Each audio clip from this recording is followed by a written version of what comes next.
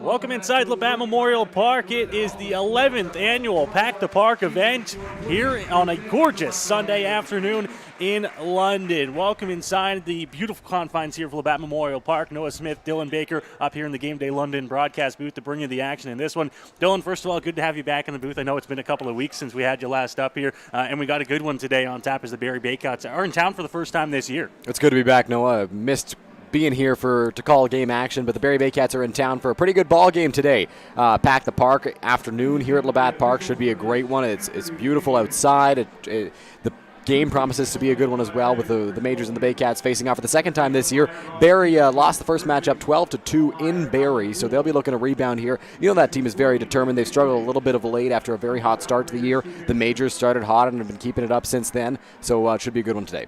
Yeah, the London Majors coming off some big wins as well this weekend, and then the Barrie Baycats, who you talked about, had a hot start for the season, cooled off a little bit, but after that loss in Barrie last time against the London Majors, they're going to be hungry coming into the ballpark today. They know the situation. They know it's the Pack the Park event. They're expecting at least a few thousand fans in the seats tonight, so they're going to try to spoil the party is what they're going to try to do. Absolutely, Noah, and that's going to be an extra motivation for them to be sure. Not only did they lose in a big way last time, but today, being the fact that it's such a big day for the London Majors, it's such a momentous event that's happening for the 11th time now at Labatt Park, where the fans come in and pack the stands. They're going to be very ready to go. They're going to want to win this game, even more so than perhaps usual. Well, let's go ahead while we have a chance now, and we'll check out the starting lineup for the visiting Barrie Baycats, brought to you by EatHealthyEats.ca. We take a look at the Baycats lineup here, Dylan. Fairly similar to what we saw when the Majors were in Barrie. Jake Wilson will lead things off here, and then a couple of notable names down the Barrie lineup that fans are going to remember from years past as well. Yeah, Jake Wilson, definitely a talented guy starting things off. Then Noel McGarry-Doyle, who joined the Baycats last year and was just stellar for them at the top of their order. Malik Williams, brother of former Major Josh Williams, is in the lineup batting third for the Barrie Baycats. James Anderson, Carson Burns, who's been around for a while, Mike Cicchetto, Brendan Colley, Owen Jansen, and Mike Dewin round things out for Barrie. That is the lineup that will face off against the London Majors starter Owen Boone, who gets the start here in this Pack the Park event. And we'll check out the starting pitchers in just a little bit when we get there. But a big game here for the Baycats, who are looking to continue on with this good start to the season, right? They're going to be the first ones to tell you that it's not the way they wanted to start the season. 4-0, now going 2-4 in their last 6, right? But they're going to try to pick things up here as we get into the end of June, into July. And we're going to look at the standings throughout the course of today, because it is the time of the year in a short IBL season that you have to start looking towards the playoffs. Absolutely, Noah. And perhaps in a big league season, you're not looking at the playoffs just yet, but it's only 42 games, and right now, the Barrie Baycats hovering around 500, which is, I'm sure, not where they want it to be, especially with how well they started the season. Perhaps their expectations were a little bit higher for this point in time, but as you look at things right now, the Majors are up near the top of the standings. The Well and Jackfish have had a phenomenal start to their year. As you get a look at the standings right there, the Barrie Baycats sit in third place behind the Majors and the Jackfish. So it's a tight race right now. The top two teams kind of running away with it a little bit, Welland and London, but Barrie can certainly come back from behind. It all depends on how guys settle in as well, because we are still early in the season. We talk about how short it is and how you got to look at the playoffs, but at the same time, guys are still getting their at-bats in. They're getting their timing back, and it's a little early for a lot of these guys. So once they begin to settle in, maybe we see Barrie creep right back up there. But for now, the Majors and Jackfish are definitely dominating the standings. Yeah, and the Majors know that 12-2 win in Barrie a couple of weeks ago, that's not going to be the Barrie team that they see all year long in the rest of the 5 appearances against the Baycats. They're going to see a good hitting ball club, a ball club that can pitch their way to victories. And now let's take a look, if we can, at the starting pitchers in today's ball game. We talked about Owen Boone going for the Majors, and you see his stats on the screen there. Off to another great start this year for London. Absolutely. Owen Boone, typical Owen Boone form right now. 11.9 strikeouts per 9, 2.5 walks per 9 innings. He's 4-0. He's got a 2.45 ERA. Boone has been absolutely phenomenal so far this season for the London Majors. He's been the ace of the staff along with Jose Arias, and he's been fantastic for the London Majors. On the other side, Adam Kahn gets the start for the Barrie Baycats. The native of Aurora, Ontario, is 0-1 in 5 games. 2 of them have been starts, 12 1/3 innings pitched, 12 strikeouts, 7 walks this season for the Barrie right-hander, who will get the nod in this one. And he's going to have to go up against a tough London Majors lineup here that continues to just hit the cover off the ball to start this 2022 season. You look up and down the London Majors lineup, and guys are hitting for average. They're hitting for power. Cleveland Brownlee's had a start to the year that he hasn't seen in his career, which is scary to think about. And just down the lineup and across the board, the Majors continue to hit well. Yesterday was really kind of an exception. They didn't hit the ball well. It was a grinded-out kind of win on the road in Guelph. Absolutely it was. No, it's a really good way of putting it. Not a single Major had a multi-hit game in that one. There was only one extra base hit. It was a Chris McQueen double that happened to drive in a run, so it was a big hit and a big spot for the Majors. But that was the first game this season, Noah, where the Majors did not hit a home run. Up to that point, in every single game this year, the London Majors have hit a long ball. That was not the case yesterday in Guelph. They had to grind it out. They had to battle for base hits against Claudio Custodio and the arms that followed him out of the Guelph bullpen. Definitely some talented arms out there in Guelph. But the Majors, they pushed through, they persevered, and they were able to win that game in extra innings. And they look to go for the sweep of the weekend here on this Sunday afternoon. An absolutely gorgeous Sunday at that here in London. The sun is out, not nearly as windy as we had on Friday night when the winds were gusting over 50 kilometers an hour at times and blowing the dust around here. 19 degrees right now in London. A few wind gusts, but we look out the flag at center field, Dylan, and really it's nothing what we had on Friday night. No, it's picture perfect conditions here at Labatt Park. Noah, as the players get introduced, you hear the round of applause behind me for Cleveland Brownlee, who's been off to a fantastic start this year. The fans are coming out in droves because it is a perfect day for baseball. The Majors continue to get announced down on field level here, and then we'll have the national anthems and first pitch to follow here on this Sunday afternoon. We also would like to welcome in all the fathers joining us, either in the ballpark or on the live stream today. Happy Father's Day to you. We hope you're enjoying it, and if you have some sons out there, hopefully they'll have a great day at the plate. I know they're looking to do the same based on some of the guys that we saw down there at batting practice. Absolutely. We saw some of the Majors children and some of the children of Majors dads out there, and they're going to be looking to put on a good performance for their dads today. So happy Father's Day to any dad who's tuning in on the live stream or who is at the ballpark for this one. Two other games going on in the IBL today. Kitchener is on the road in Welland to take on the Jackfish, and then in about an hour's time, Hamilton is down at Christie Pitt to take on the Toronto Maple Leafs. Of course, here in London, it's the Barrie Baycats taking on the London Majors. And we are probably about 5 minutes away from first pitch here in London as Owen Boone gets announced out to the field here for the Majors. We will now go to break here. We have coming up on the other side, first pitch here at the Pack the Park, London Majors. Here we go. Believe me, you've never heard a talk show like this. I'm sleeping with Joe Carter. By the way, Joe did not touch them all. Yeah. I have to say, your voice is fantastic. Meet Smitty. Listen, I'm the brains here. And Mitty. And I'm the good-looking funny one. This is the Smitty Mitty Show.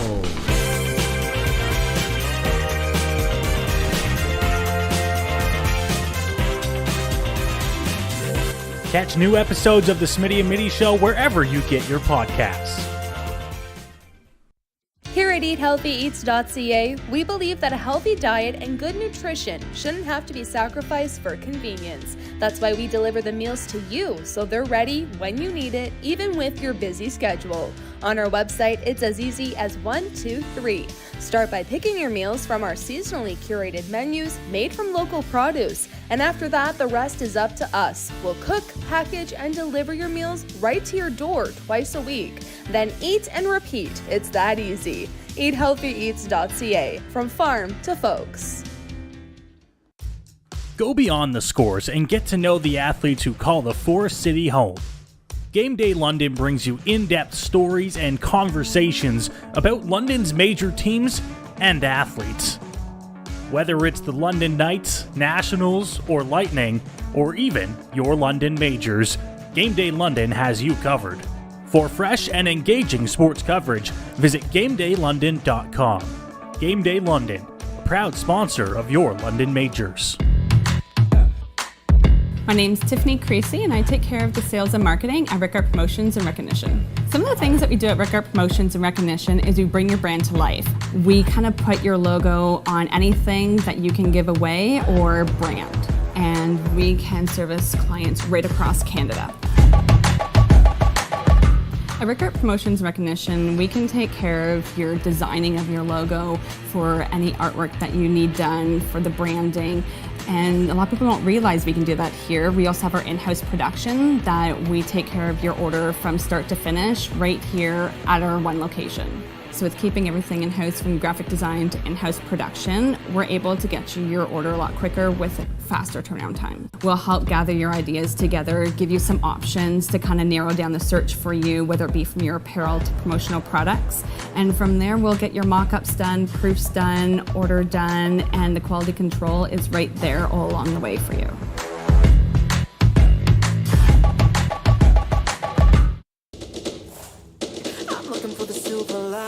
So tell me where it hides. I know I got some lightning currents running through me. I found that silver lining on the inside of me. Happy Father's Day.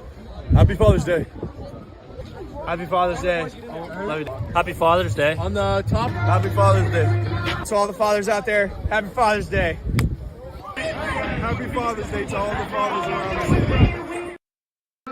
Back inside Labatt Memorial Park, here are the anthems and ceremonial first pitch completed with three-time CMA Ontario Award winner Aaron Allen down there on the field performing the anthem with his family and then throwing out, Dylan, what looked like from here a strike on that ceremonial first pitch. Looked like a strike, Noah. Indeed, Aaron Allen and family must have been a pretty special moment for them, singing the national anthem in front of a packed house here at Labatt Park on Pack the Park Day. Just a gorgeous day, as we've mentioned throughout the broadcast so far, and pretty special that Aaron Allen was on hand to sing the national anthem and throw out the first pitch. Good crowd here on this Sunday afternoon for the 11th annual Pack the Park event. Still some seats available down the lines, it looks like. But as I say that, the ramps coming in here to the Labatt Park, Dylan, there's just flooding in. So obviously some fans still making their way into the ballpark here for this one. It'll fill in as we move along here. And you get a look there on the mound. Owen Boone, the starter in today's ball game, getting set to face the Barrie Baycats in the top of the first inning. Yeah, Owen Boone so far this season has been dominant as per usual. He's 4-0 with a 2.45 ERA. He's got a 1.17 whip, which is right around where you'd like it to be. 7 walks to 34 strikeouts. He's been able to command his stuff very well, as we've usually seen from Boone, and he's got the strikeouts working. He's got one of the best fastballs in the Intercounty Baseball League. Opponents are hitting just 237 off of him this year. He's left 20 runners on base. So when he gets into jams, he's able to work himself out of them for the most part. He's averaging 5 left on base per start, so he'll be looking to keep that rolling today if he does get guys on base throughout the ball game against a pretty good Barrie Baycats lineup. In his last outing, Owen Boone pitched 5 2/3 in a winning effort against the Hamilton Cardinals on June 5th. He surrendered 6 hits and 4 runs. Only 3 of them were earned. He struck out 10 and walked 4, so despite the fact that he only has 7 walks this year, 4 of those walks came in that Hamilton game, so he'll be looking to command a little bit better than he did in his previous start. So Owen Boone ready on the mound. And Jake Wilson will step into the left-hand batter's box to lead things off here for Barrie in the top half of the first inning. Sun shining down on the field here at Labatt Park on a gorgeous Sunday as Owen Boone's first pitch is going to be delivered just off the inside corner for ball one. We are underway at 1:12 p.m. here on this Sunday, June the 19th, Father's Day. Boone grabs his sign and once again delivers to the plate. This one's going to miss low, so quickly falling behind 2-0 here on the leadoff man. Wilson for Barrie has been a key piece of their lineup for years. He's batting .280 this season. He's got a home run and 6 runs batted in. Pitch, and he's going to hit this one on the ground to second base. Picked up on a hop. The throw to one is going to be in time to get Wilson 3 pitches and a nice first out there for Owen Boone to start his ball game. Yeah, not a bad way to start things if you're Owen Boone, getting weak contact over to second base, maybe even a broken bat. No, it sounded like that thing didn't come off the bat super nicely, but Chris McQueen able to make the play over at second base, shovel it over to Taylor Wright at first, and get the first out at the top of the first inning. Pretty efficient start there for Owen Boone. Jose Arias on Friday night here at Labatt Park was the starter for the Majors. Good ball game for him. 11 strikeouts over 7 2/3, but through the first 2 innings, he got his pitch count up there and probably limited what he could do on that Friday night. Owen Boone would love to keep his pitch count down here as the first pitch is there for a strike to start the at-bat here. Yeah, Boone likes to keep that pitch count low, and he's able to go deep into ball games as long as he settles in quickly early on.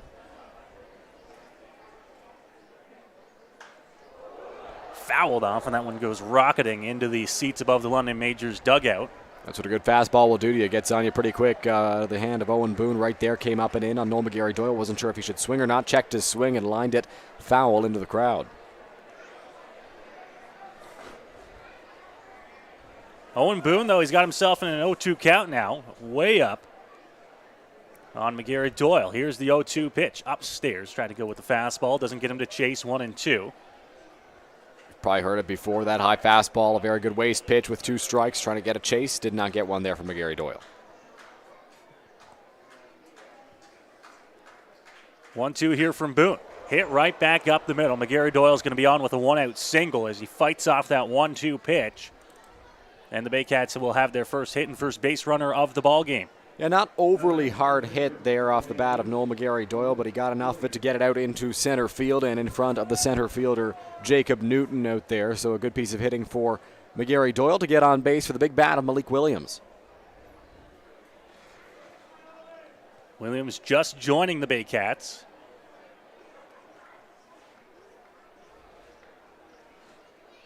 Big bat will step into that right-hand batter's box with a runner on here, 1 out in the inning. And Owen Boone now from the stretch will grab his side. Runner's off on the first pitch, and it's fouled off by Williams at the plate. 0-1. Looks like perhaps a hit and run employed by the Barrie Baycats on the first pitch, or maybe Williams just liked the pitch he saw and went after it. But McGarry-Doyle will have to retreat back to first base. He's got good speed over there, so not a real surprise that the Baycats put him in motion on the first pitch.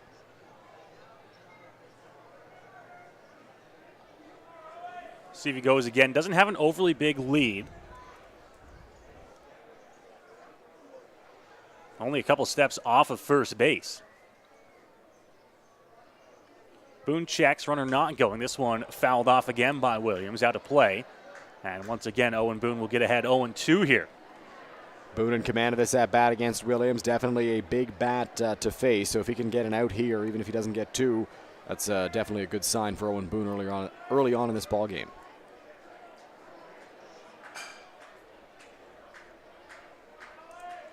McGarry-Doyle loves to run.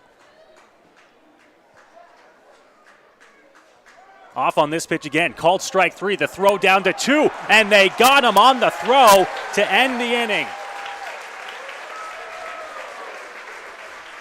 Strike him out, throw him out. Ends the top of the first.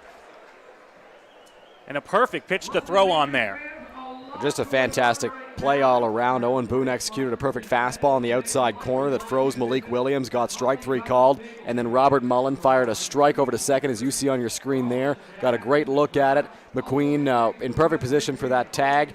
The throw was a little bit off the bag, but because of the jump that McGarry-Doyle got, Boone did a good job of holding him, making sure he couldn't get too big of a lead. It wasn't an overly good jump from McGarry-Doyle, and Mullen able to throw him out pretty easily. Mullen this season has only thrown out 15% of base runners, but that will add to that total right there after a beautiful throw to second base. Right away, that throw from Mullen down to second was way offline and worrisome almost, but because it got there in a hurry on the fastball from Owen Boone and Mullen got up throwing quickly, it beat McGarry-Doyle by quite a bit to second base. The Majors will take it, a strike him out, throw him out to end the top of the first, and they'll try to ride some of that momentum into the bottom half of the inning. Let's check out now the starting lineup for the hometown London Majors, brought to you by eathealthyeats.ca. Fairly similar to what the Majors have thrown out there, especially yesterday in Guelph. Jacob Newton will lead things off with Drew Lawrence and Cleveland Brownlee behind him. The first 3 to face Con here in the bottom of the first. Yeah, Jacob Newton, one of the newer faces around this ball club. He's only played a few games for the Majors so far this season, but he is a very good bat to have at the top of the order for the London Majors, followed by Drew Lawrence, who's been doing it all year long for the Majors. In 10 games so far this season, Lawrence is batting .327. He's got 8 runs batted in, a .728 OPS, and then Cleveland Brownlee, who's been up to the hottest start out of any hitter in the Intercounty Baseball League this season. He's been right near the top in almost every offensive category. He is at the top in home runs and runs batted in. I think he was in second going going into yesterday in batting average, just behind Ethan Hammond. I'm not sure if those stats have changed since then, if he's now on top or if he's still in second or third place. But Cleveland Brownlee's been off to a fantastic start to the season. So has Robert Mullen. And you could say this about a lot of the guys in this Majors order. They've been off to great starts this season. Mullen bats cleanup, followed by Starling Joseph, and then Taylor Wright, then Keith Candell, Gibson Kurzminski, and Chris McQueen round things out for the Majors. So the look at the Majors lineup that will get things started here in the bottom of inning number 1. 1 hit, no runs for the Baycats in the top half of the inning. As Jacob Newton will come in to lead things off here for the Pinstripes in the bottom half of the inning. Fans still finding their seats here on the Packed Park afternoon in the sun-drenched bleachers out here in London. After the heat wave that we got throughout the week, I think they'll take a 19 degrees and sunny afternoon at the ballpark, Dylan. Absolutely. It was scorching hot all week here in London, and this is quite the refreshing afternoon. Ready on the mound to start things here. First pitch there for a fastball and a strike, and 0-1 here on Jacob Newton. Kahn gets ahead there. Newton 5 for 22 in his time with the Majors. He's got a run batted in as well. Will be interesting to see how they attack the London Majors lineup here.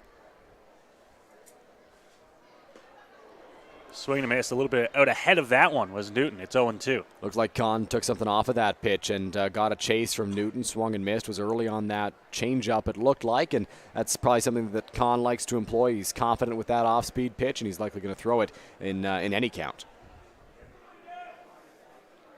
Newton looks in here on the 0-2, and it's going to be a fastball going all the way to the backstop.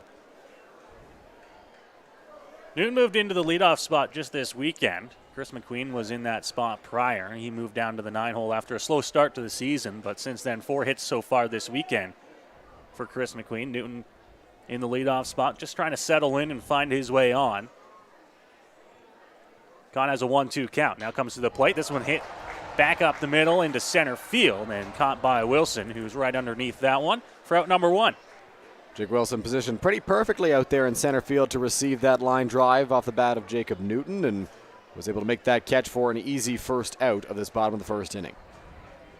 So that'll bring up Drew Lawrence, who on Friday night was awarded the IBL Player of the Month for May. And interesting to say that he actually has not been swinging the bat nearly as well as he did to start the year. Still batting .327. Still batting .327 because the start that Drew Lawrence got off to was insane. But only a few hits in his last few outings. He's going to look to have another multi-hit game here if he can. It's been a while since his last one. Takes the first pitch fastball outside edge, called a strike. Kahn gets ahead 0-1.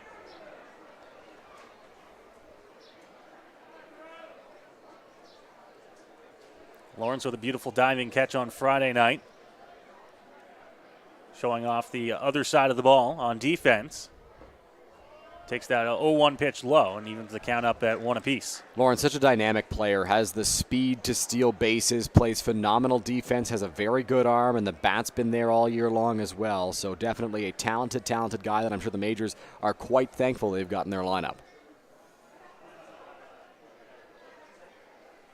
Delivery, and that one's fouled straight back into the screen, out of play. Both pitchers in the ballgame so far, Owen Boone for the Majors and now Kahn for the Baycats. Working at a pretty good pace. A lot of strikes. Attacking the hitters. Now the 1-2. Lawrence off the end of the bat, foul territory down the right side. And it's going to drop in the Baycats bullpen, take a hop over the fence and out of play. So an extra life, if you will, there for Drew Lawrence. A lot of foul territory to cover here at Labatt Park, so a tough play for the second baseman, right fielder, and first baseman to make. They all tried to converge on that baseball, and none of them could make that grab, and Lawrence has another chance here on 1-2.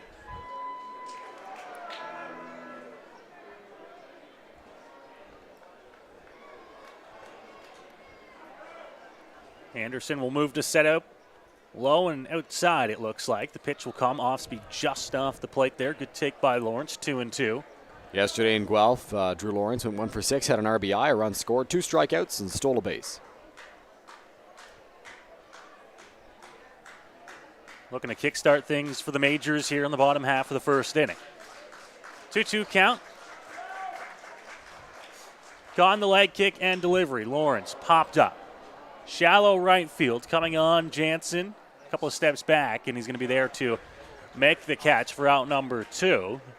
Quickly 2 retired here for the Baycats on defense in the bottom half of the first.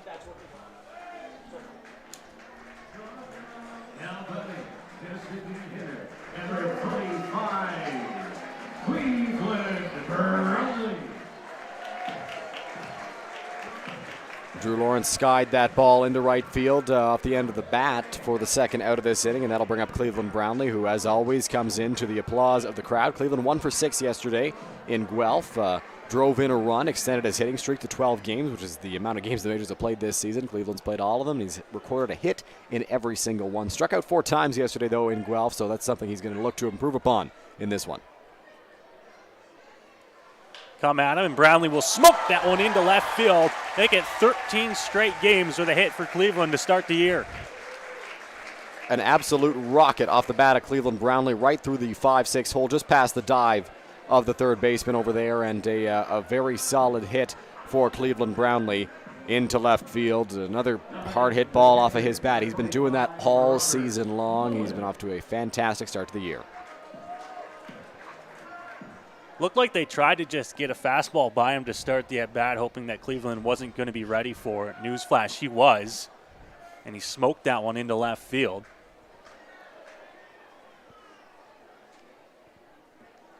So the Majors have a base runner here with 2 outs in the inning. As the first pitch to Mullen is going to be popped up and out of play.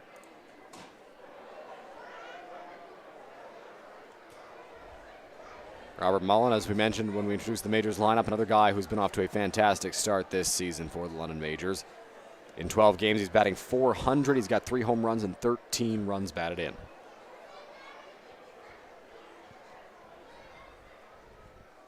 To the plate, upstairs. Mullen takes that one to even the count up at 1-1.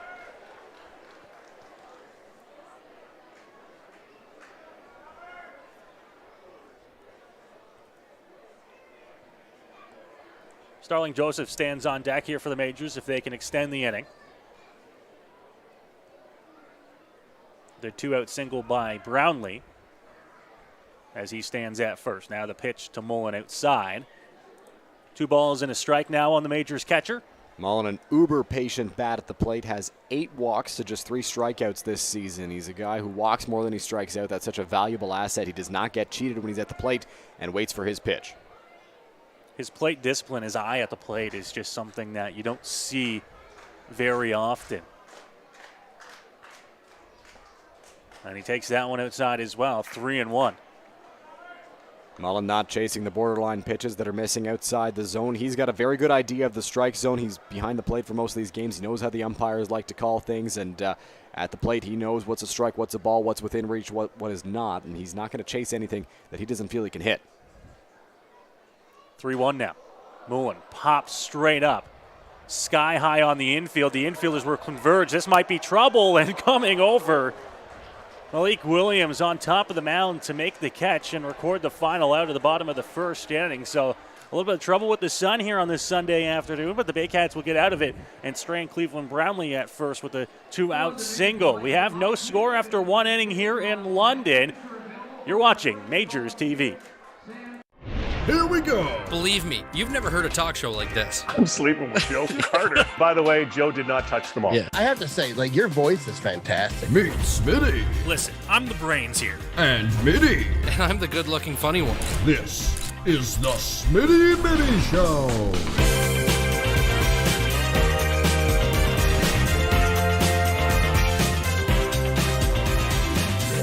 Catch new episodes of the Smitty and Mitty Show wherever you get your podcasts.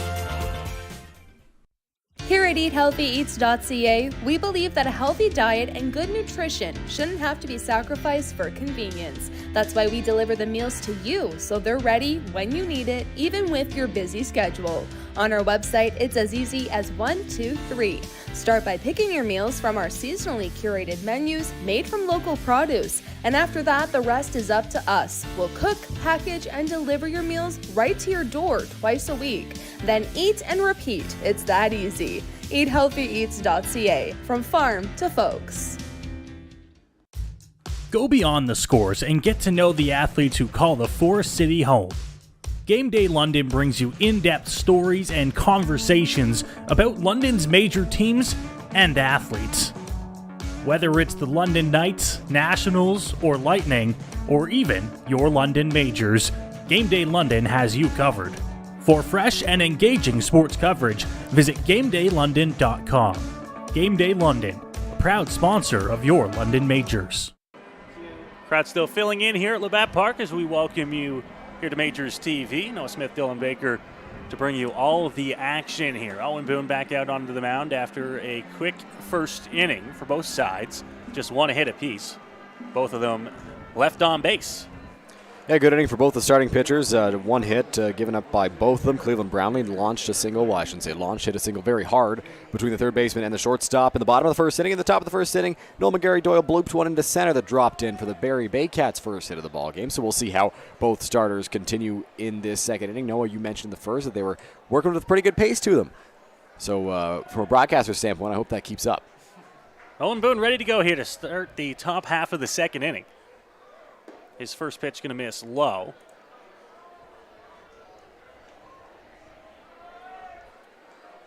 Boone fell behind to start the first inning as well. Got much better as the inning went on in terms of getting that first pitch across for a strike. Hit on the ground, third base, ranging over. Throw to first in time. A nice little stretch by right. And there's one gone to start the second. Really good play there by Gibson Krasminski over at third base, ranging over to his left, making the play, following the glove, spinning around, and firing a strike over to Taylor Wright at first. Solid defense so far from Krasminski in his time in a London Majors uniform at first base and at third base now, and that was on display right there. We've said it over the years, you get certain infields for the Majors, Dylan, that just feel like they are so smooth and so fluid out there. But this one right here might be one of the best that we've seen in terms of just smooth fielding infielders. Across the board, too, left to right. Absolutely no. I mean, Taylor Wright can play at third base, first base, or shortstop. He's talented wherever he goes. Keith Candell, so smooth at second. Chris McQueen, naturally a shortstop, plays very well at second base. And Gibson Krasminski putting his defense on display right there. Swing and a miss, and quickly 0-2 here. Carson Burns in a hole already here with one gone in the inning.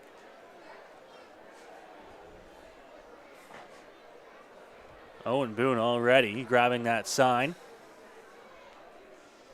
Now comes set to the plate. That one's going to miss low, one with the off-speed pitch. When Boone is clicking, he's working very quickly, and right now he has a very good idea of what he wants to throw. Robert Mullen is on the same page. These two work great together, and he's throwing the ball as soon as he gets it back. Hit hard right field. This one tracking back towards the wall, and this one is going to sail over top of the right field fence and out of here. Carson Burns, a solo home run, gives the Baycats the lead.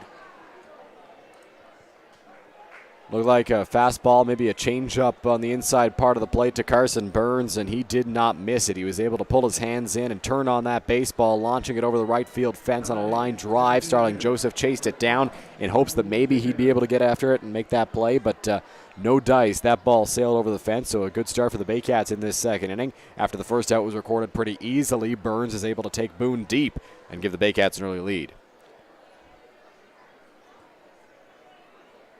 He's ready to go, though, here. He's still got one out in the inning. Solo home run just scores the one. First pitch missing low, 1-0. Not sure if it was a missed location by Owen Boone on that pitch or if they tried to sneak what looked like, at least to me, a fastball on the inside part of the plate by him, as this one's hit hard. Shortstop picked up on a hop by Candell. The throw to one is going to be offline, but picked up by Wright, tagging out Chiquetto, and there's two gone. Good play there by Keith Candell on that hard-hit baseball off the bat of Mike Chiquetto. Candell was able to get his body in front of it, fielded it kind of with his chest a little bit, and was able to make a strong throw over to first, just a little bit off the bag, but Taylor Wright had plenty of time and applied the tag on Mike Chiquetto, so we got two away now in the top of the second inning. It's a good bounce back there for Owen Boone. So many times you see pitchers who will give up a long ball and then fall behind 1-0, 2-0, 3-0 sometimes on a batter. Just a little shook up. Owen Boone, not that guy, gets right back into the swing of things.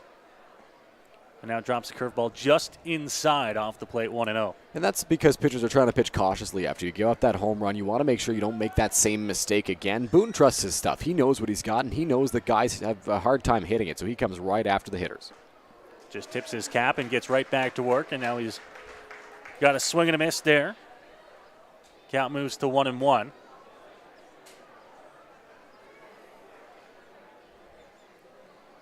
Two gone here in the top of the second inning. Oh, that looked pretty good from up here. It's taken for ball 2, 2-1. Yeah, that one just missed low, I'm going to guess, Noah, to Brennan Colley, the batter for the Barrie Baycats. Boone certainly wanted that call, so did Robert Mullen, I think, but no dice from the home plate umpire. Right back to work for Owen Boone. The 2-1s upstairs, missing there, now falling behind 3-1.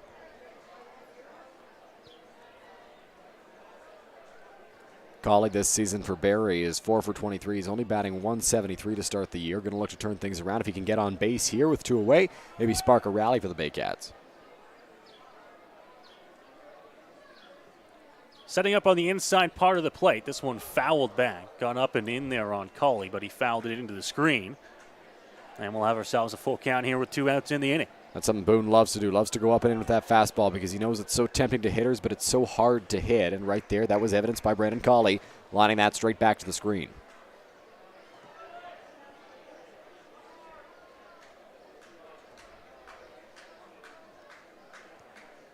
Owen Boone ready on the mound, slightly off to the first base side of the rubber. Here's the 3-2 delivery, chopped off the end of the bat and fouled off.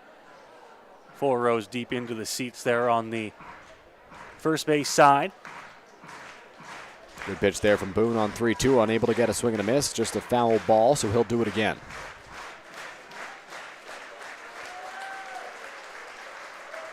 Crowd of about 4,000 here in the ballpark right now trying to cheer on Owen Boone. Grabs his sign for Mullen. Here's the 3-2 delivery. Fouled off again. Nice battle going at the plate here to stay alive by Colley. Up to 7 pitches now in this plate appearance for Brendan Colley. He's making Boone work, seeing more pitches, and the more pitches you see, the better your chances are of hitting the baseball.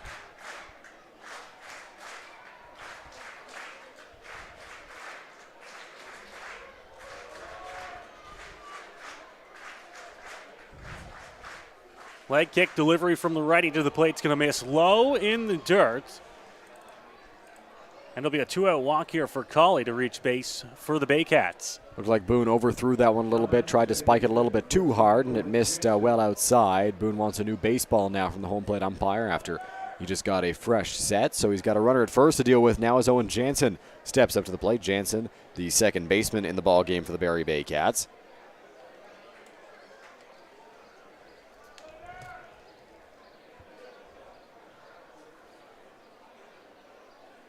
One run already across here in the top half of the second inning. Owen Boone now with a 2-out walk will have to pitch from the stretch.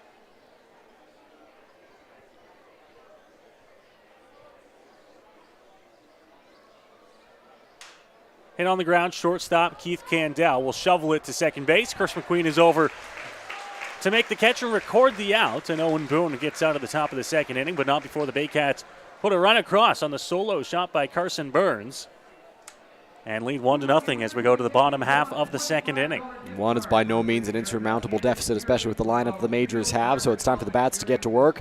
Behind Owen Boone. Boone, another good inning there, despite the fact that he gave up the home run. He was still executing his pitches pretty well, aside from the one that missed and that Burns was able to turn on. Got a little tapper out to Keith Candell right there to end the inning. So Boone's been off to a typical Owen Boone start, and he'll just have to keep that rolling. Hopefully, limit the damage in future innings and not miss his spot like he did to Burns, but pretty good start for Owen Boone. And still with one run across in the ball game, an efficient start for Owen Boone as well. Yeah, Boone so far in this game has thrown 27 pitches through 2 innings, which is right around where you want to sit. You want to try to average around 15 pitches per inning. He's just shy of that right now through 2 innings of work, so a good start for Owen Boone pitch count-wise as well, as he looks to go deep into this ballgame. The Majors would certainly like that. Bo Lewington went 4 1/3 in relief yesterday, and Jared Lund pitched an inning in 2/3 in relief in Guelph in the extra innings contest, so definitely a taxed bullpen a little bit after that game yesterday in Guelph at Hastings Stadium. Braden Farrington threw on Friday night as well, so the longer the Majors can get out of Owen Boone, the better. Not the typical weekend as well for the Majors with the rainout against Hamilton. They will have a rescheduled contest on Tuesday night here at Labatt Park. It's always nice to have an odd day at the ballpark, just to be back. So Tuesday should be fun for us up here in the broadcast booth, but it does impact the way the Majors have to plan things a little bit with their pitching. 4 and 5. It changes things when you're looking at what I have for bullpen pieces. Who's going to start as well, right? You have to look at that when you're coming into a weekend where you know you now have 4 games in 5 instead of the normal 3 and 3. Yeah, absolutely. So it's a challenge for Roop Chandradat and the Majors coaching staff, and we'll see what they decide to go with on Tuesday and who they decide to throw tonight and who they're saving for that contest. So it should be interesting to watch how the Majors play things out. Starling Joseph will lead things off here for London, bottom half of the second inning. Majors now trailing by a single run after the solo shot in the top half of this inning. First pitch is upstairs to Joseph, who dances out of the way. Joseph has been heating up of late for the Majors, although he went 1 for 4 with 3 strikeouts yesterday against Guelph. Now batting .286 on the season, .314 on base percentage, 2 home runs as well.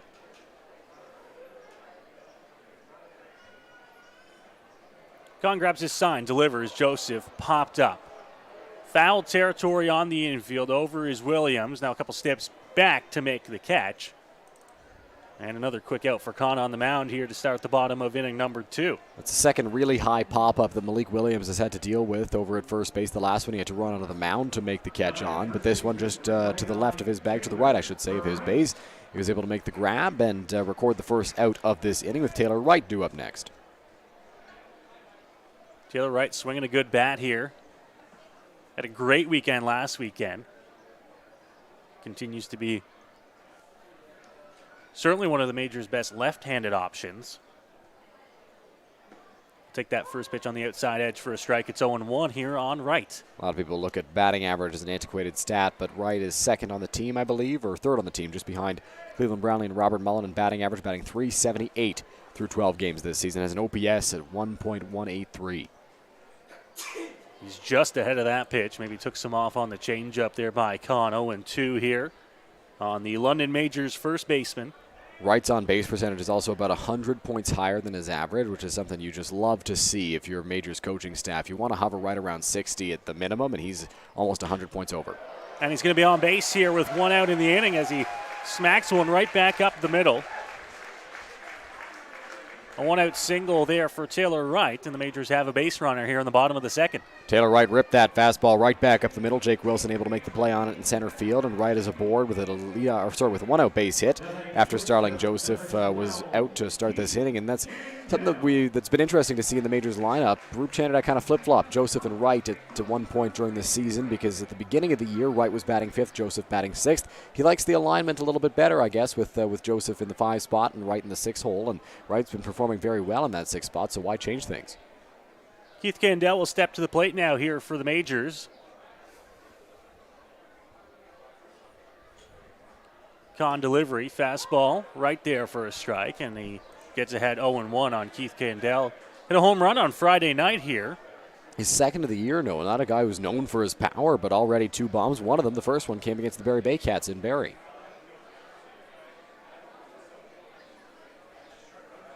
Not a huge lead for Wright, just inside a cut of the grass. Fastball once again to Candell, takes it for a strike, 0-2. Keith also with 4 doubles on the year. He's been getting some extra base hits this season for the Majors. Looked like he wasn't expecting them to come with a couple pitches to start the at-bat right there.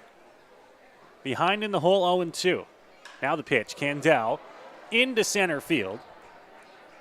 Wilson ranges over to his left, makes the catch, and there are 2 gone now here in the bottom of the second. Routine fly ball for Jake Wilson out in center field. Another good pitch for Adam Kahn, and 2 away now with the runner at first base as Wright is looking to not stay stranded out there over at first. Wright not necessarily a guy you're going to see get put in motion by the Majors. Doesn't have any stolen bases yet this year. Runs fairly well, but not a guy who steals very often. Tough Majors lineup to send guys on, right? You don't want to put yourself into a situation where you're grabbing outs on the base pass when everybody in the lineup can hit the ball well. Absolutely. There's not one guy in this Majors lineup that you don't trust to drive a batter in, so you got to pick your spots very wisely if you're putting a runner in motion. Hit hard but foul past first base. Gibson Krasminski at the plate now.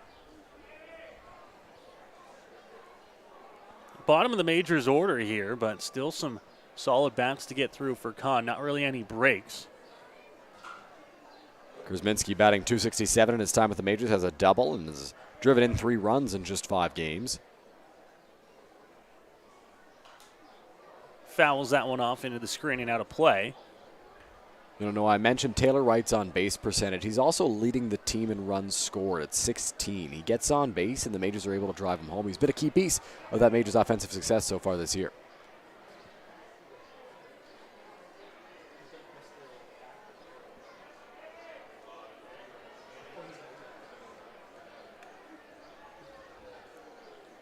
Checks over at first. Now the pitch to the plate's fouled off and out of play. Heads up down there. Went right between the netting and the top of the grandstand and kind of landed on the walkway. I think everybody's all right, though.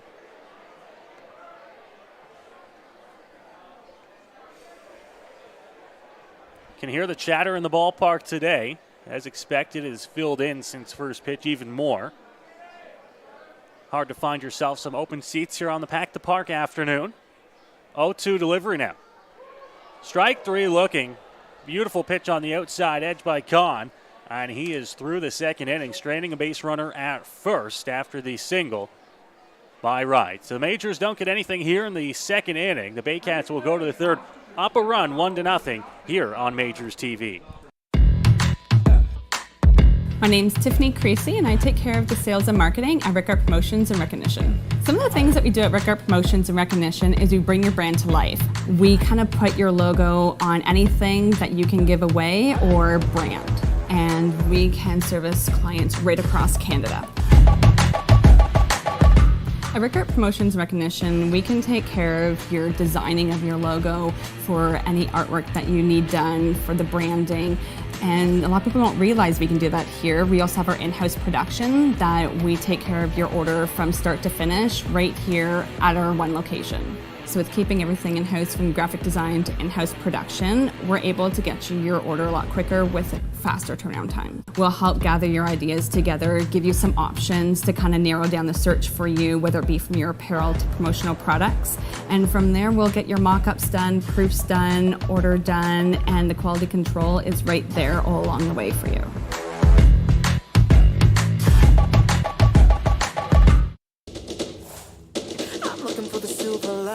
So tell me where it hides. I know I got some lightning. Currents running through me. I found that silver lining on the inside of me. Yeah.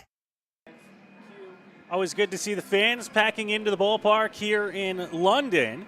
It's a 1-0 Barrie Baycats lead here as we welcome you to our broadcast on Majors TV. There's a few seats. I won't say there's no seats available, but if you're looking to get yourself some leg room, you might be hard-pressed to find it here. Close to 4,500 tickets given out, and it looks like a good bulk of those in the ballpark to witness this one here as we go along to the top of the third inning.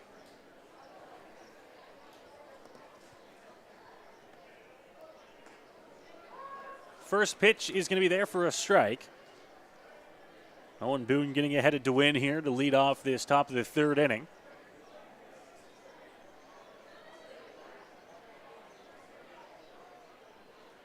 Ready as this one's hit on the ground. Second base. Over is Chris McQueen. The throw over to Taylor Wright is going to be in time. And once again, a quick start to the inning for Owen Boone. Score at 4-3 for out number 1.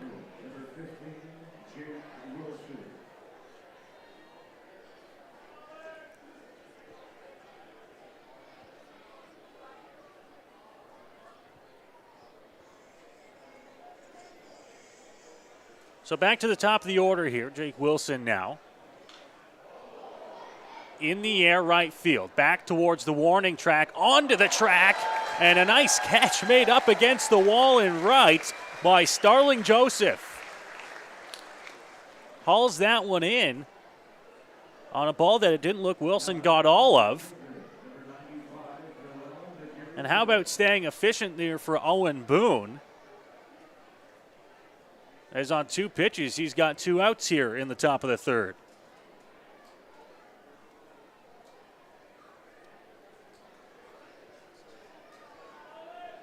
Bring up McGarry Doyle here. He had a base hit his first time around. And now he's going to chop that one foul towards the Majors dugout.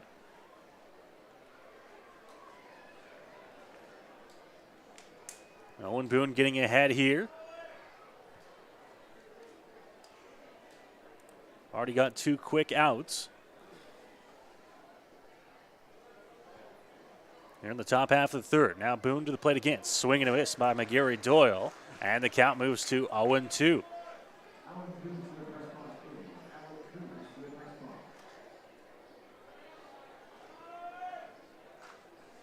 Boone working quickly out there. Grabs his sign from Mullen. Comes to the plate. Low. Mullen blocked it. Doesn't get a swing from McGarry Doyle. And the count will move to a ball and 2 strikes now. Good waste pitch there from Owen Boone, who's had a pretty efficient inning so far. Going to look to keep that up and hopefully retire McGarry Doyle on the 1-2. Anything like this can go a long way to helping you in the long run of a ball game. Absolutely. He's got a 1-2 count here on McGarry Doyle. Now into his delivery. Pitch to the plate. Going around is McGarry Doyle. The throw to 1 will be in time to retire him. So it's a strikeout for Owen Boone and a very quick, very efficient inning for the Majors right-hander in the top of the third. Home plate umpire needed no help on that one. Knew exactly what he wanted to call. Said it was a swinging strike on McGarry Doyle. And he had to run it out to first base. Robert Mullen did a great job of blocking that off-speed pitch in the dirt and firing a strike over to his first baseman, Taylor Wright, to get the third out of the inning. And Owen Boone threw that third inning with just 7 pitches thrown. A very, very good inning for Owen Boone, efficiency-wise, through 10 in the first, so another good efficient inning to start off the ball game, and through 17 in the second inning, and now 7 in the third. When Boone is rolling, he keeps that pitch count low every inning, but another guy who's been rolling in this one is Adam Kahn, who's on the mound for the Barrie Baycats at 28 pitches through 2 innings, 2 scoreless innings. He's allowed 2 hits, 1 in each frame, 1 to Cleveland Brownlee, 1 to Taylor Wright, but he's been looking good out there for the Barrie Baycats. Majors will look to get the bats going here in the bottom of inning number 3. Just the 2 hits so far against Adam Kahn. Will look to continue on with the good start he's had in the ball game today. We mentioned a couple other ball games going on around the IBL this afternoon. About 10 minutes away from the Hamilton Cardinals and Toronto Maple Leafs getting underway at Christie Pitts. But over in Welland, the Kitchener Panthers in the top of the second inning, a 5-2 lead over the Welland Jackfish. So the Majors fans will love to see that score. See if they can grab some space in the standings, move up a little bit here against the Jackfish. Yeah, Majors, if they win today, the Jackfish lose. Majors will just be a half game back. Welland only lost 2 games so far this season. They beat Brantford pretty easily last night and are going to look to come back in this contest against Kitchener. They're down 5-2 at the moment, as you just mentioned, Noah, and the Majors sit at 9-3, a game and a half out of first place right now.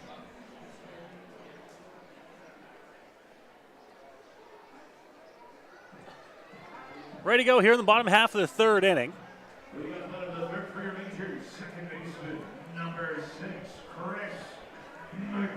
Bottom of the order, Chris McQueen.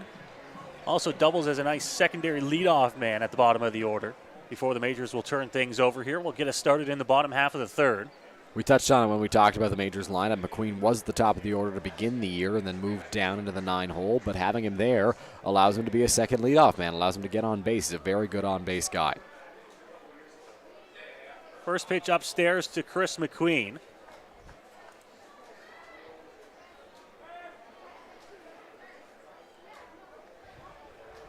Baycats will play Cawley in just off the grass at third base, protecting against the bunt from McQueen. He's going to slap that one fouled off out of play, and the count evens up at a ball and a strike. McQueen batting .275 this year, a .420 on-base percentage. His on-base is almost 150 points higher than his batting average. Despite the fact that he was off to a slow start in terms of hits, he's got 8 walks to just 3 strikeouts this year. off the end of the bat. Shallow left field. Going to be a tough play coming on. Sliding and holding on to it to make the out for out number 1.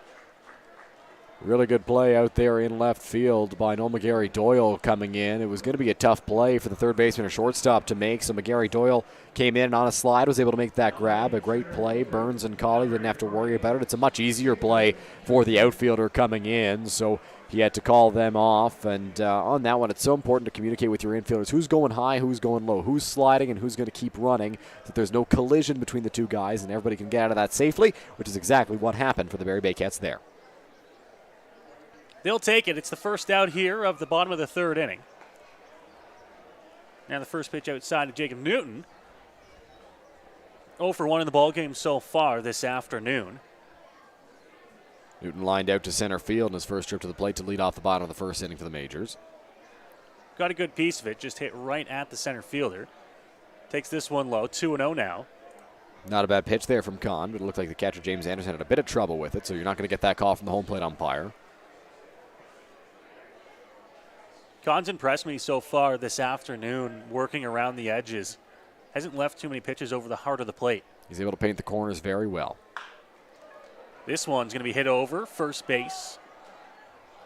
Throw to one is in time. The pitcher Kahn over to get it, and there's 2 gone. Good play there on both ends by Malik Williams and Adam Kahn. Kahn going over to cover the bag. Williams making the easy play and a good flip over to first base. At times, those plays can give you a little bit of trouble just because you're trying to time it properly and make sure your flip is in the right spot. But a good play on both ends there for the Barrie Baycats.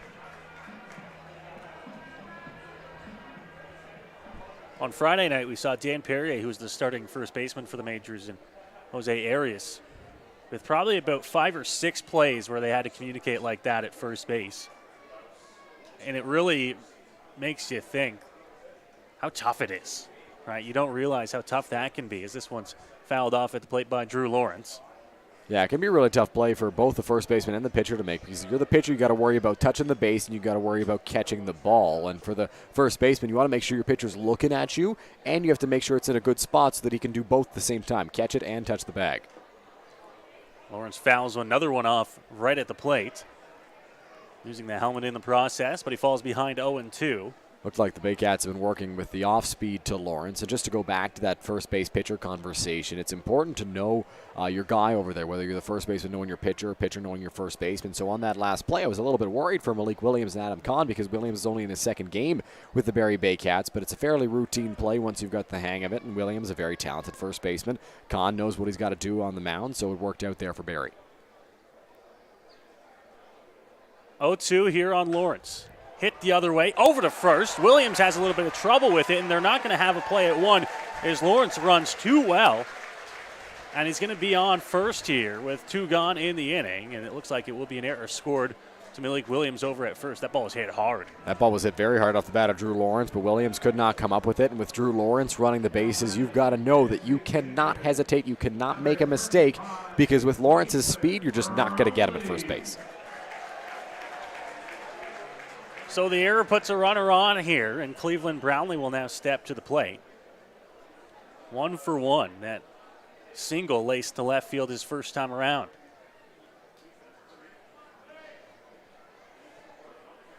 If there's one guy in the Majors lineup you don't want to extend an inning for, it's Cleveland Brownlee. Especially right now, Noah. He's been doing so well this year. Kahn will grab the sign. Now he comes to the plate, and Brownlee's going to swing right through that first pitch. One of the things that's been interesting this year with Cleveland Brownlee, you see it right there, an aggressive swing on the very first pitch. He's not seeing a lot of pitches at the plate. He knows that as he gets deeper into counts, they're going to start throwing him more off-speed pitches. So he's been jumping on the fastball early, and he's been getting his pitch in pretty good counts. Only 3.5 pitches seen per plate appearance. 0-1 here on the Majors' designated hitter. Lawrence is off, swing and a miss. Throw down to 2 is not going to be nearly in time to get Drew. Stolen base, but a strike on the play at the plate puts Cleveland in an 0-2 hole.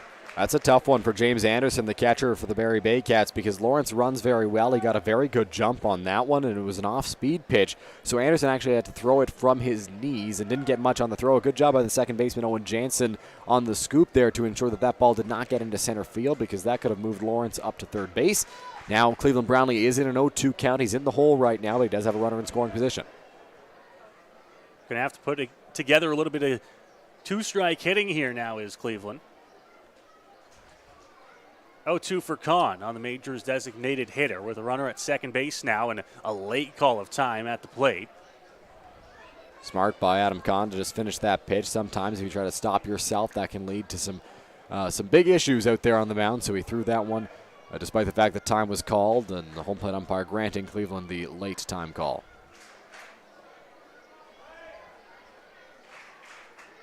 Ready to go here. The sign, Kahn ready on 0-2. Leg kick now to the plate. Brownlee takes that one low. Drew Lawrence is getting a really good lead out there at second base. Noah, sorry to interrupt. He's been taking some good strides off the bag and then a very good secondary as well, putting himself in a good spot to score a run if Cleveland's able to get a ball into the outfield. Some action down in the Baycats bullpen now. Just lightly throwing. Pitch, Brownlee swung on and fouled off at the plate. A little bit of a late call on the foul, but Brownlee got a piece of it. Lawrence will have to head back to second. Going back to that action in the bullpen there, Noah, this season Adam Kahn has only thrown 12 1/3 innings. He's pitched in 5 games, but only 2 of them have been starts. So no real surprise the Baycats are getting the bullpen going a little bit earlier than one might expect right now.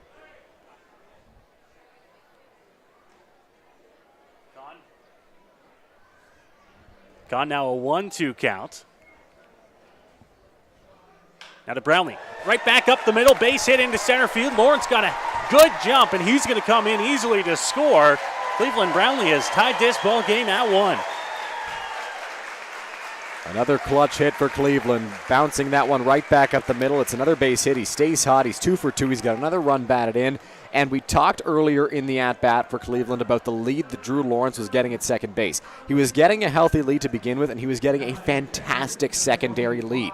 Right there, that ball wasn't hit overly hard, so he was probably going to be able to score anyway. But because of the fact that he got such a good lead, and because of the fact that his secondary was so good, it was very, very easy for him to jog in and score the Majors' first run of the ball game.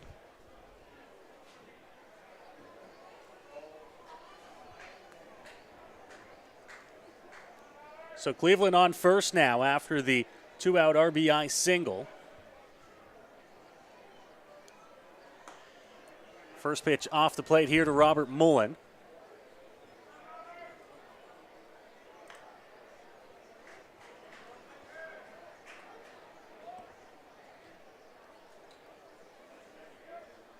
Majors have tied the ball game here in the bottom of the third now. Hit hard, third base, gets past the diving third baseman and Cauley.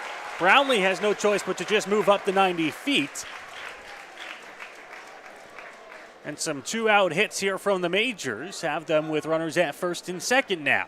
A hard hit ball off the bat of Robert Mullen there, bouncing it past the third baseman. Brendan Cauley puts first and second for the Majors now with 2 away. A chance to drive home another run. Brownlee got to second base and kind of put up the stop sign for himself with third base coach Casey David Pullum. On that ground ball, he might have been able to move up to third, but it would have been close. But Gary Doyle was charging hard, and I think they would have had Cleveland. So a wise decision to stay at second base.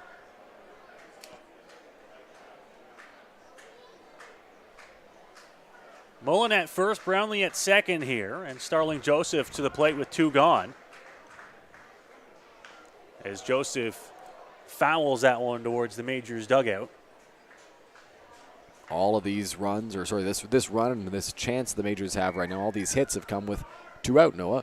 They reached, Drew Lawrence reached on an error, and then Brownlee with a single, Mullen with a single. The Majors are putting up a little bit of fight here with 2 away.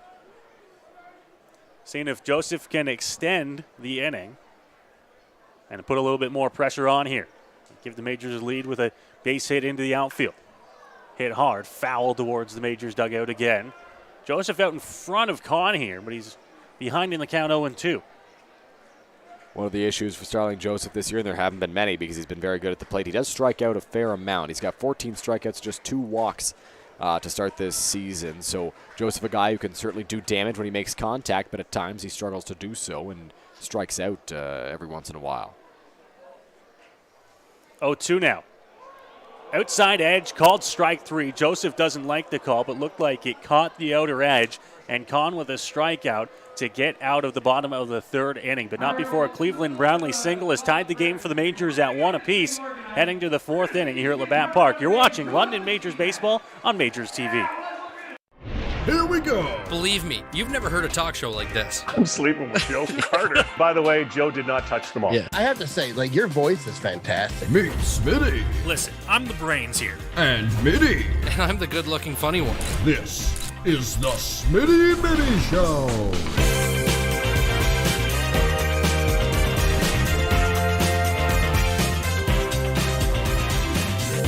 Catch new episodes of the Smitty and Mitty Show wherever you get your podcasts. Here at EatHealthyEats.ca, we believe that a healthy diet and good nutrition shouldn't have to be sacrificed for convenience. That's why we deliver the meals to you so they're ready when you need it, even with your busy schedule. On our website, it's as easy as 1, 2, 3. Start by picking your meals from our seasonally curated menus made from local produce. And after that, the rest is up to us. We'll cook, package, and deliver your meals right to your door twice a week. Then eat and repeat. It's that easy. EatHealthyEats.ca, from farm to folks. Go beyond the scores and get to know the athletes who call the Forest City home. Game Day London brings you in-depth stories and conversations about London's major teams and athletes. Whether it's the London Knights, Nationals, or Lightning, or even your London Majors, Game Day London has you covered. For fresh and engaging sports coverage, visit GameDayLondon.com. Game Day London, a proud sponsor of your London Majors. Back here inside the Game Day London broadcast booth, Noah Smith and Dylan Baker bringing you the action here as the kids finish running the bases after the completion of the 3rd inning. Dylan, we got a straggler. One Not last even runner. going to touch home. Just went around, and now they're going to be brought back. Oh, hold on. Alcombe says the runner is safe at the plate, so an exciting moment to be sure there for that young fan. A little bit chaotic with all the fans running the bases. So a few guys take a tumble, and there was a kid who was no older than 5 that somehow lost his shirt on the way and finished running the bases shirtless. I don't know how that happens, but it does. Surprisingly, Dylan, that actually was probably about a third of the amount of kids that were out there on Friday night when Fanshawe College had their employee appreciation night. They brought their families out, and there had to have been 150 kids out there running the bases. Yeah, it was crazy.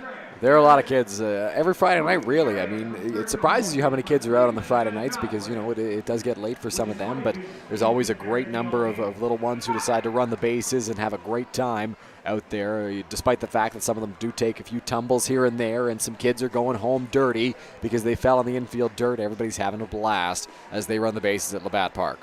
There's a look at Owen Boone. He's back out here for the top of the 4th inning. His Majors have got a run back and tied this ball game back up at 1 apiece.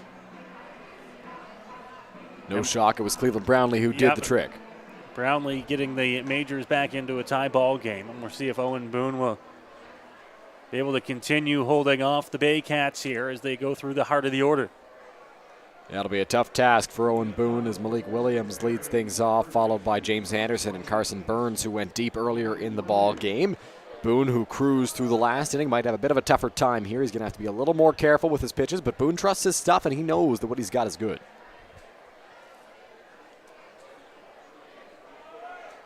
So Malik Williams now into that right-hand batter's box to face Owen Boone to start the 4th inning. Boone ready. First delivery is going to skip past the glove of Mullen to the backstop. 1-0. Looks like a fastball that he just got on top of a little too much and skipped away from his catcher.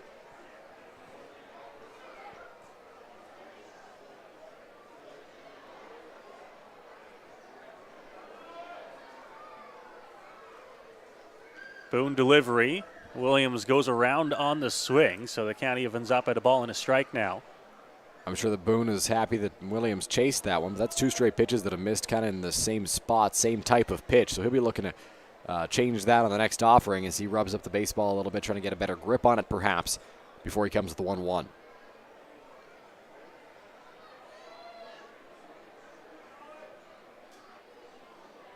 Grabs his sign for Mullen again. Now comes to the plate. That one off the end of the bat. Foul territory. No, maybe towards the line. And it's going to drop in the Baycats bullpen.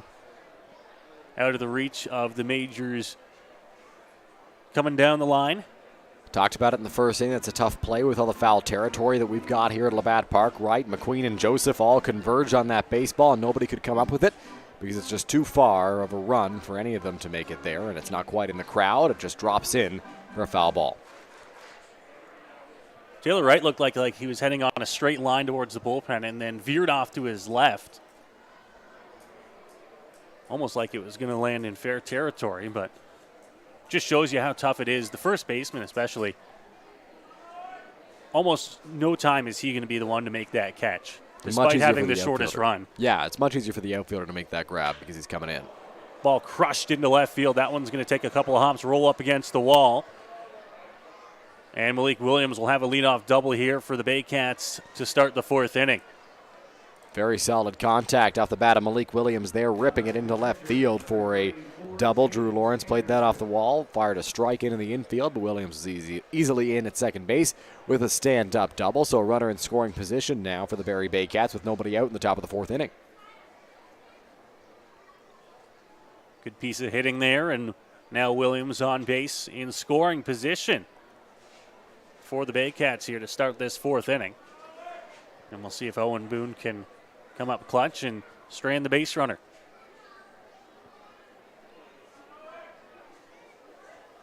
Anderson at the plate now. Wright will play him slightly in at first base just in case he does put one down. Drops in a curveball for a strike, 0-1. Good pitch there from Owen Boone. You're not sitting curveball on the first pitch of an at-bat, so when you can drop one in there and surprise the batter at the plate, it's always a nice thing to be able to do if you're the Majors, and Owen Boone likes to do that.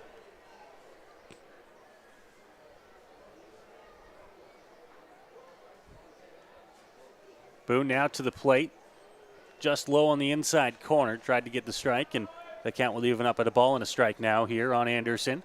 That one just missed. No, I had to put it in my scorebook as a strike, but home plate umpire thought otherwise. It's ball 1.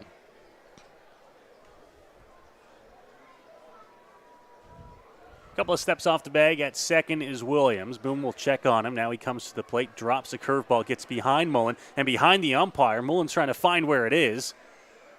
Williams luckily didn't see it either and will stay at second. That's a tough play for the runner at second base. Obviously, ideally, you'd like to run to third, but you know it's close to Mullen. You didn't see it go back to the backstop, and Mullen couldn't find it himself because it was hidden behind the umpire. The umpire didn't know it was behind him. He was just standing in his spot waiting for Mullen to find the baseball. So a tough one for all 3 guys involved in that play. For the catcher and the runner at second, you're relying on other people to tell you where that ball is because you're not going to find it on your own. Swing and a miss on a beautifully located fastball by Owen Boone. The count now at 2-2. Fastball low and away to James Anderson. He thought maybe he could get a piece of it, maybe poke it down the right field line. No dice. Comes up empty on the swing, and now it's 2-2 for Boone. He's got lots of different options that he can go to with 2 strikes. Trying to set down Anderson as Carson Burns stands on deck for the Baycats. Went deep his first time around. Here's the 2-2. Into center field. That one will drop for a base hit. Williams had to wait to make sure that it did get down. He'll only go to third. And the Baycats are in business here to start the 4th. Yeah, tough one for the base runner over at second base, Malik Williams. He had to wait to make sure Jacob Newton wouldn't come in and make that catch. Newton played it off the hop. Williams gets to third base.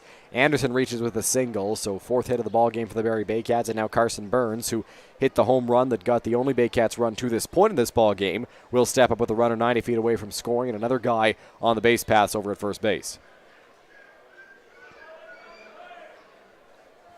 Majors look like they will play to try and protect the run if it's hit to the corners. They'll grab the double play if it does get hit up the middle. First pitch here to Carson Burns drops it on the outside edge for a strike, and he gets ahead 0-1. Good pitch there from Boone. The Majors, as you mentioned, are going to concede that run. With nobody out in the inning, you can't get an inning-ending double play up the middle, but if it's hit to third or first, expect them to look Williams back before throwing anywhere else. 0-1 here on Burns. Outside edge, doesn't get Burns to bite, and it's 1-1. Burns, his last time around, hit that ball over the right field fence. Was actually behind in the count when he did so as well.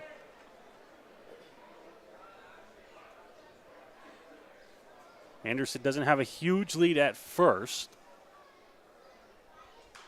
as that one's fouled off the opposite way by Burns out of play 1-2.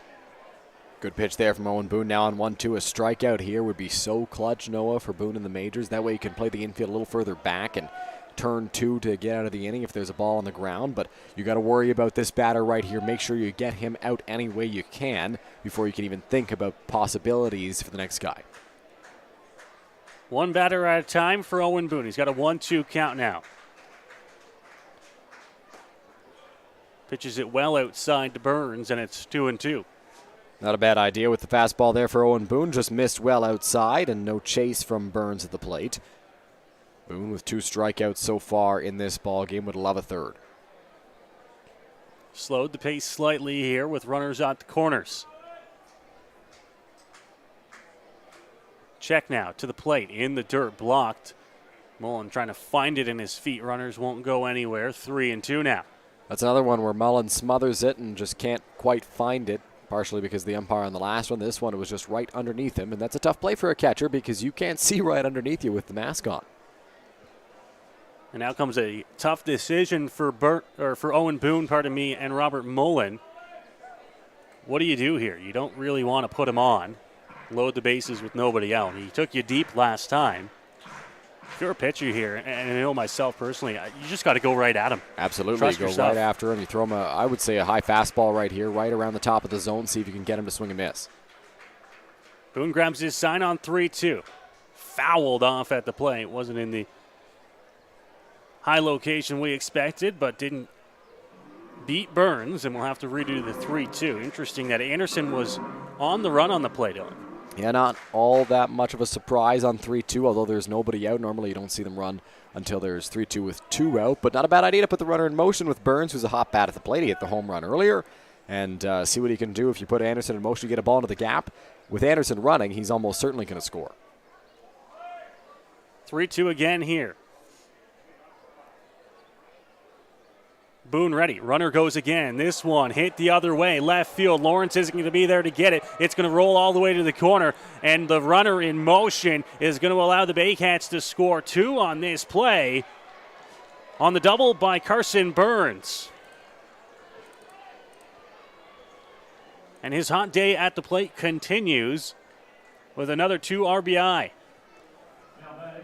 That's exactly what we talked about there when Anderson was in motion on the foul ball with 3-2. If you put that runner in motion and your batter at the plate is able to get an extra base hit, that runner is almost certainly going to score. That was exactly the case right there as Anderson came around third and trotted on home to score the 3rd run of the ball game for the Barrie Baycats, who now lead by 2 runs with a score of 3-1 as Owen Boone and Robert Mullen discuss things on the pitcher's mound, trying to figure out what they want to come with here. Still nobody out in the inning. The Baycats have done some serious damage to the Majors with the heart of the order coming up. We talked about it. It was going to be a tougher test for the Majors and for Owen Boone because the 3, 4, 5 guys were the ones due up this inning, and so far the Baycats have left their mark, leading 3-1 after 2 runs in this top of the 4th. They've got a guy in scoring position right now and still nobody out in the inning. So now Owen Boone will look to try and get the first down here of the 4th. Baycats have got to him with already 2 runs across. First pitch right there for a strike, 0-1. Good pitch there from Boone, finding the outside corner with the fastball. Chiquetto is not a guy you want to leave something on the inside part of the plate to, because he can turn something around and give it a ride.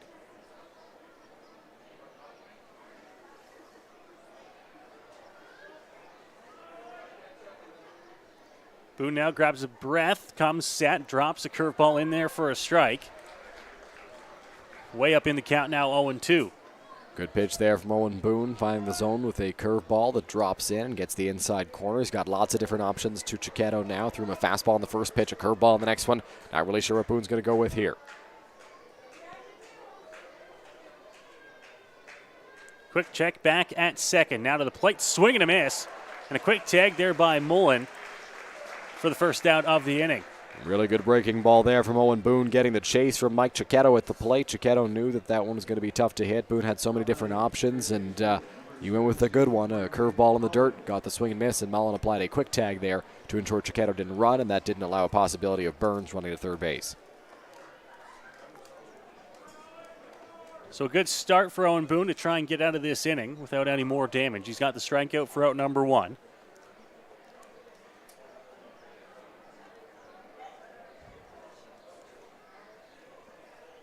We'll check back at second again. Comes to the plate, hit hard and fair. Just stays inside the bag at third. Burns will trot home to score on the RBI double. 4-1 Baycats.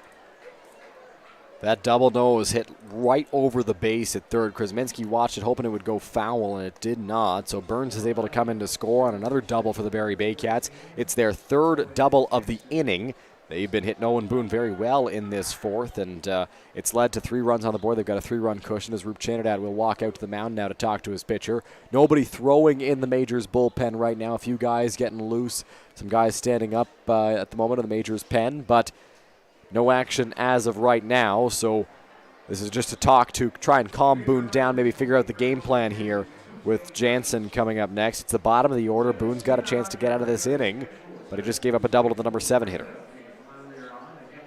Certainly having some trouble here in the top half of the fourth. Baycats have 4 runs on 6 hits in the ball game. 3 of those runs coming right here in the 4th inning. And the Baycats still pressing, of course. Runner in scoring position after the double, just 1 out.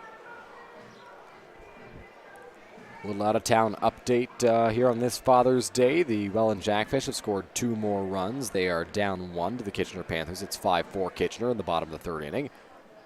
Now 5-5, Welland has just tied things up at Welland Stadium. Hamilton and Toronto about to get underway. Still not quite to first pitch yet at Christie Pitts. 4-1 Baycats lead here in the top half of the 4th inning. First pitch from Boone is going to miss low. Mullen had to block that one. Boone has been missing a lot low in the zone, especially here in the 4th, Dylan. Yeah, it looks like the game plan is to try and keep things low, not let anybody get around on a baseball up high that they can drive. But right now, he's just not finding that spot low in the strike zone. And there have been some pitches that I've thought have been strikes, and the umpire has disagreed with me, and I'm sure disagreed with Boone as well.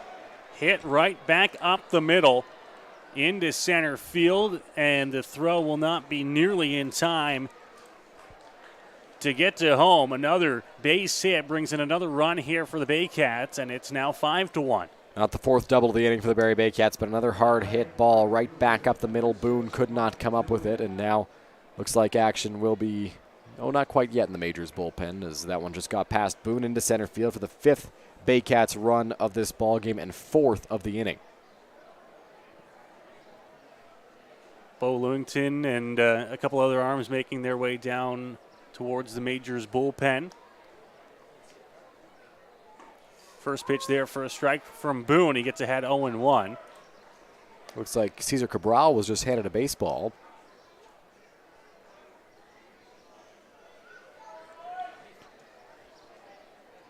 So Major's going to get some arms warming down in the bullpen. Hit on the ground. This will find its way into the outfield. Joseph will pick it up. The Baycats will go station to station. Another base hit keeps the inning alive here for Barrie. That's a tough one if you're Owen Boone out there on the mound for the London Majors, because you know if Chris McQueen is in his normal spot, he probably comes up with that. But with the runner at first base, you've got to play for the double play. You've got to be at double play depth, and that's no fault of McQueen's. That's just where you got to play with a runner at first base and 1 out, trying to get the inning-ending double play. And unfortunately, on that slow ground ball between the first and second baseman, nobody was able to get there, and it gets into right field.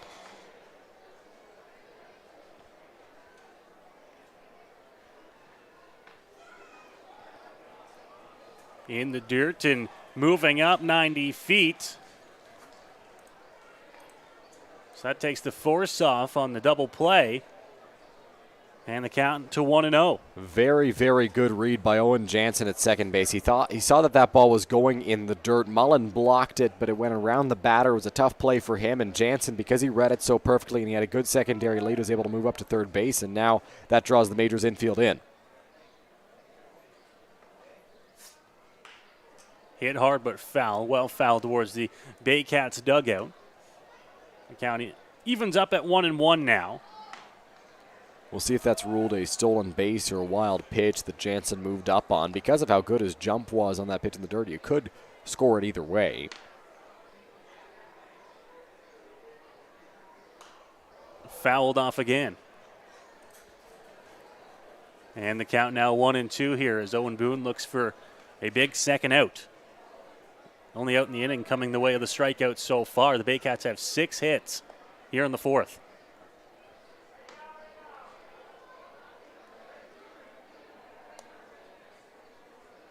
Here's the 1-2. Popped up foul territory and out of play. So we'll redo the 1-2.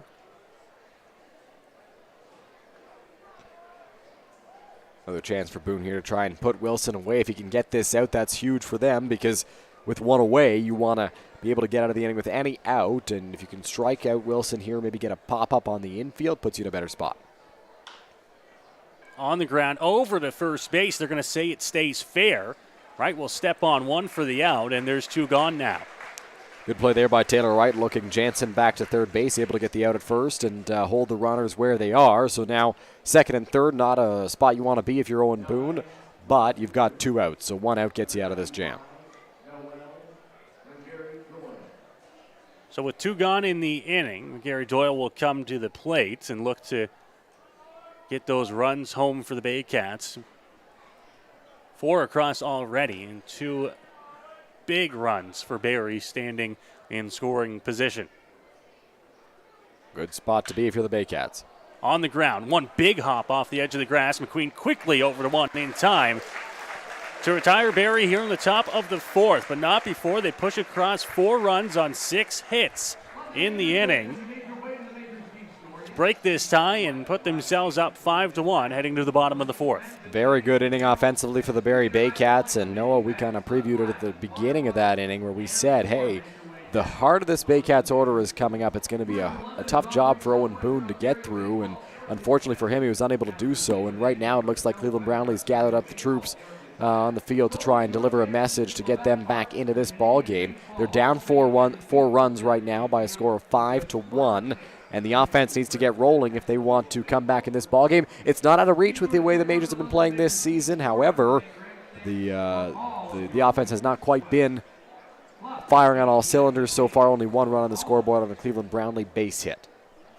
4 runs certainly not out of the question for this ball club, but they're going to have to start here in the bottom of the 4th inning. If you're going to take the silver lining away from that inning is that Kahn had to sit for a fair amount of time as he gets ready to start the bottom of the 4th. On the flip side, though, Noah, the Majors just scored a run in the bottom of the 3rd inning, and then they had to wait out on defense, so the momentum that they may have had from scoring a run is also gone. Saw Cesar Cabral warming up in the Majors bullpen. I didn't see any handshakes for Owen Boone on his way off. Cabral now no longer warming up in that Majors bullpen, so I don't know if he's coming in next inning. I doubt it, but we could see him at some point today. Signaling that he is possibly the first arm out of the pen if the Majors need to get 2 or 3 innings worth of work today. And we obviously don't know what Roop Trinidad has in mind, but seeing Cabral up there in the bullpen is definitely something Majors fans are excited about. Cabral's the big guy, former New York Yankee, getting a chance with the Majors now in the Intercounty Baseball League, and seeing him warm up was just exciting to see that here at Labatt Park. And we'll see if he's available today, or if that was just a little bit of throwing just to get some work in. So we're ready to go here in the bottom half of inning number 4. Majors will look to try and get some runs back. A lot of baseball still to play here on this Sunday afternoon. which for the Majors translates to a lot of chances to get those 4 runs back. Absolutely. Still 6 more innings of offense for the Majors if they're down going into the 9th. That's 6 if they're up. That's 5 more, and that's exactly what you want to hear if you're the London Majors. Plenty of opportunities to get back in this ball game. We'll start with a rip to right field. That's going to rip up against the wall. And the Majors will start the 4th with a leadoff double, just like the Baycats did in the top half of the inning. A rocket off the bat of Taylor Wright into right field, and right there was a play by the fence that kind of allowed Wright to make it into second base. We'll see if we can get a look at it on the replay for the Majors here. Wright rips that one into right field, and then as the right fielder DeWin goes up against the wall, the ball kind of bounces up into the air, not directly at him. So DeWin had to play that off the high hop and get after that baseball, which allowed Wright to trot into second base easily. Otherwise, because of how well DeWin played it off the bat, they might have had a shot at getting Wright at second base. No dice, though, for the Barrie Baycats. The Majors have a guy in scoring position. First pitch from Kahn, going to miss low here to Keith Candell.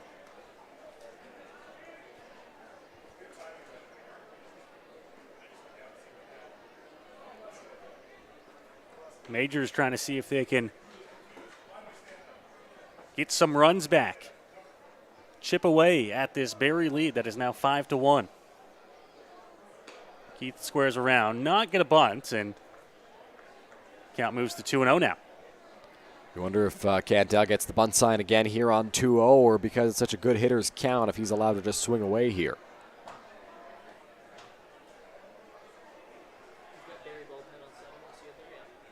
Kahn now 2-0. Quick check back at right at second. Now to the plate. Swing and a miss by Candell, 2-1. Looked like Kahn might have taken something off of that one. Candell swung right over the top of it, so 2-1 count. Maybe the bunt sign goes back on here. Interesting to see what Casey David Pullum and Roop Chanderdat have planned.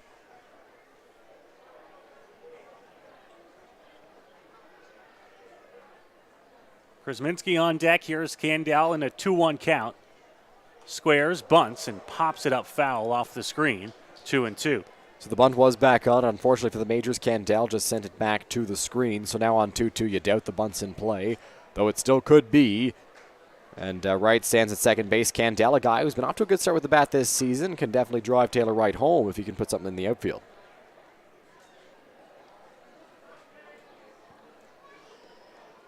Kahn has his sign now. Sets up low on the 2-2 pitch to Candell, and now time will be called at the plate. Candell with 10 runs batted in this season, which is almost at his entire total for 2021. 2021, he had 13 runs batted in this year. He's got 10 so far through just 12 games.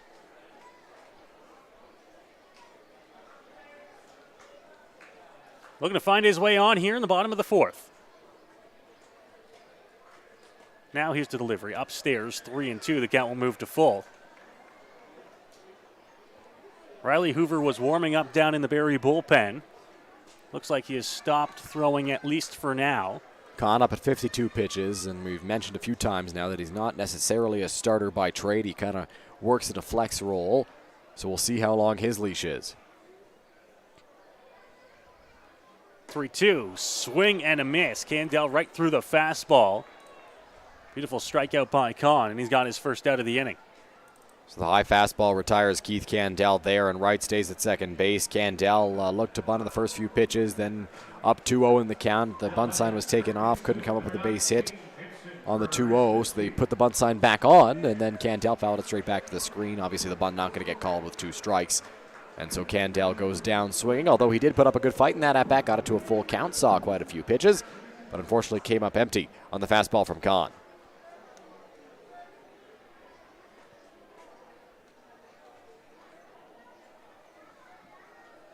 So now Gibson Krasminski will come to the plate. Runner at second and getting a few big hops off there before Kahn steps off and looks him back.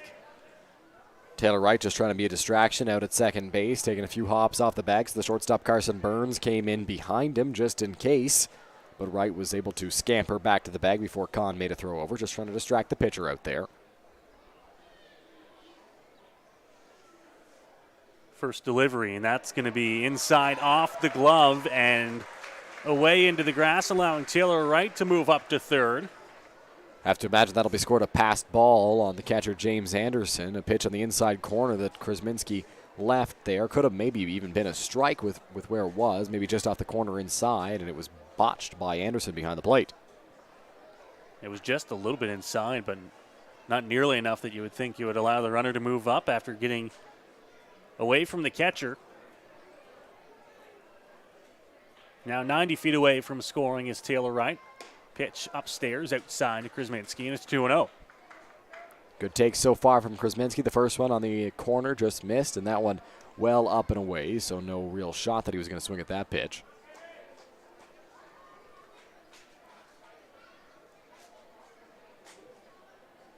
Two-0 now. Kahn to the plate, fouled back. Good cut at that one, but just missing it, and it's 2-1. Still no official word on whether that was a pass ball or wild pitch. I doubt that it would be a wild pitch, though. Charged to Adam Kahn. I think that was more of a pass ball on James Anderson. Wasn't a bad spot for that pitch either. Has been ruled a pass ball. Still 2-1 here. After the foul off by Krasminski, now he looks as Kahn grabs his sign and gets ready to deliver to the plate. Keeps it away from him. Outside for ball 3. Curveball there that didn't really come close to being a strike. Wasn't tempting for Krasminski there at the plate. Just missed in the other batter's box. So now 3-1. Chris McQueen, who's been swinging a hot bat in the past couple of games, is on deck.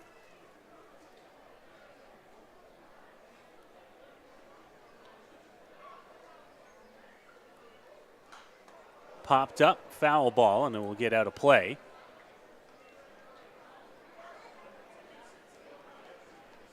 Majors looking to get some runs on the board here. Chip away at the Barrie Baycats lead. They scored 4 runs in the top of this 4th inning. Be nice for the Majors to get one. Even if it's just one run here, that's important for the Majors' confidence. You show a little bit of fight if you're able to get a run back here in this inning.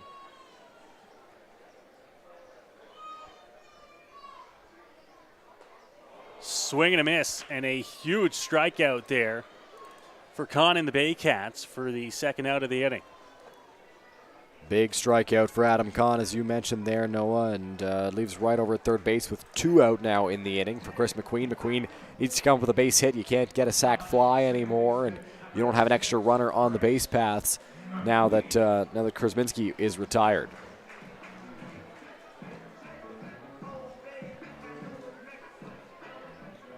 Majors got the leadoff double in the inning. They're still trying to score him. He's now at third.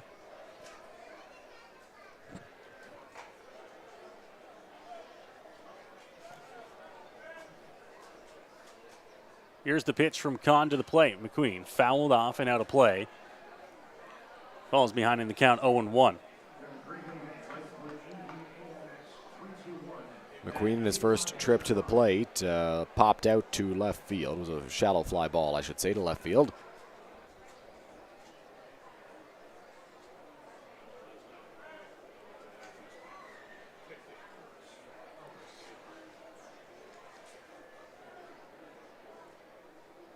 Slightly crouched stance is McQueen. Gets ready for the 0-1, which doesn't catch the zone, and the count will even up at a ball and a strike on the Majors' second baseman. McQueen kind of moved his hands up on the bat as if he was going to bunt there, something you don't often see with 2 outs and a runner at third base. But McQueen knows how well he can lay bunts down, and if he catches the third baseman sleeping, he's not going to be afraid to try to bunt. And right there, I think that's exactly what the case was.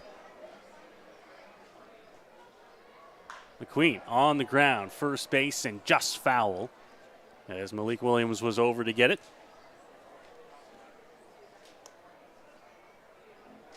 McQueen now a chance on 1-2 after that one just did go foul. I thought for a second, though, that it was going to be ruled a fair ball, but the umpire called it foul. Williams made the play in foul territory, so McQueen has another chance to go at it here on 1-2.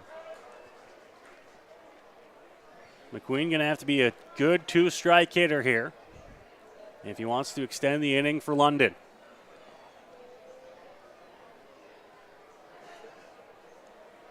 Ready, here's the 1-2. Off the plate, count evens up at 2 balls and 2 strikes.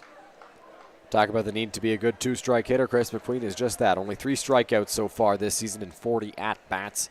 more walks than strikeouts as well. He's a patient guy, and that's going to be important here as Kahn works with 2 strikes. He laid off one of the pitches right there for ball 2. 2-2 delivery. Fastball off the plate. And the count moves to full now. Another full count for Adam Kahn. Throwing a lot of pitches. Krasminski was on a full count as well when he struck out. And McQueen's going to look to fare a little bit better against the Barrie Baycats right-hander. But the Majors are certainly making him work. And you don't know what the pitch limit is on Kahn. But he's got to be getting pretty close right now the way the Majors are making him throw. Big leg kick delivery. McQueen puts it in play to second base. Quickly over to Juan, and the throw is in time to get him. Malik Williams had to reach off to his right side to get the out and retire the Majors here in the bottom of the 4th. The Baycats leading by a score of 5-1 here on Majors TV.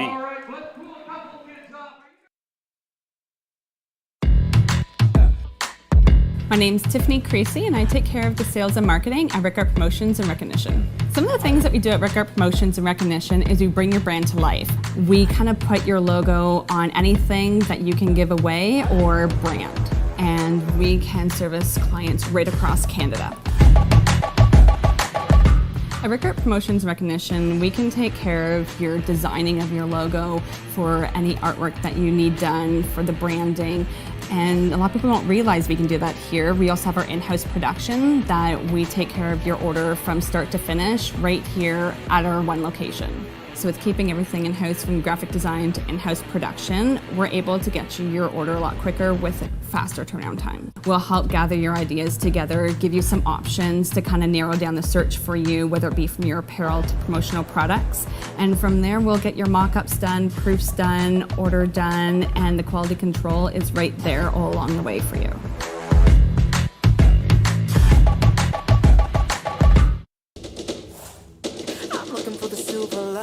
So tell me where it hides. I know I got some lightning currents running through me. I found that silver lining on the inside of me. Yeah. Back here to Labatt Memorial Park as we welcome you to the 11th annual Pack the Park event here as we have our water balloon toss going on down at field level. Noah, when are you and I going to participate in that? We keep saying that. I'm not overly thrilled to get my clothes wet, though, so that creates a problem for us. We got to wait for a really hot day in like the dead of July and head down there and ask to participate in this water balloon toss. Come up to the broadcast booth all refreshed. It'd be the best, what is it, 5th inning now that we're starting? Best innings 5 through 9 that we've ever called because we'd be so soaking fresh. wet near all the audio equipment. The production crew is going to love us up here. Absolutely. What could go wrong? Ready to go here to start the top half of the 5th. Owen Boone, who is the starter in the ball game for the Majors, gave up 4 runs in the 4th, but is back out there to start the 5th. This is a case of the Majors seeing if they can get their starter to settle down a little bit and get them a few more innings out of this ball game. They, of course, still play Tuesday this week. Now it's the same guy who started off the last inning for the Barrie Baycats. It's Malik Williams, who doubled his last trip to the plate and began that 4-run inning for Barrie. High in the air, right field, tracking back, carrying towards the wall, and that one just keeps on carrying out of here. The solo home run to start the 5th inning. And it's 6-1 Baycats. A lot of carry on that baseball for Malik Williams. It looked originally like Starling Joseph was just going to go back a few steps and make that play, but it just kept carrying and carrying. Drifted all the way over the right field wall. Joseph tried to leap up, but no dice. It goes over the fence, and it's a home run for Malik Williams. So it's 6-1 Barrie now in the top of the 5th inning.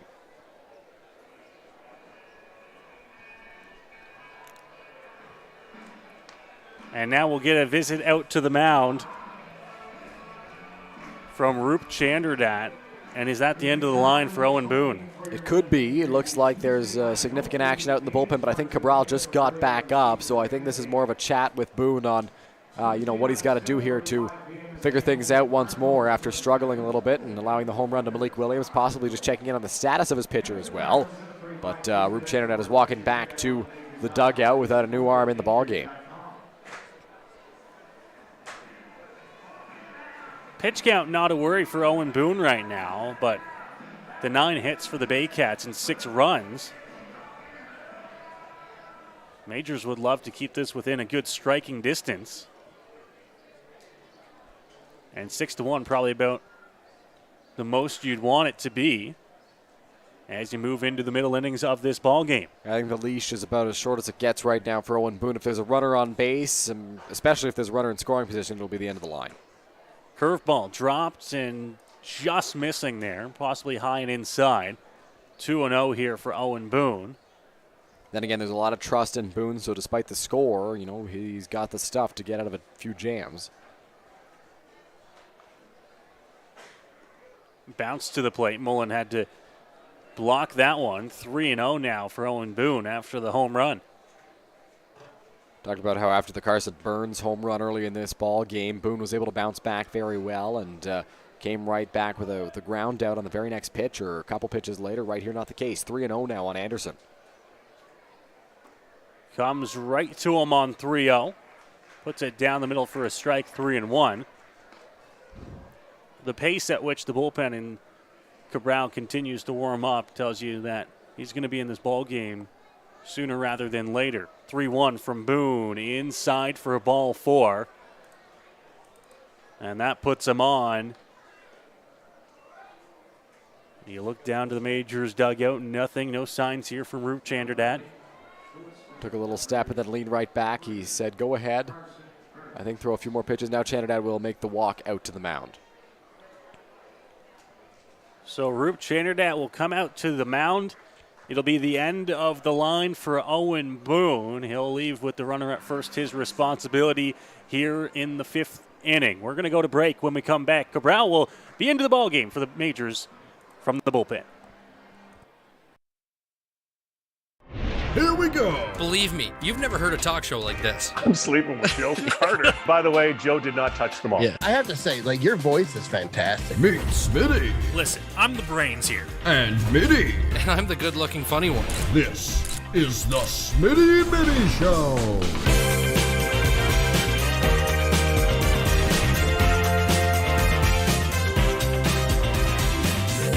Catch new episodes of the Smitty and Mitty Show wherever you get your podcasts.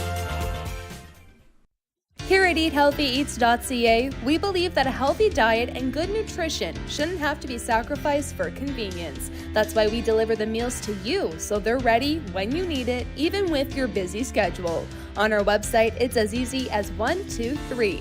Start by picking your meals from our seasonally curated menus made from local produce. And after that, the rest is up to us. We'll cook, package, and deliver your meals right to your door twice a week. Then eat and repeat. It's that easy. EatHealthyEats.ca, from farm to folks. Go beyond the scores and get to know the athletes who call the Forest City home. Game Day London brings you in-depth stories and conversations about London's major teams and athletes. Whether it's the London Knights, Nationals, or Lightning, or even your London Majors, Game Day London has you covered. For fresh and engaging sports coverage, visit GameDayLondon.com. Game Day London, proud sponsor of your London Majors. We are back here inside Labatt Park on Majors TV, and manager Roop Chanderdat has made the call to the bullpen, Dylan, and he's going to go to the lefty, Cesar Cabral. The big lefty, Cesar Cabral, out of the bullpen for the London Majors. Spent time in the big leagues with the New York Yankees. 14 big league appearances, 2 games finished, 9 strikeouts in his time in the Majors as well. He was originally signed in 2006 by the Boston Red Sox. As we get a little more information on the new guy for the Majors, he bounced around many years in pro ball, was drafted in the Rule 5 draft in 2010 by the Tampa Bay Rays, and then got waived, claimed by the Blue Jays, who waived him, and then Tampa reclaimed him. So a lot of bouncing around for Cesar Cabral in his professional career. Returned to Boston with no spot on Tampa's roster, and then a lot more bouncing around in the Rule 5 draft. Finally found his way to the New York Yankees, was able to make his big league debut, pitched the bigs for New York as well, and then he signed in Baltimore for 2016. He played in the Majors that season, but would never reappear in the big leagues after that. And the road leads to 2022, where Cabral is into the game here out of the bullpen for the Majors. Well, and here a runner at first base, nobody out in the top half of inning number 5, and we'll be tasked with, we would imagine, Dylan, getting the Majors through the bulk of the back half of this game. First pitch inside. Mullen had to reach and catch that one, 1-0. Yeah, we're not sure what Cabral is built up to right now, what his limit is for the majors, but I would expect it's going to be a few innings at least for Cesar Cabral out there on the mound. Yeah, if everything goes well, we know that the majors have a game on Tuesday night. Pitch from Cabral, swing and a miss. Not saying that the bullpen is stretched thin by any means, but you don't want to get into a situation where you don't have any more arms. Everybody's thrown over the course of the weekend. Yeah, you got to look at Tuesday, right? And if there was no game on Tuesday, perhaps you manage things a little bit differently and everybody stays fresh, but it's tough to do with the amount of games the majors have to play. Upstairs, 2-1. Carson Burns is at the plate here. He's had a fantastic day at the dish for Barrie.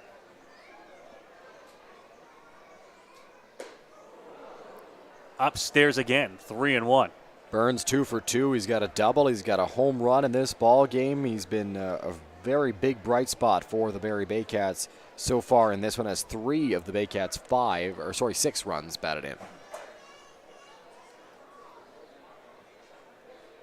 The lefty Cabral will check on the runner. Comes to the plate. Inside. It'll miss for a ball. And Cabral will walk the first man he sees, and Carson Burns to put runners at first and second. Still nobody out here in the top of the 5th.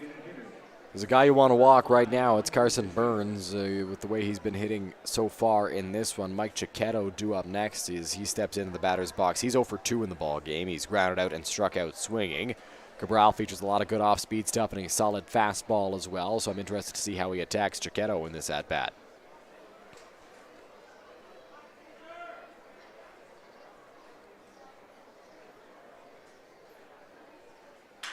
Hit hard on the ground. Shortstop Candel to 2 to throw back to 1 in plenty of time to get Cicchetto. Textbook double play ball for Cabral, and there's 2 gone. Well, that ball was hard off the bat. Keith Candel was able to make a smooth play over at shortstop, flip it on to Chris McQueen, who got it over to Taylor Wright. Now they're 2 away. Runner 90 feet away, James Anderson. But very good pitch from Cesar Cabral there to get the double play, and now is an out away from getting out of this top of the 5th inning. Just what you needed out of the bullpen, of course. The walk to the first batter, not ideal, but he gets the double play ball on the next man up, and now there's 2 gone.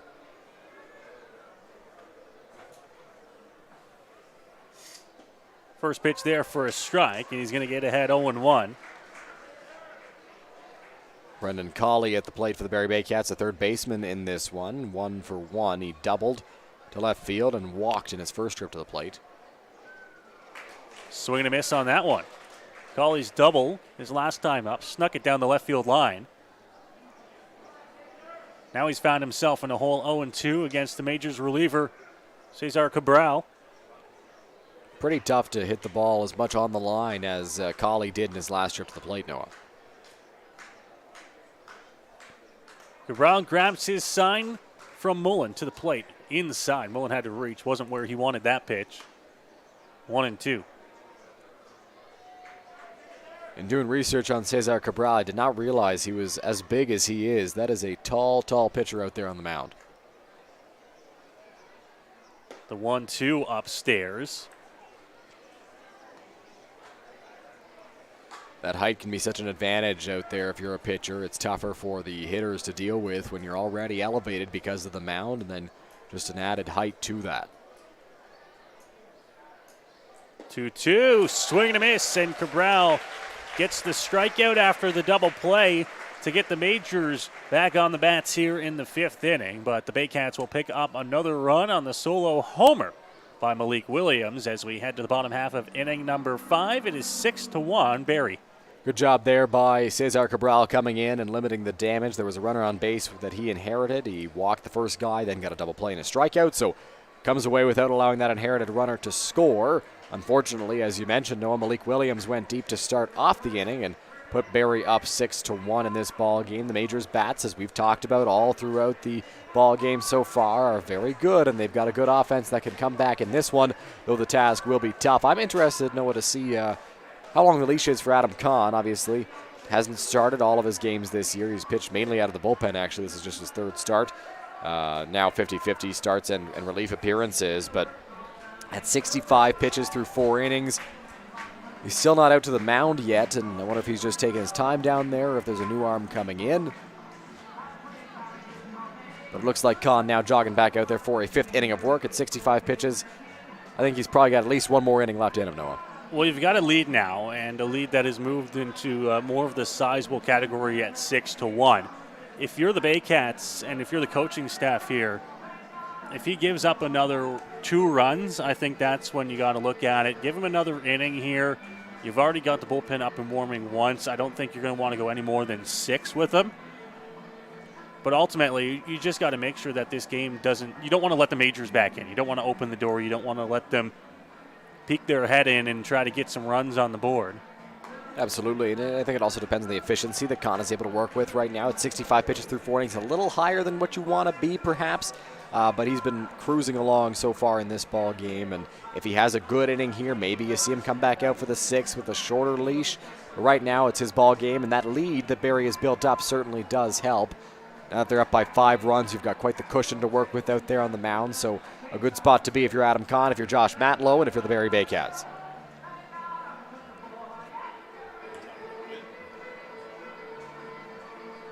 Friday night at the ballpark here, we saw the wind gusting extremely out to right center. It is not too terrible today as you get a shot at the Canada flag, although still blowing out to right field, Dylan. And we saw that last home run off the bat of Malik Williams that just kept on carrying. Starling Joseph was back, and we thought he was underneath it. Not the case. The wind certainly played a factor in that home run for Malik Williams. A great shot of the wind out there, as you can see the flag in right center, and it just kept going and going and going, and eventually Joseph just ran out of room at the right field fence, and it went over his head, over the wall, and was a home run for Malik Williams to put Barrie up 6-1.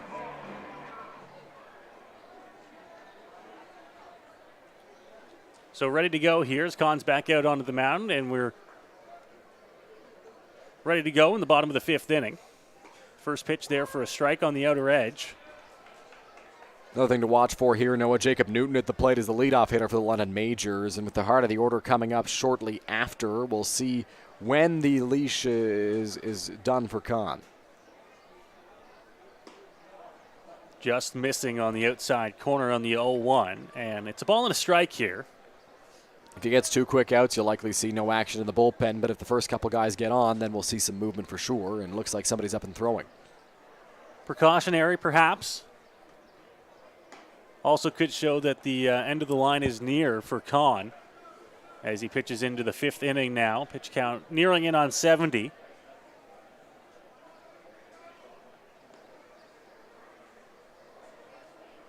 Two-one count on the Majors leadoff hitter in Newton.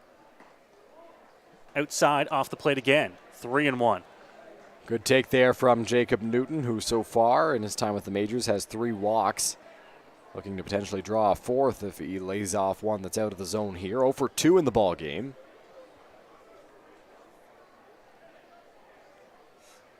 Three-one delivery from Kahn. There for a strike. Just dropped it on the outside edge.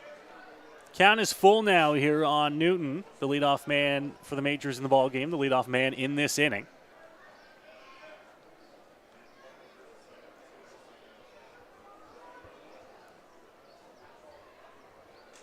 Three-two to the plate. Got jammed a little bit on it. That one's going to be a fly out to right field. Got the crowd going a little bit, but at the end of the day, didn't get a good piece of it, and it will be a fly out for the first out. Anytime you see a ball in the air to the outfield, the crowd does get excited for it. Right there, Duin had a pretty easy play to make and right, just ranging over to his left and making the grab to retire Newton on the full count pitch. Looked like he got jammed a little bit there, Dylan, on the inside part of the plate.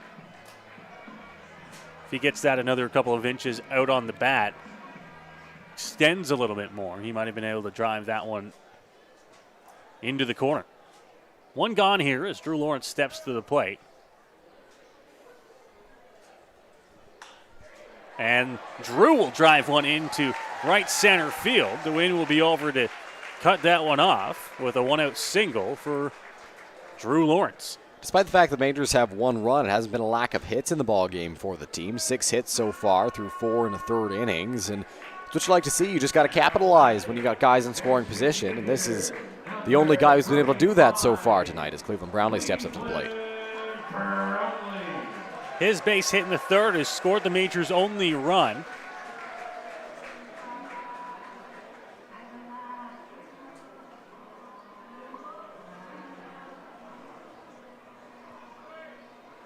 He has a couple of hits so far.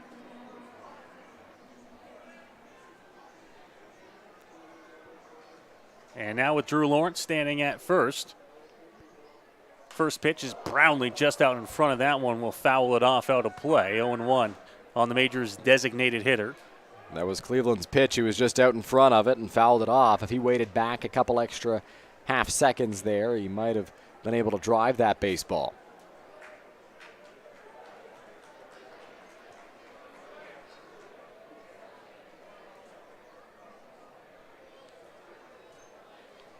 Baycats with a little bit of a shift on Cleve as the throw will get Lawrence back to first base.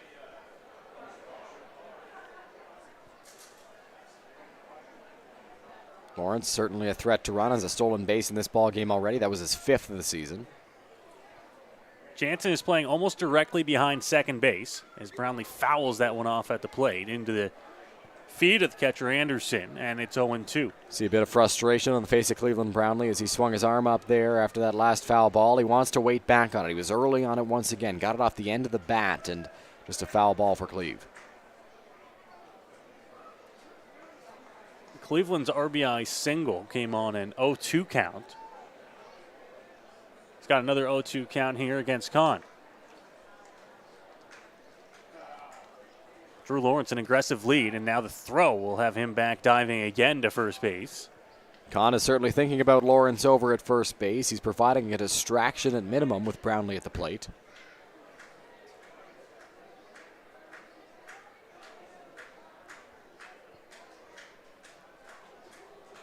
Just a few stolen bags this year for Drew. Pitch to the plate is low. Brownlee's going to take that one. Lawrence wasn't going. 1-2. Cleveland made sure to hold up Drew Lawrence, and with those pitches in the dirt, at times you rely upon other people to tell you whether you should run or not when you're on the base paths. Cleveland right on top of that one, put his hand in the air and said, nope, don't move. And Drew was able to get back to the bag. Another 1-2 is another look back there. Kahn really keeping an eye on Drew Lawrence. Besides the big lead, hasn't shown any signs that he's going to be taking off at any time, Dylan, but you don't want to run into an out with Cleveland Brownlee at the plate either. Ready 1-2 to the plate. Brownlee, he's got another base hit. That one into left field. Lawrence is going to take a heavy round from second, and the throw is going to be wide at third. He'll go first to third on Cleveland Brownlee's third base hit of the ball game. When he's hot, Noah, and Cleveland rips another base hit into the outfield. He's 3 for 3 on the day. Drew Lawrence gets to third base, and that's the speed of Drew Lawrence that is so huge. Watch the replay right here. We get a look at Lawrence right off the bat, and then Cleveland launches that one over the shortstop's head. Goes right over his head into the outfield. Jake Wilson tracks that down. You see Lawrence, perfect read on that baseball. Good secondary, gets him in a good spot to round second base hard and get into third there safely on the dive. And so runners at the corners now as Josh Matlow comes out to talk to his pitcher, and we're going to get a new arm in this ball game for the Barrie Baycats. So the Baycats will go to the bullpen here. It's the end of the day for Kahn after the base hit from Brownlee. They're still out in front 6-1, but the Majors looking to attack on some runs, get back into this ball game here on Majors TV. My name's Tiffany Creasy, and I take care of the sales and marketing at Rickard Promotions and Recognition. Some of the things that we do at Rickard Promotions and Recognition is we bring your brand to life. We kind of put your logo on anything that you can give away or brand, and we can service clients right across Canada. At Rickard Promotions Recognition, we can take care of your designing of your logo for any artwork that you need done for the branding. And a lot of people don't realize we can do that here. We also have our in-house production that we take care of your order from start to finish right here at our one location. So with keeping everything in-house from graphic design to in-house production, we're able to get you your order a lot quicker with a faster turnaround time. We'll help gather your ideas together, give you some options to kind of narrow down the search for you, whether it be from your apparel to promotional products. And from there, we'll get your mock-ups done, proofs done, order done, and the quality control is right there all along the way for you.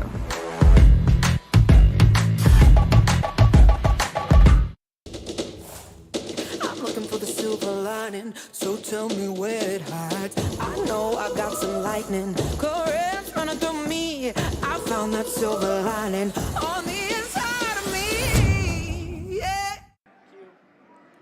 We are back inside Labatt Park here, and we have gone to the bullpen for the Barrie Baycats here on the bottom of inning number 5 after the Cleveland Brownlee single. And it's going to be the lefty Riley Hoover into the game for Barrie. Riley Hoover, native of Newmarket, Ontario, is 1-1 this season with a 7.59 ERA in 3 games. All of them have been starts. So this is his first relief appearance of the year. Pitched against the Majors last year on August 30th. Pitched a scoreless inning in that game before I believe it was rained out and moved to the next day. His last outing, he took the loss in Guelph, pitched 2/3 of an inning and allowed 4 earned runs. First pitch, Mullen fouls it off towards the Majors bullpen. 0-1. Mullen 1 for 2 on the day for the London Majors, has a hard single and a pop out to Malik Williams around the pitcher's mound.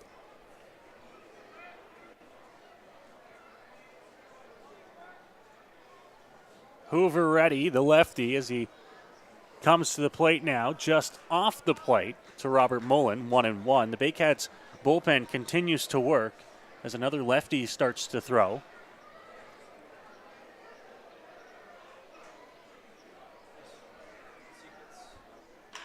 Mullen, right center field. That one's going to get into the gap. Is it going to carry? It is gone!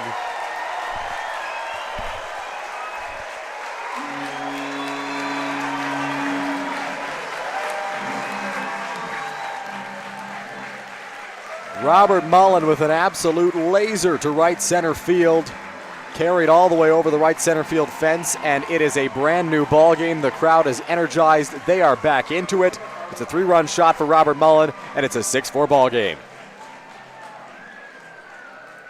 Rude welcome to the game for Riley Hoover off the bat of Robert Mullen. The 3-run shot makes it a 6-4 game here in the bottom of the 5th. No, I didn't say anything with Mullen coming up to the plate, but I thought it was a little interesting that the lefty Hoover came in to face Robert Mullen, a big power righty bat, instead of maybe waiting for Taylor Wright. Now, I know that Kahn was getting up there in the pitch count, and he was starting to wear down a little bit, but with Mullen coming up, the power he's got, the lefty coming in, it felt like it benefited the Majors a little more than it did the Baycats, and sure enough, Mullen goes deep. And we don't know, we haven't talked to anyone on the Baycats staff regarding what the bullpen situation looks like today, but it looks like number 62, Aiden Roussel, is warming up now, another lefty, so they might be stretched kind of thin on the bullpen end here, and the lefties might be all they have as Hoover delivers to the plate. It's fouled back by Starling Joseph, and he falls behind 0-2 here to Hoover. Slow breaking ball there from Hoover. Majors do have 4 lefties in the lineup: Gibson Krasminski, Chris McQueen, Jacob Newton, and Taylor Wright, all the lefties in the Majors order today, but it just felt like an interesting spot to bring the lefty in. Joseph stays on the slow breaking curve, fouls it off on 0-2 to stay alive. Hoover's got a pretty decent fastball, and then that curveball is very slow. We saw Joseph foul off the strike 1 pitch and then the strike 2 pitch as well, and now he's behind in the count 0-2. To the plate again. Joseph takes that one low in the zone. First ball of the at-bat puts the count at 1-2.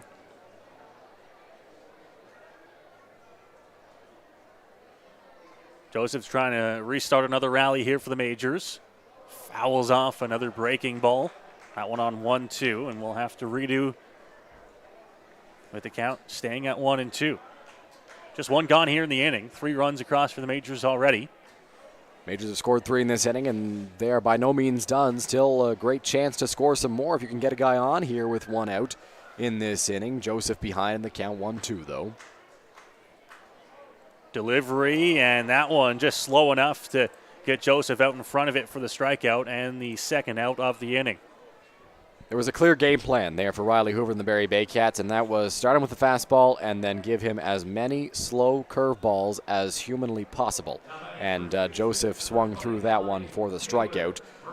So Hoover gets him with those curveballs, and now Taylor Wright steps up to the dish, and that curveball is so tough in general to hit, but in a lefty-lefty matchup with that curveball diving away from the lefty at the plate, that's even harder for the batter to deal with. So interesting to see how Hoover executes his game plan against Wright. Drops in a curveball there to Taylor Wright. This is the part of the Majors order where you love having a lefty on the mound. 3 out of the next 4 batters, the left-hand sticks. 4 out of the next 5 with Newton coming up after that. Popped up. Foul territory. Malik Williams over just off the warning track dirt to make the catch in foul territory to end the bottom of the 5th inning. But the Majors grabbed 3 big runs off a big blast from Robert Mullen to right center field. It's a 6-4 Barrie Baycats lead as we go to the 6th inning. Dylan Baker will be on the call when we come back here on Majors TV. Here we go. Believe me, you've never heard a talk show like this. I'm sleeping with Joe Carter. By the way, Joe did not touch the ball. Yeah, I have to say, like, your voice is fantastic. Meet Smitty. Listen, I'm the brains here. And Mitty. And I'm the good-looking funny one. This is the Smitty Mitty Show.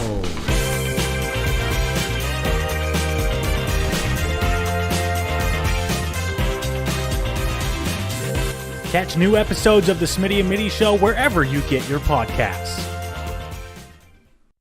Here at EatHealthyEats.ca, we believe that a healthy diet and good nutrition shouldn't have to be sacrificed for convenience. That's why we deliver the meals to you so they're ready when you need it, even with your busy schedule. On our website, it's as easy as 1, 2, 3. Start by picking your meals from our seasonally curated menus made from local produce. And after that, the rest is up to us. We'll cook, package, and deliver your meals right to your door twice a week. Then eat and repeat. It's that easy. EatHealthyEats.ca, from farm to folks. Go beyond the scores and get to know the athletes who call the Forest City home. Game Day London brings you in-depth stories and conversations about London's major teams and athletes. Whether it's the London Knights, Nationals, or Lightning, or even your London Majors, Game Day London has you covered. For fresh and engaging sports coverage, visit GameDayLondon.com. Game Day London, a proud sponsor of your London Majors. Welcome back to the Game Day London broadcast booth here at Labatt Park. 6th inning about to get underway here between the London Majors and the Barrie Baycats. You just missed an exciting finish to the Dizzy Bat race. The gentleman in the gray shirt and gray shorts won the race, and he gets to go home with a prize, I believe, or just the pride of winning the Dizzy Bat race and beating out his peers there on field level. It'll be Cesar Cabral out for his 2nd inning of work. He pitched a scoreless 1st inning, coming in relief of Owen Boone. He inherited a runner, did not allow him to score, and now he's got a chance to work again to the Barrie Baycats. It'll be 8-9-1 for Barrie. Owen Jansen, Mike DeWin, and Jake Wilson due up for Barrie in this top of the 6th inning. The Baycats out hitting the Majors 9-8 to this point. The only error in the ball game belongs to the Barrie Baycats. Jansen digs into the batter's box, 1 for 2 on the day. Grounded into a fielder's choice his first time at the plate, and then singled into center field. The first pitch from Cabral is in there for a called strike 1. Cabral, tough on anybody, but especially tough in a lefty-lefty matchup. Both teams started with righties, and both teams came out of the bullpen with lefties. Hoover for the Baycats and Cabral for the Majors. No balls, 1 strike. Here's the offer from Cesar Cabral. Swung on and missed. Strike 2, so no balls and 2 strikes now on the Baycats' second baseman. Mike DeWin waits on deck.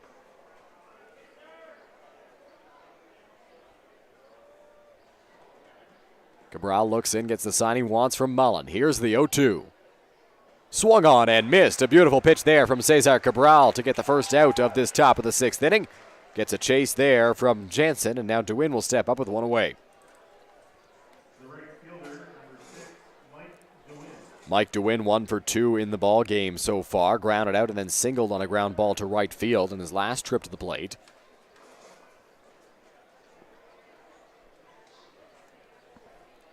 Cabral through an inning and a third now for the Majors with 2 strikeouts.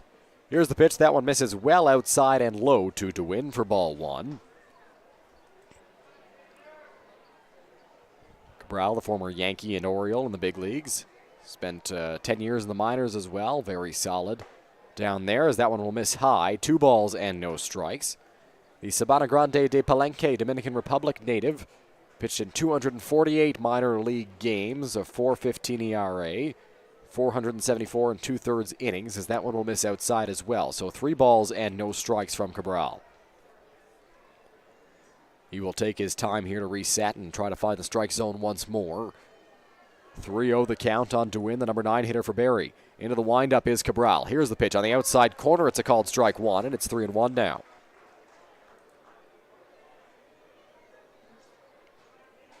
Into the windup goes Cabral. Here's the 3-1 offering. DeWin fouls that one back. 3 balls and 2 strikes.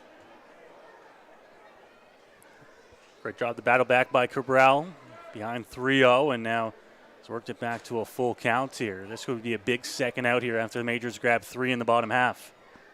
Full count offering, 1 away. Here's the pitch to DeWin. Swung on and missed, strike 3. So it's back-to-back strikeouts for Cesar Cabral now, and there are 2 away in the top of the 6th inning. Great piece of pitching there. Goes away with the fastball on the outer part of the plate. And there's 2 gone here in the top half of the 6th. Cabral really looking like he's settled in here after coming out of the bullpen last inning. Cabral looking very solid now, worked his way back from 3-0 against DeWin. Now has to deal with Jake Wilson, who's 0 for 3 in the ball game, the center fielder for the Barrie Baycats in this one. The first offering to Wilson will miss inside and low for ball 1. Part of the order where you need to be on the top of your game for the Majors relievers, if it's Cabral, anyone who comes after him. Tough spot to work through. That one is ripped through the right side. It'll be a base hit for Jake Wilson into right field, as Joseph will pick that one up and get it in quickly. So it's a 2-out base runner for Barrie. Real good piece of hitting there. Cabral, the lefty. Tough on lefties at the plate, but if you're ready, I don't want to say he was guessing fastball, but ready when it came. Drilled it into right field. Nice little 2-out base knock here. So a runner on with 2 away for Noel McGarry-Doyle. He singled in the first inning and has been 0 for since. Cabral going to try to keep it that way with a runner at first. Takes a peek over at Wilson. Here's the first offering to McGarry-Doyle. That's in there for a called strike 1. McGarry-Doyle shakes his head a little bit, then agrees with the call. Looked like it caught the corner there. Zone has been pretty good today. There's come in a couple of low pitches that haven't got the call that maybe you'd expect them to, but besides that, nothing to complain about. Here's the offering. That's up high, and it's ball 1, so 1-1 now on McGarry-Doyle.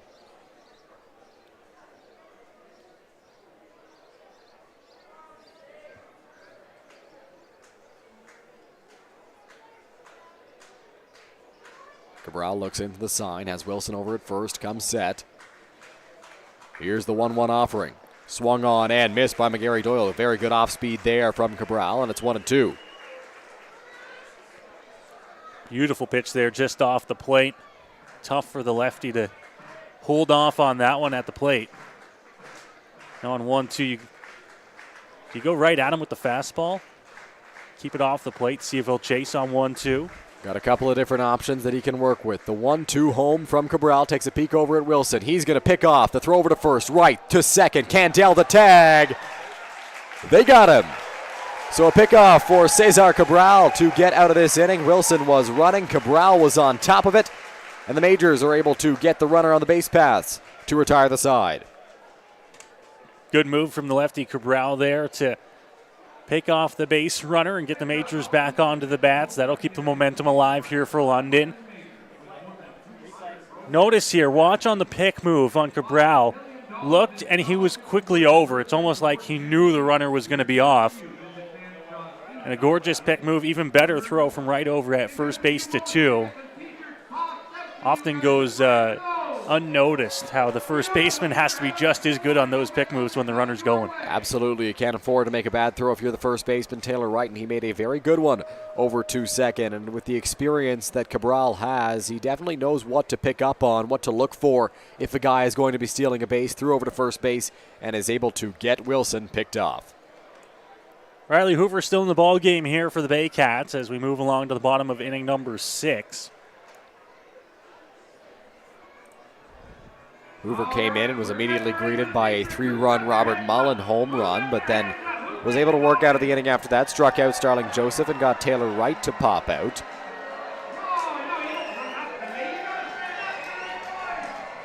A little bit of t-shirt toss going on at Pack the Park. The crowd getting a little riled up, trying to get themselves a t-shirt. It's tougher up here. If somebody's got a good arm down there, maybe we can get something up in the press box. I don't think so, though, Noah. We always wish. They were throwing out tons of stuff on Friday night with the Fan Chuff Employee Appreciation Night, but it's tough. You got to, first of all, be able to get it up to the press box here. Then you got to get it over top of the fans in the back row. And then you got to get it through the window. Well, and there's not much space here. It's got to be a perfect throw. And these fans, they want the T-shirts too. It's not going to be an easy battle. Some would say they want it more than I do, but not I. I would not say that. Looks like they've moved on, and once again, we go without a T-shirt, Noah. We'll have to make our way down to the team store after and give them a piece of our minds. No T-shirts for the broadcast crew, once again. Keith Candell leads off the bottom of the 6th inning as that one is dribbled foul.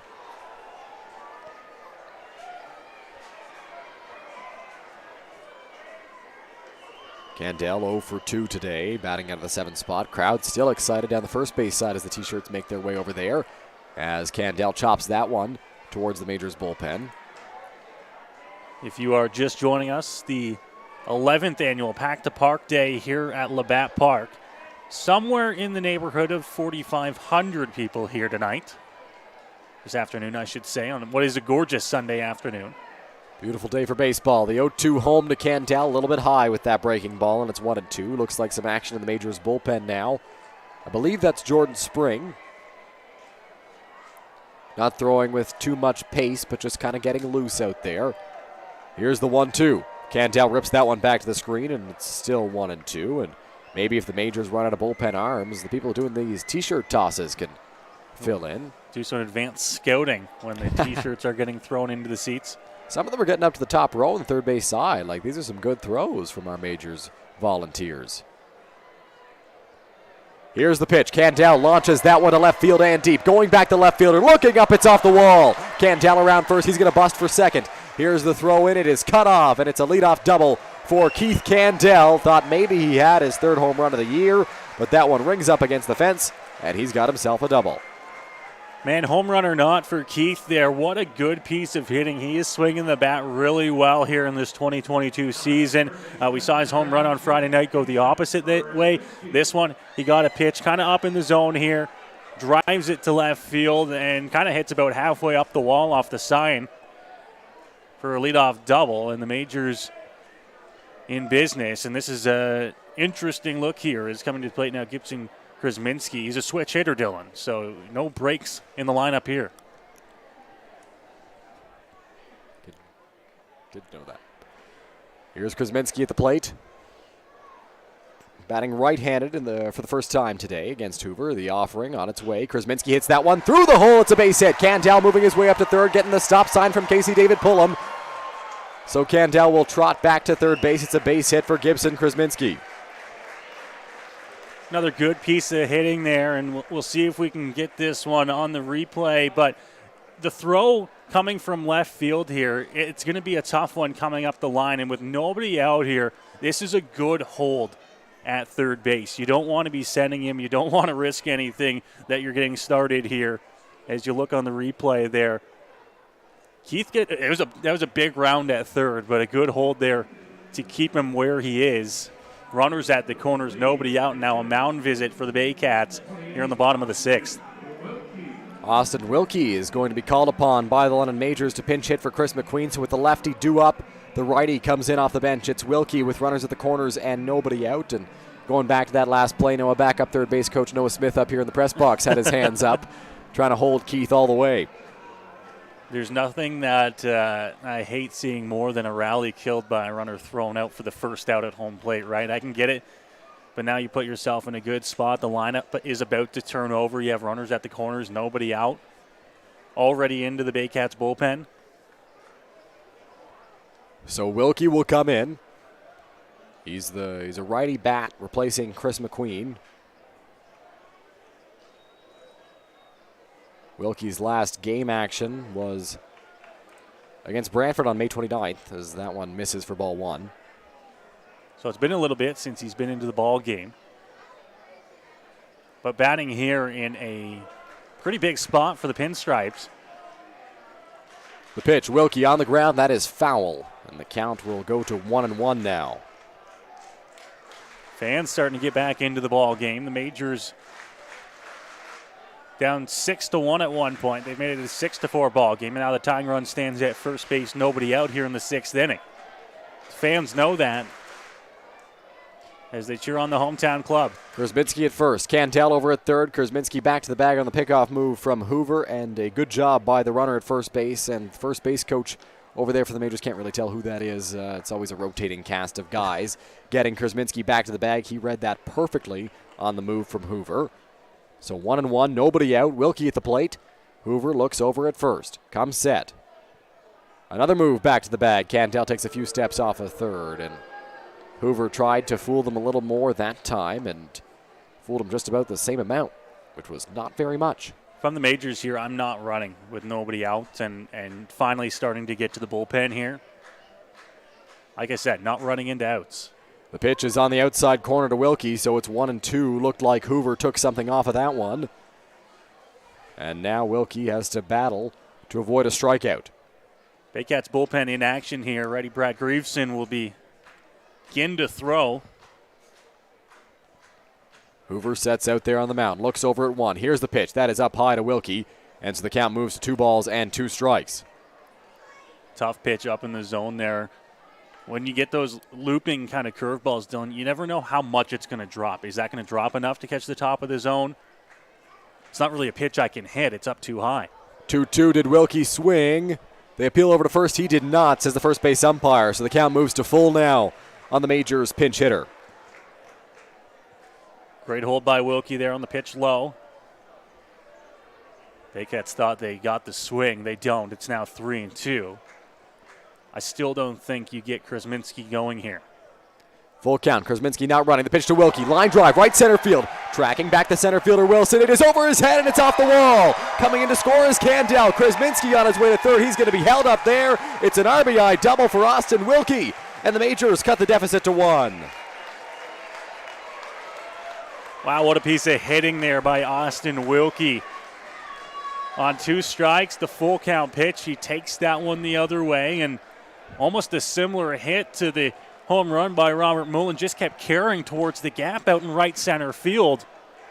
And now the Baycats, I think, are going to be going back to the bullpen here. Nobody out, 2 runners in scoring position. As we get a visit to the mound, that'll be the end of the line for Riley Hoover. There is a pinch hitter in the on-deck circle for the Majors. It's Phil Whalen, but I wonder, he has not been announced into the game yet. Josh Matlow went and made the pitching change before Whalen got announced into the ballgame, so I'm interested to see whether Rupe Chinadet pulls his pinch hitter back or not, depending on who comes out of the bullpen. It's Brad Greaveson, the righty. Whalen is a right-handed bat.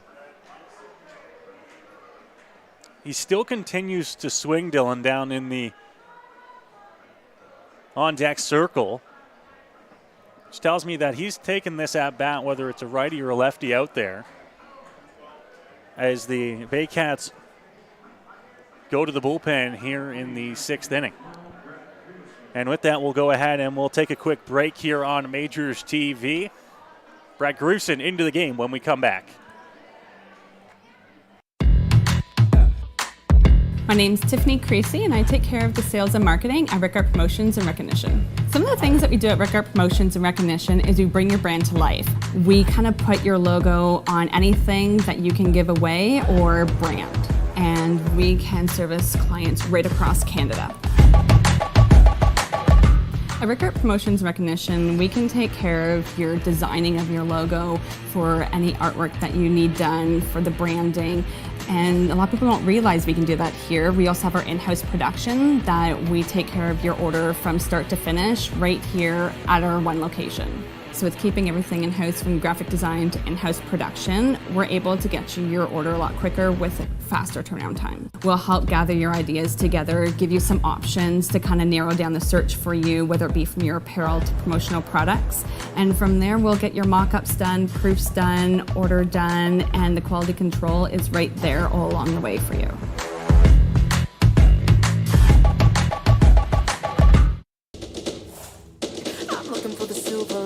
sun. So tell me where it hides. I know I got some lightning. Currents running through me. I found that silver lining on the inside of me. Yeah. Welcome back. Brad Grieveson out there on the mound for the Barrie Baycats to come in relief of Riley Hoover. He's got runners at second and third now as we give you a look at Phil Whalen, who is coming off the bench to pinch hit. Yeah, before we went to break, Dylan, we said that Phil Whalen had grabbed a bat in the on-deck circle, but whether or not they were going to keep him in there, they hadn't officially announced yet that he was into the ballgame, so they still could have kept in the lefty bat if they wanted to. They're not going to. The Baycats will bring the infield in there as you get a good look at the wide shot of the Baycats infield here. Nobody out, and the tying run 90 feet away. So tying run at third. Go ahead run over at second. That's Wilkie at second. He's got good speed. Kurzminski at third does as well. Grieveson sets on the mound. Here's the pitch. Whalen lines that one right back up the middle. It's a base hit. Coming in to score with ease is Kurzminski. It's booted by Wilson in center field. Wilkie will score. The Majors take the lead. It's 7-6 London.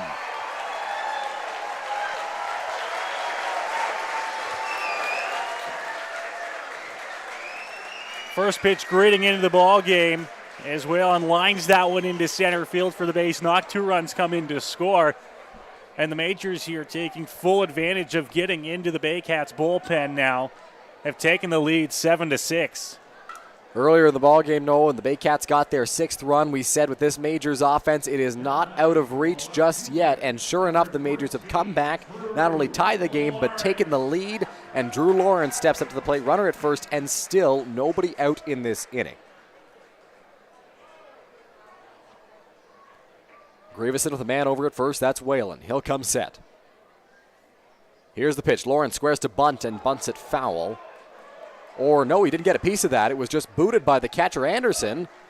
So Whalen will move up to second base. Great job there by Whalen. Too many times a player at first base will automatically think that was a foul ball. Saw that the umpires didn't call it and made his way up to second base. You'd have to imagine that would be ruled a pass ball on Anderson. It is. So runner at second, in scoring position. The 0-1 to Lawrence. Squares around again, gets this one down this time, but foul. So no balls and 2 strikes on the Majors left fielder. Runner at second, nobody out. Drew just trying to do a job here, move the runner up with nobody out to third. He knows that Cleveland Brownlee stands behind him in the on-deck circle. 2 bunt attempts, couldn't get it going. 0-2, Lawrence lines that one, but well foul down the right field line. So count will remain no balls and 2 strikes with nobody out.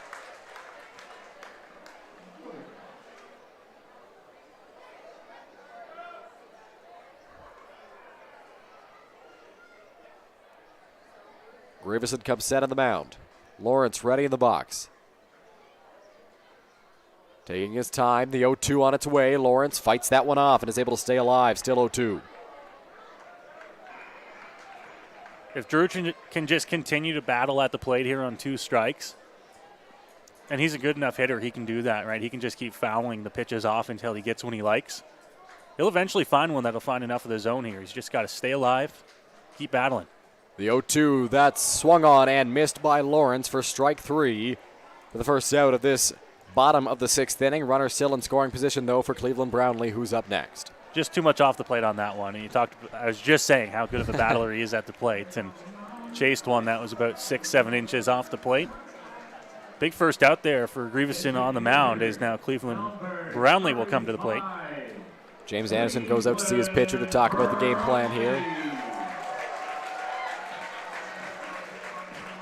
As the crowd gets excited for Cleveland. Coming up in a big spot, Brownlee 3 for 3 in the ball game today. He's got an RBI as well.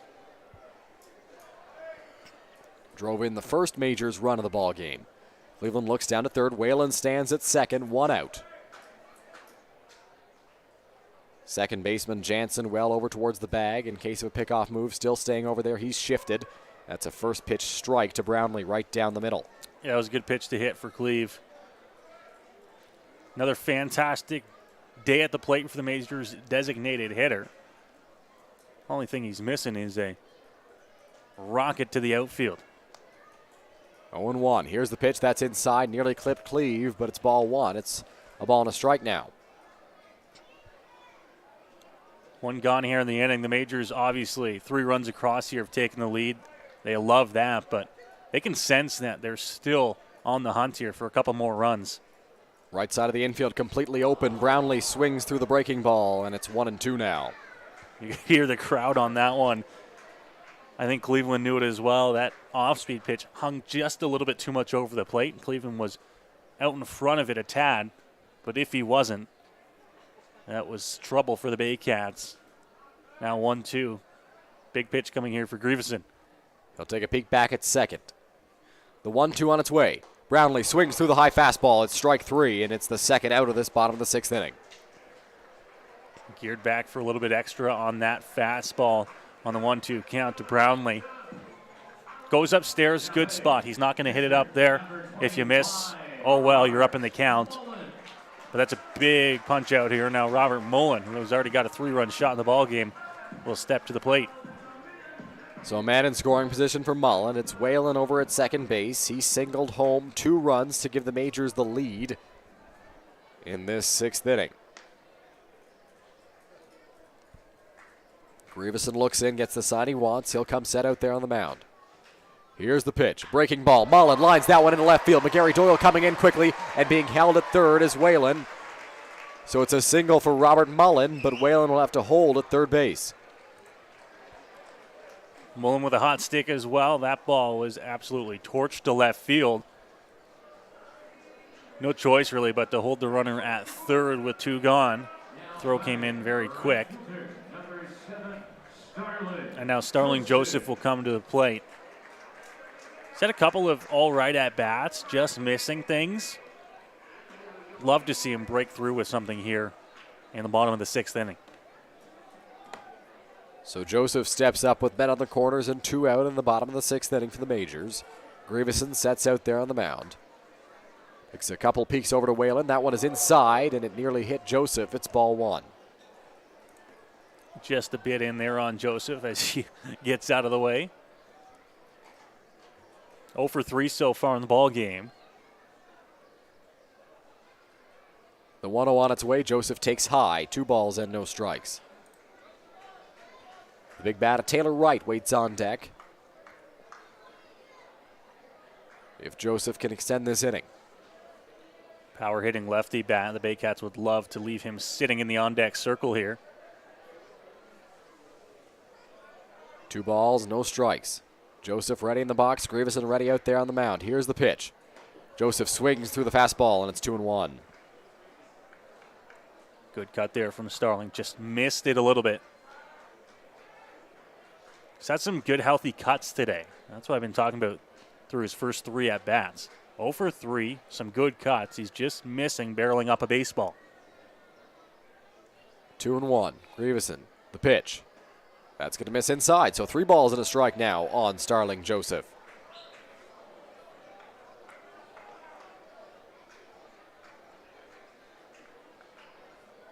Joseph will take his time and get set for the next offering. It's a hitter's count. It's 3-1. He can't get too excited. He has to make sure it's right there for him. Majors have scored 3 runs in each of the last 2 innings. Here's the pitch. Joseph swings through that one, and it's a full count. That's the one he was looking for on 3-1. Got the pitch where he wanted and still just missing them is Starling Joseph. Now full count here. Robert Mullen will get a little bit of a head start at first base with 2 gone in the inning. Full count, 2 out.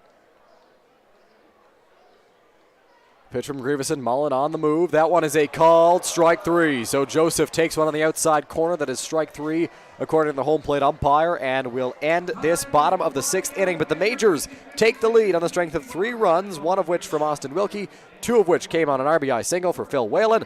We'll head to break here at Labatt Park. Majors lead 7-6. Here we go. Believe me, you've never heard a talk show like this. I'm sleeping with Joe Carter. By the way, Joe did not touch the ball. Yeah, I have to say, like, your voice is fantastic. Meet Smitty. Listen, I'm the brains here. And Mitty. And I'm the good-looking funny one. This is the Smitty Mitty Show.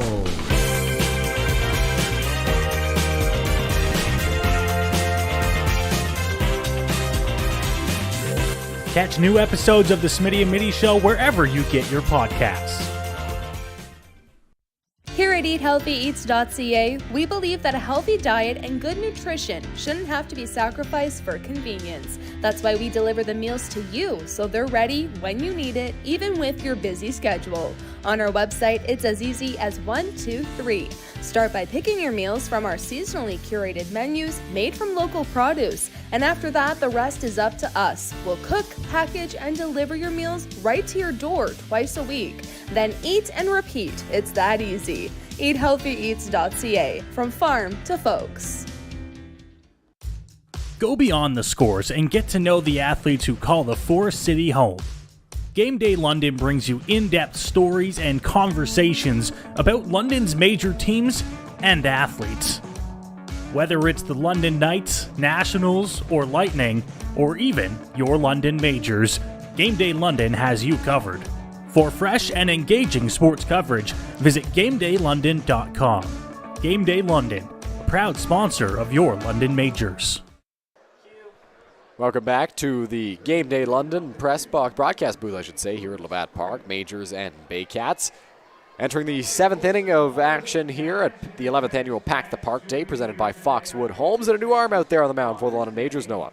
Yeah, Jordan Spring's going to come into the ball game here, Dylan, out of the bullpen. That ends the day for Cesar Cabral. A good relief appearance for him there, getting his first look in the pinstripes. But now Jordan Spring will come into the game.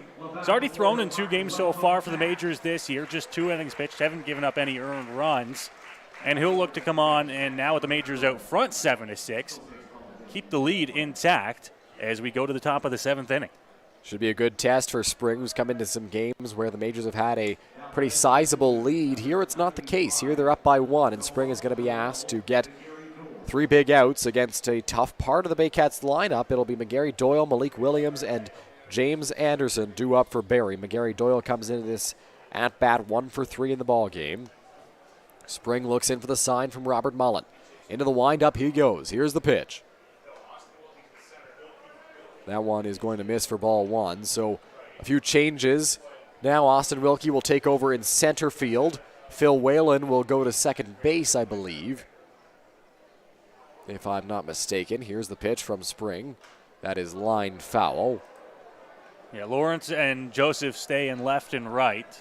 Kieran Bowles is at second base. I believe Whalen is out of the ball game now. Some switches as we went to break there. It's a 1-1 count here for Jordan Spring, though. The 1-1. That one misses outside. 2-1. Spring, as you mentioned, his 2 pinchers so far have come in games that the Majors had a little bit more of a sizable lead. This time it's I've seen you can do it. Now show me you can do it in a 1-run ball game. He'll probably get at least an inning, if not more here. That pitch is inside. It will hit McGarry Doyle, who will reach first base now. So a base runner for the Barrie Baycats to start off this 7th inning with Malik Williams coming up. Not a great start to the inning there as that pitch just comes inside on the lefty bat, hits him there. And now Malik Williams, who's already gone deep this afternoon for the Barrie Baycats, will step to the plate.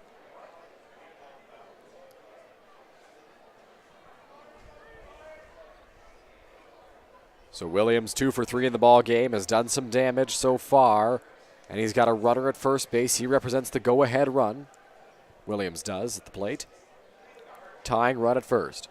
Tough to play him as well. He's laced one to left field, and he hit his homer the other way. Here's the pitch. McGarry Doyle on the move. The throw from Mullen is there. The tag from Bowles, and the ball comes loose. So McGarry Doyle will reach second on the stolen base. I think that throw was going to get him. It was certainly there in time. If the tag from Bowles would have got on him, they might have had him at second base, but they don't get him. It's a stolen base, and now a runner in scoring position here for the Baycats. Nobody out. That pitch missed well high from Jordan Spring, so his catcher will come out and talk to him a little bit. Try to calm him down. Runner in scoring position now. 1-0 the count.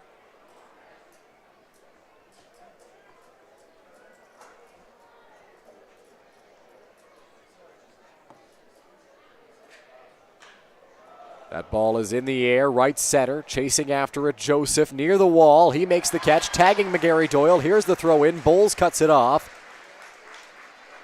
And McGarry Doyle is able to move up to third base. The power in that swing from Malik Williams is, once again, he just kind of takes it the other way in the air. And it found its way all the way out just shy of the fence in right center field underneath the Labatt Park scoreboard for a long, loud out number 1. McGarry Doyle moves up to third on the play. And now I don't know if the Majors are going to protect the run here.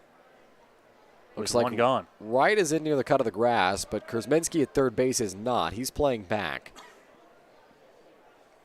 Here's the pitch. That's up and in for ball 1.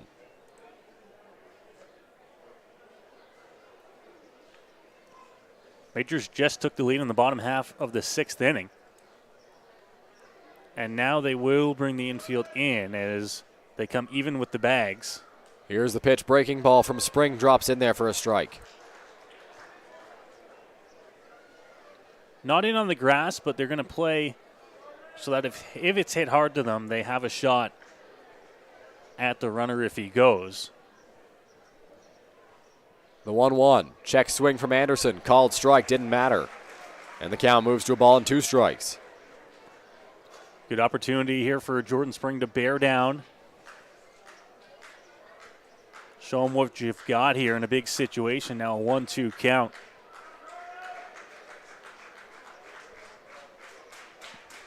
A ball and 2 strikes. Here's the pitch. Anderson did not chase the pitch in the dirt.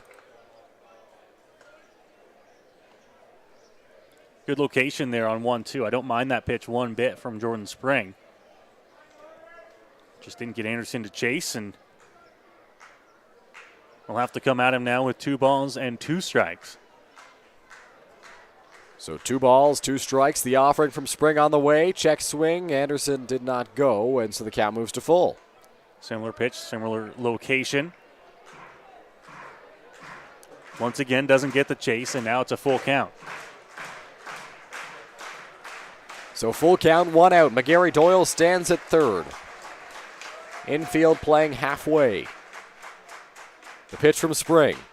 Belted, left field, down the line, and just foul. Anderson hit that one pretty hard, but it was in foul territory, so the count will remain full from Spring to Anderson. Got a lot of wood on that one, but hooked it down the line, and now it's just a long foul ball. 3-2 count once again here for Spring. Full count, 1 out. Spring sets out there on the mound. Here's the pitch on the way. Breaking ball up high. And so he walks Anderson. That puts runners on the corners now with 1 away. Yeah, tough pitch there. Went with looks like the off-speed pitch that slipped out of his hand a little bit there on 3-2. Puts runners at the corners with 1 out here, which isn't the worst thing in the world. I'd rather that than you leave one over the heart of the plate and he can line a ball into the outfield to score a run. Now you at least put yourself where a double play gets you out of the ball game, or out of the inning, I should say. Absolutely, though. The go-ahead run is at first base now as Braden Farrington begins to get loose in the Majors bullpen. The first pitch from Spring to Carson Burns just misses. Burns 2 for 2 in the ball game, a home run, a double, and a walk to this point. Burns looks down to third for the signs.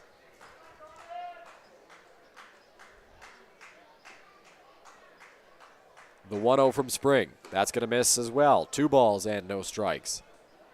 Just losing it a little bit on his release point there, Jordan Spring. Majors don't want to let this one slip away if Spring can't find the zone. Farrington warms in the bullpen, as you see there, threw on Friday night. Although didn't throw a whole lot, so certainly has enough left in the tank to go today. That pitch is popped well foul, so the count moves to 2 balls and 1 strike now on the Baycats shortstop.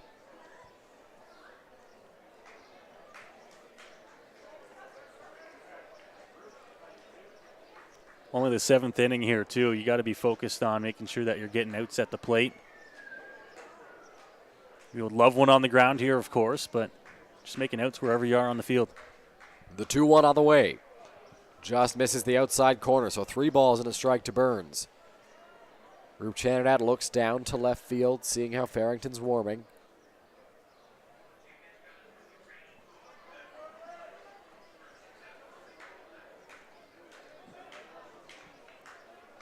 Spring takes a peek back at first. McGarry Doyle a couple of steps off at third. The 3-1 is going to miss for ball 4. So a walk will load the bases now with Mike Cicchetto coming up to the plate. Cicchetto 0 for 3 in the ball game today. Robert Mullen will go talk to his pitcher. Mullen going to come out here and just chat things over with Spring. Candell comes in from short. Has just been missing a little bit. I think it's the release point on the pitch for Jordan Spring. Looks like that release point has just not quite been right as Roop Chanadad will now walk out towards the mound. Mullen will mosey his way back out there as well. And I would imagine this means Braden Farrington is coming into the ball game. Yeah, usually that wait from Roop or any manager really is to give Braden Farrington that 2-3 extra warm-up pitches down in the bullpen. He'll take the ball from Jordan Spring, and the Majors once again will go to the bullpen, this time here in the top of the 7th inning. Braden Farrington will come into the ball game with the bases loaded when we come back here on Majors TV. My name's Tiffany Creasy, and I take care of the sales and marketing at Rickard Promotions and Recognition. Some of the things that we do at Rickard Promotions and Recognition is we bring your brand to life. We kind of put your logo on anything that you can give away or brand, and we can service clients right across Canada. At Rickard Promotions Recognition, we can take care of your designing of your logo for any artwork that you need done for the branding. And a lot of people don't realize we can do that here. We also have our in-house production that we take care of your order from start to finish right here at our one location. So with keeping everything in-house from graphic design to in-house production, we're able to get you your order a lot quicker with a faster turnaround time. We'll help gather your ideas together, give you some options to kind of narrow down the search for you, whether it be from your apparel to promotional products. And from there, we'll get your mock-ups done, proofs done, order done, and the quality control is right there all along the way for you.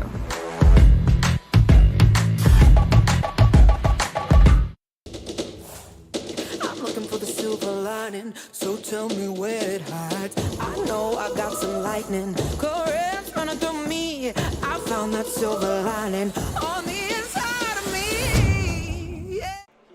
Welcome back to Labatt Park. Braden Farrington now into the game for the London Majors with the bases loaded and 1 out. Not an easy spot to come into the ball game. Certainly not, but he'll come in here with the bases loaded, and the Majors go with one of their longest relievers and the guy that has faced almost every situation you can face as a relief pitcher here in the IBL, and now he'll have to do it with the bases loaded, 1 out, and a 1-run lead. Tight spot to work your way out of if you're Braden Farrington in the Majors. Bases loaded, 1 away. Mike Cicchetto at the plate. He's 0 for 3, but that doesn't mean he can take his bat very lightly. Farrington gets set out there on the mound. Here's the first offering to Cicchetto. Ripped into left field. That is going to get down. Lawrence cuts it off, but he boots it. It gets over his glove. A second run will come in to score. Burns heading into third. Lawrence gets a throw into second. And Cicchetto is driven 2 home, and the Baycats regain the lead. It's 8-7. Not wasting any time is Mike Cicchetto. That first pitch he sees from Braden Farrington, drives it into the left field, takes a big hop on Drew Lawrence, who is out in left field over to get that ball. I don't know if that would have stopped them from scoring the second run if Drew comes up with that cleanly. Certainly would have been a lot closer at the plate. But the Baycats score 2 here and still pressing in the top of the 7th inning. So a double for Cicchetto. Puts runners on second and third now with 1 out. Here's the pitch. That is in the dirt, and it's blocked nicely by Mullen. Brendan Colley at the plate. Colley 1 for 2 in this one. A back-and-forth contest between these two sides. Barrie took the lead early. Majors clawed their way all the way back and took a lead of their own as that one swung on and missed by Colley, and Barrie has regained the advantage. It's 8-7. Farrington looking to try and keep the damage where it is at 2 here in the top half of the 7th inning. the Majors know that they're not done on offense as well into the back half of this game. The 1-1 on its way from Farrington. Breaking ball. Misses low. 2 balls and a strike now. It's a nice-looking pitch from Farrington. I'm actually surprised he didn't get the call. Bottom of the zone there. Robert Mullen catching it at what looked like just above the knees from here. Doesn't get the call from the home plate umpire. 2-1. So 2 balls, 1 strike. The pitch from Farrington swung on and missed by Colley, and the count moves to 2-2 now. It's a little bit of a chase on a low pitch there from Colley. 2-2 for Farrington. Infield still drawn in here to protect the run at third. 1 gone. Second and third, 1 out. 2 balls, 2 strikes the count. Farrington comes set out there on the mound, takes a look over at the runner at third, then the runner at second. The 2-2 on its way. Breaking ball in the dirt. No chase from Colley. It's 3-2. Went right back to the curveball. Not a bad spot. He probably wanted that out on the outer edge of the plate. I thought they probably actually would have been more suited to come right at him with something up in the zone on 2-2. Now it's a 3-2 count. The full count pitch. Swung on and missed by Colley. Strike 3. So 2 gone in the inning now after the strikeout from Braden Farrington, and the infield can move back with runners still at second and third. Great job there by Farrington. A little bit more aggressive on that 3-2 pitch. Got the swing and the miss from Colley, and a big second out here.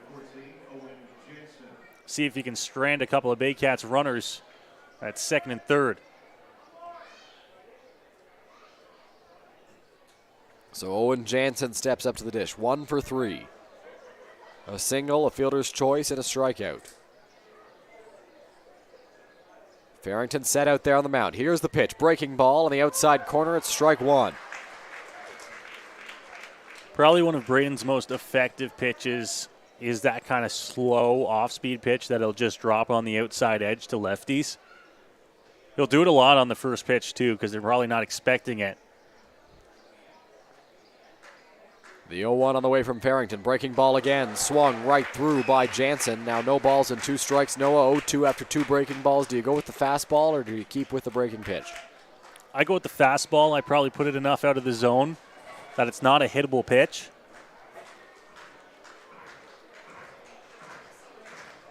Oh, 2 out. We'll see what Farrington comes with here to Jansen. He's got runners at second and third. Chiquetto at second. Burns at third. He comes set out there on the mound. The crowd getting into it a little bit now as well. The 0-2 on its way from Farrington. Breaking ball ripped past the outstretched arm of Taylor Wright into right field. Joseph going to come up throwing. Chiquetto gets a stop sign. And Wright will cut off the throw. It's an RBI single for Owen Jansen. And Barrie extends the lead to 9-7. Those ones are always tough for a pitcher. You get up 0-2 after you make 2 fantastic pitches, and then he takes the 0-2 pitch, lines it into right field, and score another run here for the Baycats, who now lead 9-7. And the Majors bullpen back in action there. Jared Lund throwing for the Majors. He pitched an inning in 2/3 yesterday in Guelph. But just sort of getting loose right now. Not aggressive throwing, not really pitching out there, just playing catch as Farrington sets out there on the mound as a runner at first and a runner at third. The pitch. That is going to miss for ball 1. Still not out of any danger yet, Farrington. Runners at the corners with 2 gone. Farrington looks in and will come set. 1-0 the count. Here's the pitch. Outside corner just misses. 2 balls and no strikes. Looks like Farrington's getting a little upset out there. Missing off the edge of the plate there with the fastball. See if he goes back to the off-speed pitch. It's worked for him so far in this afternoon's appearance. Here's the offering. In the air, foul territory. That will get over or hit the screen, I guess, in the grandstand and come back down. 2 balls and a strike.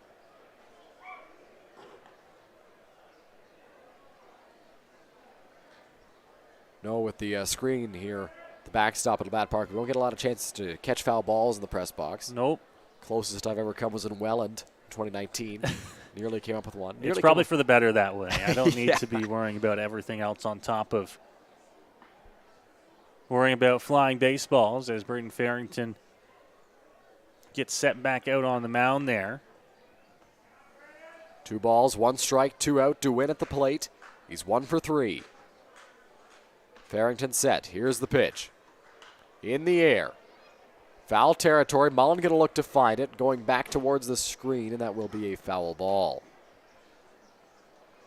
Just got over top of the screen, foul territory, and on top of the roof here of the grandstand.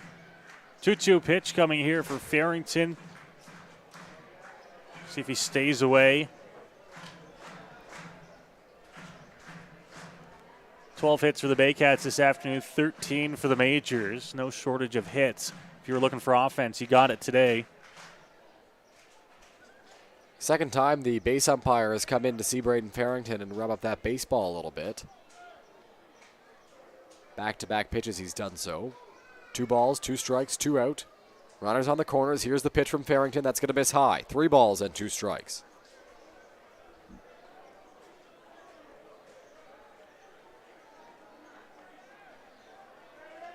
Runner at first will be off. On the pitch, they're not going to hold him on. So full count, 2 outs. Farrington sets out there on the mound. Here's the pitch. Runner moving in the air, left center field. Lawrence is trying to shield his eyes from the sun. He can't find it. It drops in. 1 run will score. A second run will come in as well. And it is 11-7 Barrie. So another couple of runs coming in to score there on the drop ball out in left field. Lawrence, as soon as that one went up in the air, it wasn't hit overly deep. Didn't have to go too far to his left. Lost it in the sun here on this mid-afternoon.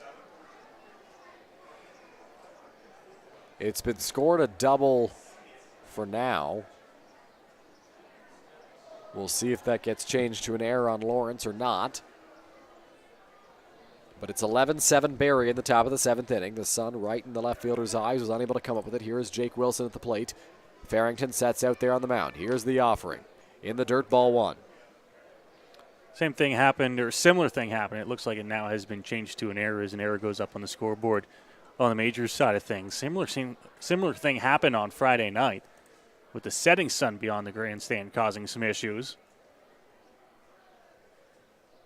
Here's the pitch, swung on and missed by Wilson. It's 1-1.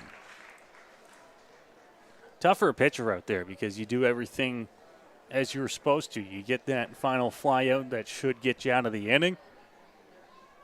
And then the sun wreaks havoc on the outfielders, and 2 more runs come in to score.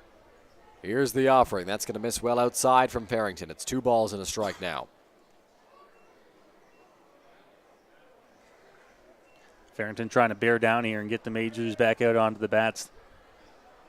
Still 3 more chances on the sticks for London here in this ball game. The 2-1 swung on and missed by Wilson. 2 balls and 2 strikes.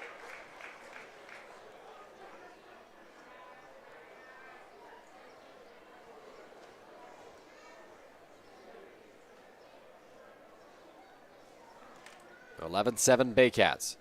2-2, 2 out in the top of the 7th inning. Here's the pitch from Farrington.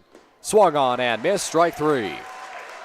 So 4 runs come in to score for Barrie, 5 runs, in that inning.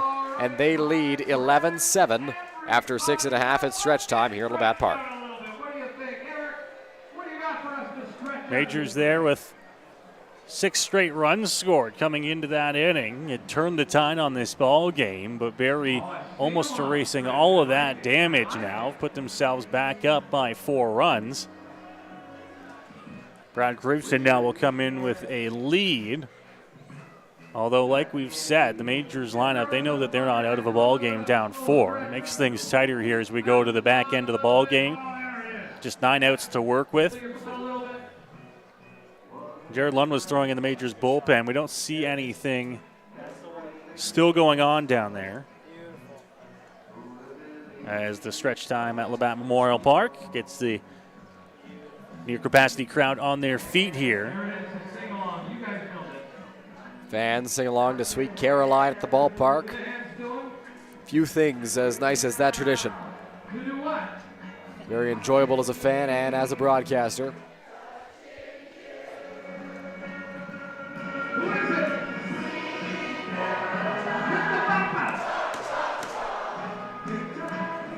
Hitting the notes perfectly here on Pack the Park Day at Labatt Park. Majors trail 11-7. You wouldn't know that if you're just listening to the crowd, though, as they are still into it and having a grand old time this Father's Day afternoon. Once again, a happy Father's Day from the Majors TV crew. I was just going to say, we wished it at the start of the game. Obviously wishing the fathers both in attendance here and watching on the live stream a happy Father's Day.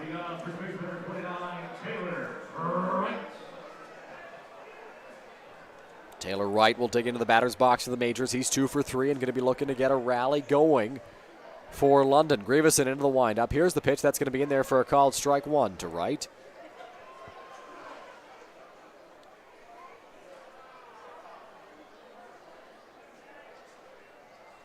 The 0-1 swung on and missed by the Majors' first baseman, so 0-2 now. In a hole early here after a couple of tough pitches there for Wright. See if he can just battle here. Just got to find your way on. Here's the 0-2. That's up high. 1 ball and 2 strikes now. Grieveson has thrown 20 pitches, 15 of them strikes, and he's also the pitching coach for this Barrie Baycats team. You got to practice what you preach, and if he's preaching throwing strikes, he's doing it right now as that one misses the outside corner. So it's 2 balls and 2 strikes to Taylor Wright. Doing a good job at pitching right here, either inside so he can't extend or enough out that he's not going to reach it. That one is swung on and fouled off by Wright. So the count will remain at 2 balls and 2 strikes.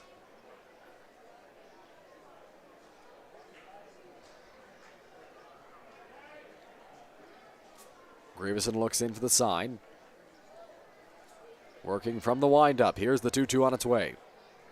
Wright fouls that one off. Drops into the bleachers. Almost hit a fan, but luckily nobody was hurt by that baseball. And the count remains 2-2. Be interesting to see what Brad Grieveson comes with here to Taylor Wright on 2-2. Might look fastball outside. The 2-2. Wright swigs right through it, and it's strike 3 for the first out in the bottom of the 7th. Just couldn't catch up to that pitch just on the outer edge of the plate, and it's a strikeout for the first out of the inning here. Bottom of this Majors order trying to get something started here in the 7th. That'll bring up Keith Candell, who got the rally going in the 6th with a double to the left field fence.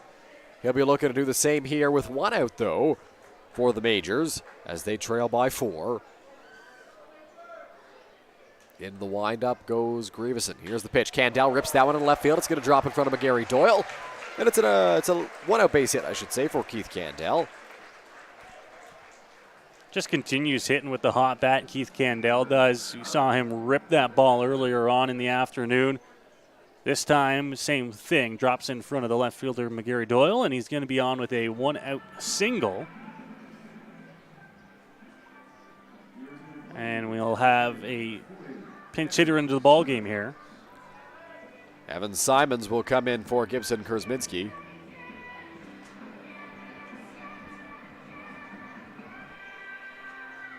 Kurzminski went 2 for 3 today. Simons comes in. This season he's 1 for 9. He's got a double and an RBI this year in 5 games, 9 at-bats.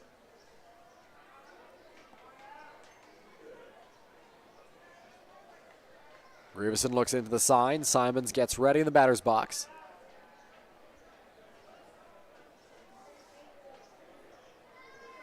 Grieveson sets out there on the mound. Here's the offering. Simons swings to the first pitch at strike 1. Into the ball game here this afternoon, as you mentioned, in place of Gibson Kurzminski, and now facing Brad Grieveson. Here's the 0-1 from Grieveson, in there for strike 2. So no balls and 2 strikes to the Majors pinch hitter. Good location on that pitch. I think wishing that he maybe took a hack at it.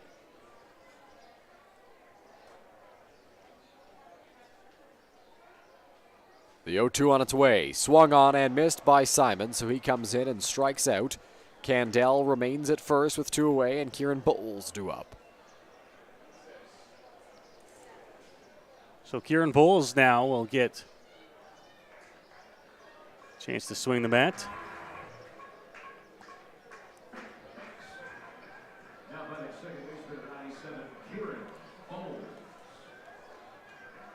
Two gone here. Keith Candell at first base. Bowles came in as a defensive replacement for Austin Wilkie, playing second base. Wilkie, of course, pinching for Chris McQueen. That one's in the dirt for ball 1. Bowles this season 2 for 10, 3 runs batted in, 2 walks as well. In his last game, he went 1 for 3. All 3 of those RBI came in that game. Scored a run, had a sac bunt, all June 10th against Kitchener. Here's the 1-0. Bowles lines that one down the right field line. It's hooking towards the fence, and it will be foul. So ball and a strike now on the Majors' second baseman. Good piece of hitting. Take that one the other way. Just couldn't keep it fair down the right field line.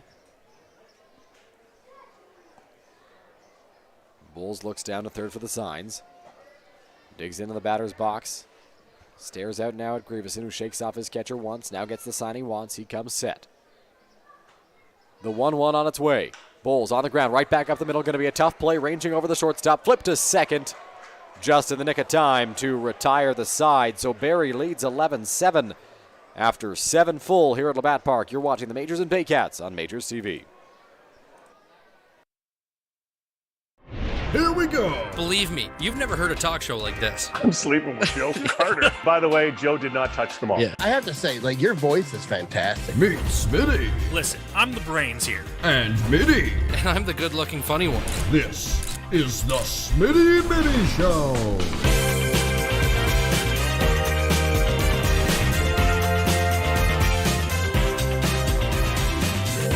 Catch new episodes of the Smitty and Mitty Show wherever you get your podcasts. Here at EatHealthyEats.ca, we believe that a healthy diet and good nutrition shouldn't have to be sacrificed for convenience. That's why we deliver the meals to you, so they're ready when you need it, even with your busy schedule. On our website, it's as easy as 1, 2, 3.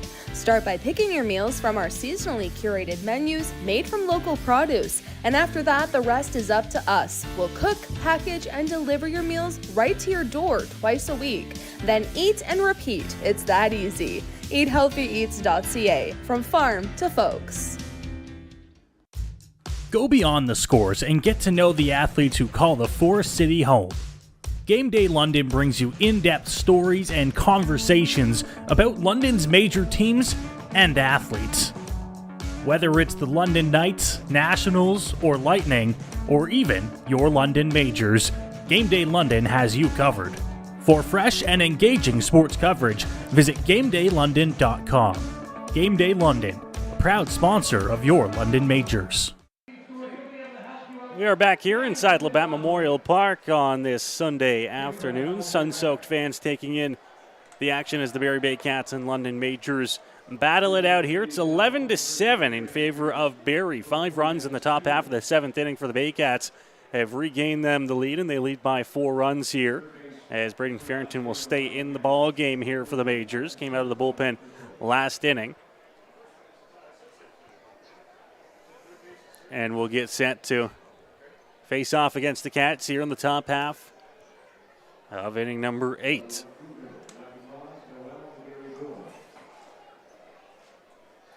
Changes on the infield is Simons, who came into the game as a pinch hitter for Gibson Kresminski, will move over to first base. Taylor Wright will move over to third. First pitch from Farrington is going to be upstairs for a ball, 1-0.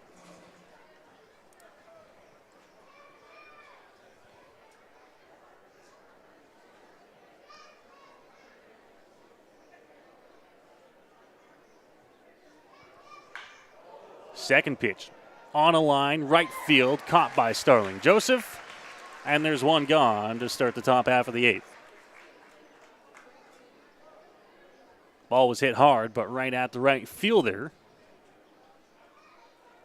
Brendan Farrington will take it, and he's got his first out here of the inning. bring up Malik Williams. He's 2 for 4 in the ball game. Hitting the ball well, a couple of extra base hits, including a home run to right field. Now Farrington's delivery to him, hit on the ground, third base. Right will pick that one up, but foul. Gap moves to 0-1. Favor of the Majors right-hander.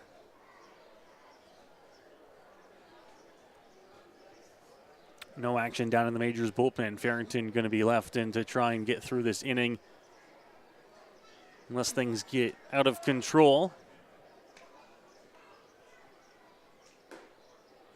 Pitch, good spot to Malik Williams. Will miss, and it's 1-1.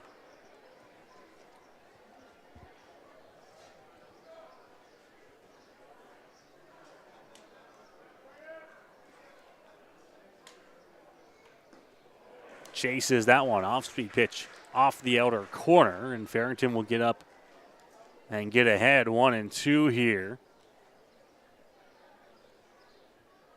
Going to look for a big second out here in the top half of the 8th inning.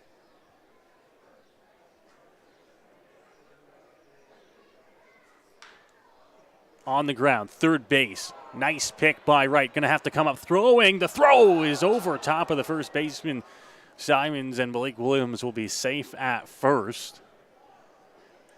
The little bobble at third base by Wright enough to make him rush the throw to one, which was high. And an error will have Malik Williams on at first. Tough play there for Taylor Wright over at third base. A little bouncing ball that he tried to pick, could not come up with cleanly, so then he had to rush the throw to get Williams and then overshot his first baseman. So now there's a runner at first base with one away. I guess that's probably a better result than we've seen in previous plate appearances for Malik Williams, reaching on the air versus a line drive double or a home run. But still, if you can keep him off the base pass with the 4-5 guys coming up next, you'd like to do that. Swing and a miss there. Count moves to 0-1. Baycats holding on to an 11-7 lead here. Majors out hitting the Baycats 14-12. But Barrie taking advantage of the runners in scoring position so far this afternoon. Pitch to the plate, catches the outside corner for a strike. Farrington up 0-2. Farrington has a lot of different options to go with here against Anderson on the 0-2 count. He's got his good breaking stuff that he likes to use. He's got a changeup and a fastball that he can come with as well.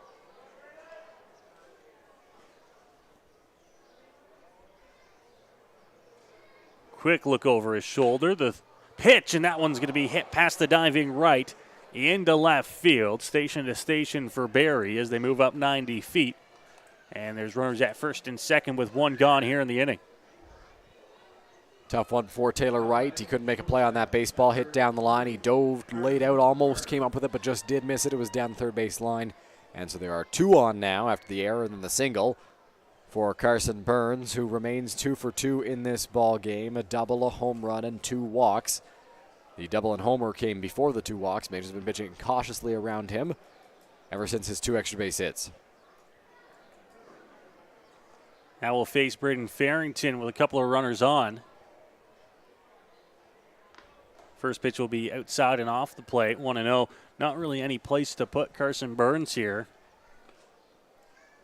With runners on. Got a pitch to him.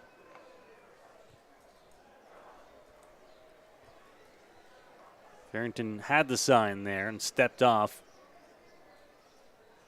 Get ready to redo things here on 1-0. Jared Lund throwing once again in the Majors bullpen right now, just in case things get out of hand here for Farrington. Pitch missing low to Carson Burns, 2-0. Good pitch there from Braden Farrington in a good spot, just did not get the call he wanted.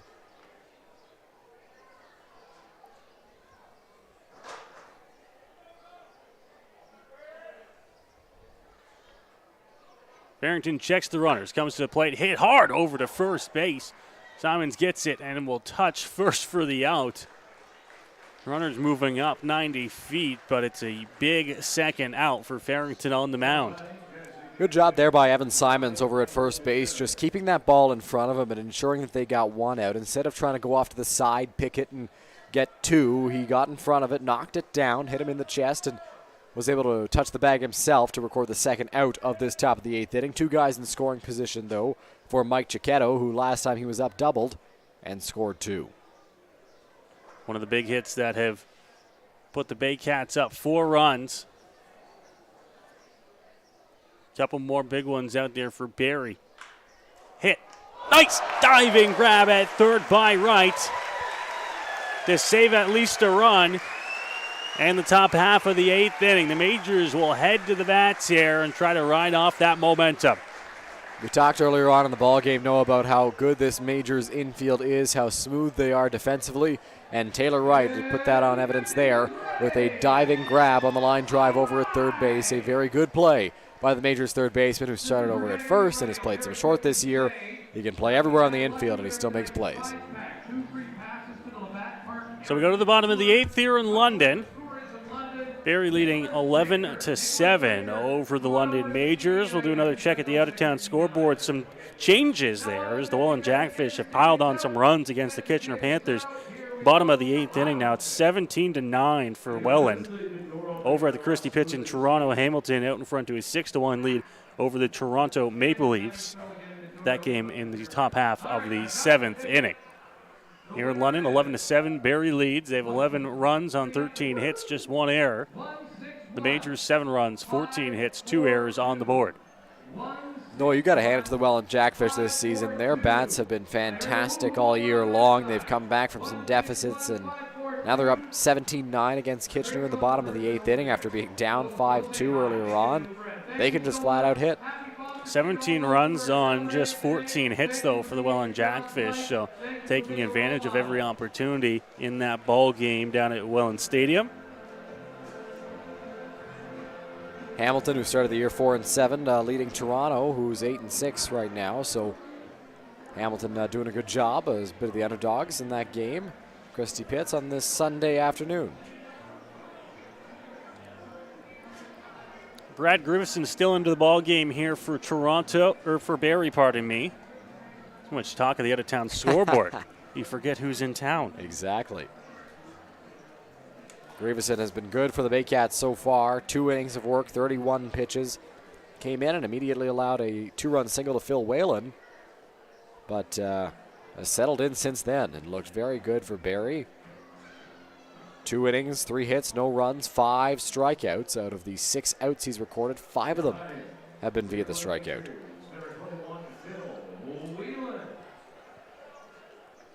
So Phil Whalen will lead things off here for London, bottom half of the 8th inning. Try to see if they can bite into this Barrie lead. In the 8th inning, first pitch in the air, right center field, not deep. Battling the sun underneath it, and the catch will be made, and a quick out number 1 for the Baycats in the bottom half of the 8th inning. Quick out there for Brad Grivison, getting the fly out to his right fielder, Mike DeWin. And he's got 1 away now as Whalen is set down, and that'll bring up Drew Lawrence. Lawrence 1 for 4 in the ball game today. Has hit a couple of balls hard. He reached on an error on a hard hit ball to Malik Williams over at first base and has a line drive single to right field. So it's been a pretty good day at the plate for Drew Lawrence so far. Would love to start a rally here. Big part of the Majors order up as Lawrence fouls that one off his foot down into a heap, but back up quickly at home plate. No, those are painful. You and I both know it, having played in the past. You foul one off your foot, you foul one off your ankle, your knee. That is one painful foul ball. Sometimes the best thing to do is just get right back up. Drew does that.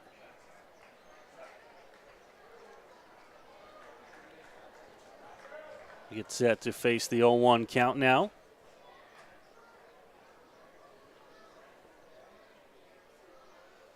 Inside to Drew, 1-1. Good take there from Drew Lawrence. Good job getting out of the way of that one. Busted him inside, got a foul off of his leg, and then comes back inside again and just misses the zone. So 1-1 now on Lawrence. Strike called. It's 1-2 here on the Majors left fielder. Majors need a rally to get going somehow. Slapped the other way, foul ball. 1-2 count on Drew Lawrence.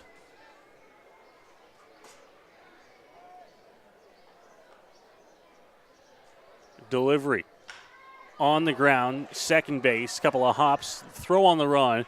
Malik Williams with the catch, and Drew Lawrence is retired for the second out here in the bottom of the 8th inning. 2 fairly quick outs for Brad Grieveson on the mound. We'll bring up Cleveland Brownlee. Another ball that was hit pretty hard off the bat of Drew Lawrence towards second base. But Owen Jansen positioned perfectly to make that play and get it over to first to retire Lawrence.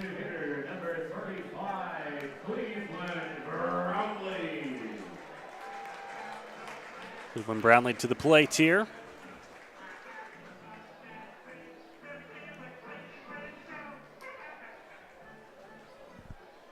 Two gone in the inning. Majors trailing by 4 runs, 11-7 here against the Barrie Baycats. Popped foul territory towards the Majors bullpen, no, in left field, and it's going to be caught out and left by McGarry Doyle to end the inning. So Cleveland Brownlee flies out to left field, and that'll do it for the Majors quickly in the bottom half of the 8th inning. 9th coming up here from Labatt Park in London. Barrie leads 11-7 on Majors TV.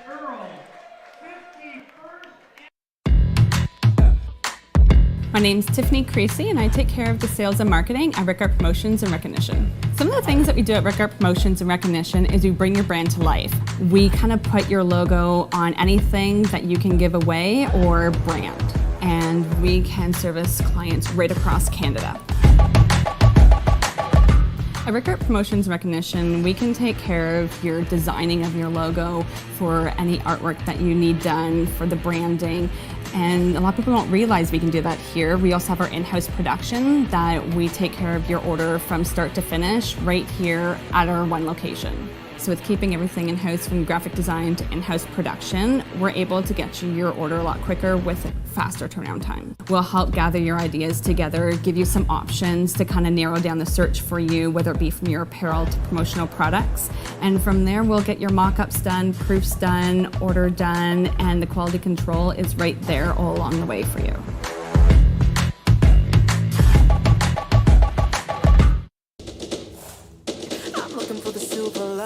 So tell me where it hides. I know I got some lightning, currents running through me. I found that silver lining on the inside of me.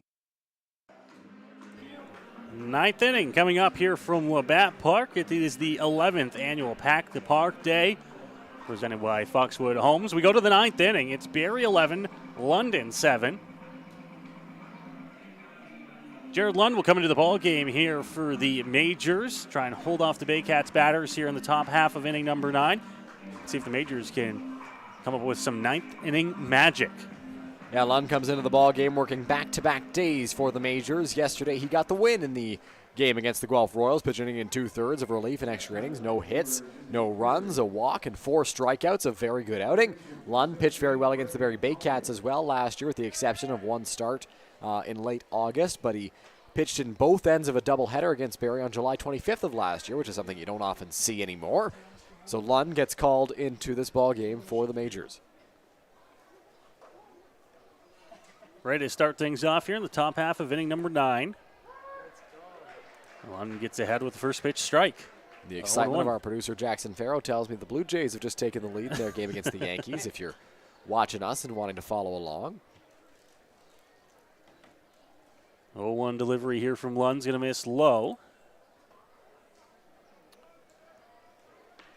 Colley's 1 for 3 for the Baycats in this afternoon's contest.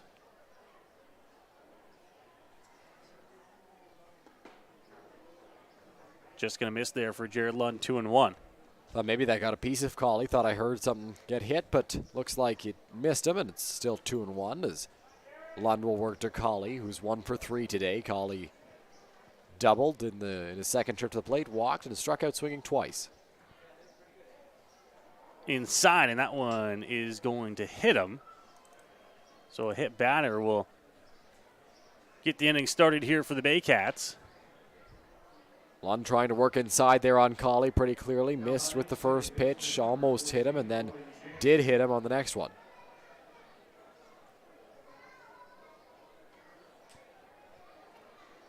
Not the start they wanted here in the top half of the ninth inning.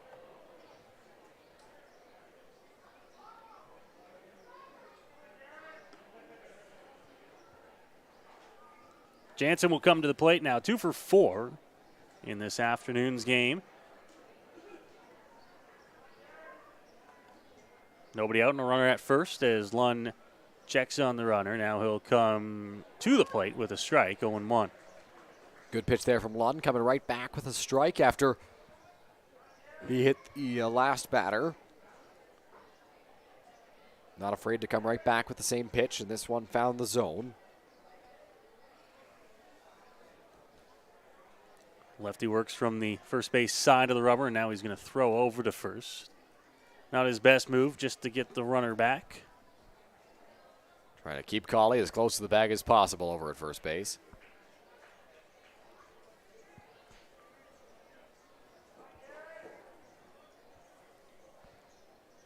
Oh, 0-1 delivery coming here from Jared Lund. Now he's going to go back to 1. A little bit more of a full attempt on the pickoff. Back in safely is Colley. Colley certainly providing a distraction at the very least for the pitcher Lund.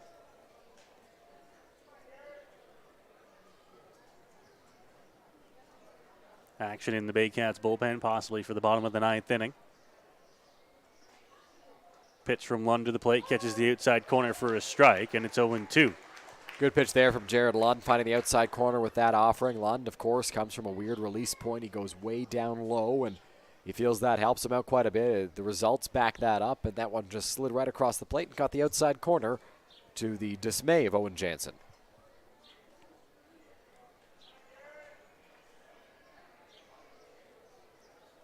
He's got his sign now from the catcher Robert Mullen. Now we'll look over to 1, comes to the plate, and this one hits right field, carrying back and out of here. Looked like Jansen was jammed, but he puts it over the right field fence.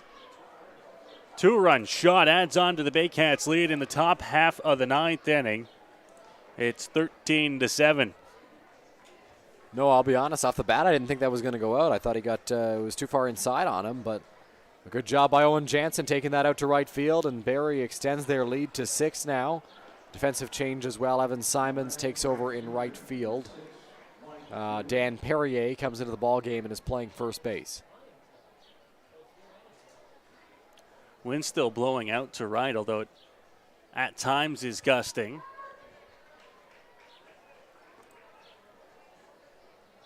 Lund still looking for the first out here in the ninth inning.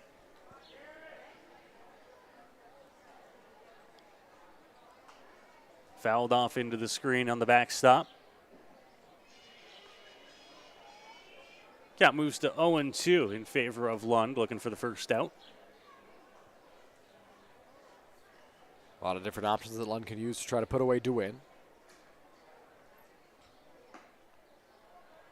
Good location. Doesn't get the call, 1-2.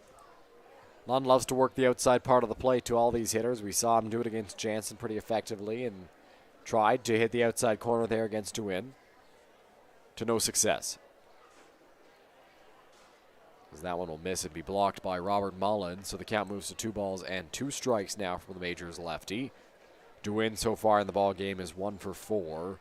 He's grounded out, singled, struck out, and reached on the Drew Lawrence error earlier in the ball game where Drew just couldn't find the ball because of the sun.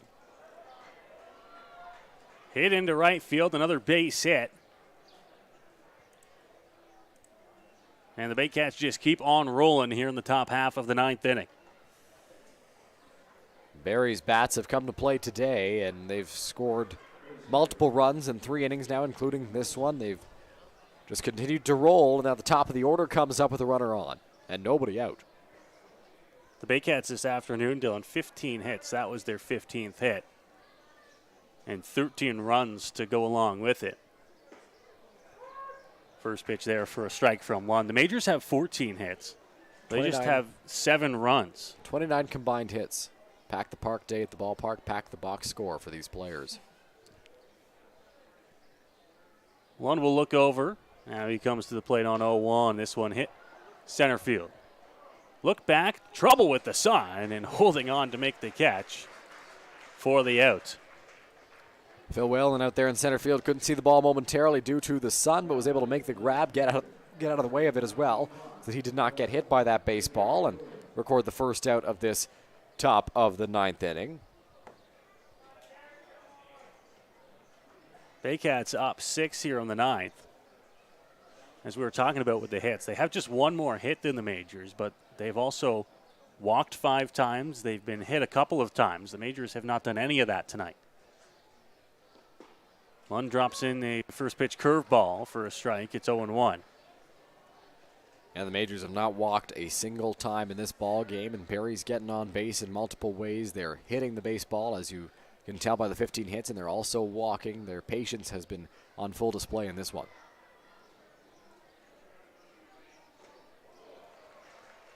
Swung on, missed. It's 0-2. The Baycats 4 doubles, 3 home runs for 7 extra base hits. The Majors also just unable to match that. They have 3 doubles and just the 1 home run. So they're getting the hits, but they're not getting the big hits. Here's the 0-2 from Jared Lund outside and well outside. It goes to 1-2. Normally, 3 doubles and a home run should be a fairly decent offensive day, but when the Barrie Baycats have come up and played the way they have, that's not enough to beat them. Well, and it has been. You got 7 runs on the board. 7 just not enough to beat 13. Here's the 1-2. Called strike 3. Lund's got a strikeout for out number 2. And is back to the dugout with nothing to show on that one. For the second out here is now Malik Williams will come to the plate. Williams had the home run earlier, doubled as well. Going to look to do some more damage in what will likely be his last trip to the plate here in the top of the 9th inning. 2 away, runner at first base. Lund going to try to get out of this inning right here.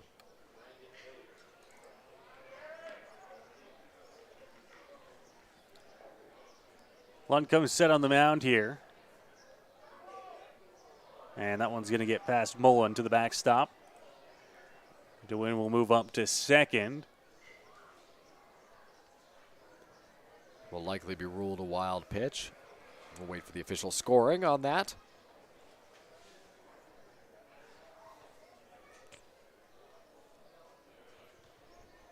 Tough matchup here for Jared Lund, the lefty, against the big right-handed bat of Malik Williams.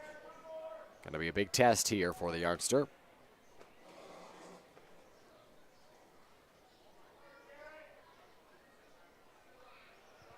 Lund to the plate. Catches the outside corner. Count will even up at a ball and a strike now.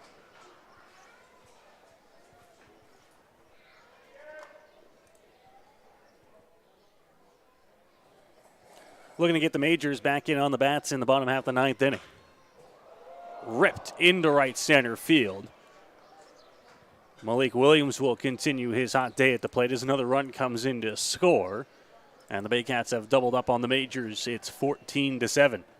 A laser of a hit there off the bat of Malik Williams into center field, and that allows the run to score from second base, Mike DeWin, and it's 14-7. Barrie in the lead. Williams continues his good day. The double, the homer, and the single. He's just a triple shy of the cycle. I doubt he gets another chance at that. But Barrie leads by 7 now in the top of the 9th. One trying to get out of this 9th inning. First pitch just inside.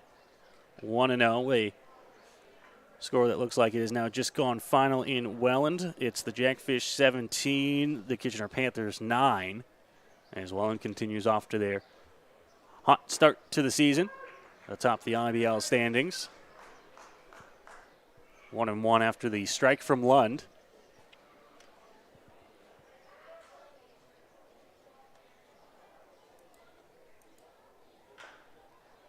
Fouled off, third base side. Count moves to 1-2.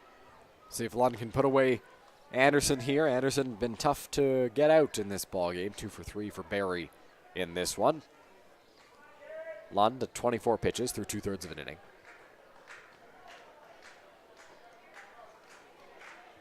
Ready Lund, the 1-2 called strike 3. Outside corner, he gets the strikeout. But the Baycats pick up 3 more runs here on the top of the 9th inning. It is a 14-7 lead. And the Majors will be tasked with trying to come up with a big bottom of the 9th if they want to get the win here on this Sunday afternoon. The Baycats back out to the field to try and close it out under the Sunday afternoon sunshine. Looks like Brad Grierson back out to the mound here with the big lead for the Baycats. Now Grierson gets a chance to work his 4th inning. It'll be Mullen, Perrier, and Wright for the Majors. As Grierson goes to pick up that baseball, he's been very, very good for the Baycats so far in this one. 38 pitches through 3 innings. 30 of them have been strikes. That's 79% of his pitches have been strikes so far in this one. He's been efficient. He's been commanding the plate. He's been fantastic for Barrie so far in this ballgame. Exactly what they needed after Riley Hoover had a bit of a rougher outing out of the bullpen. Grierson came in, allowed the first hit. Majors took the lead, but he calmed things down after that. Yeah, really a great job. The Majors, 3 runs in the 5th, 3 runs in the 6th to take a 7-6 lead. But since then, the Baycats have taken control here in London. 5 runs to answer the 3 in the bottom of the 6th. 5 runs in the top half of the 7th for Barrie. Another 3 there in the top half of the 9th.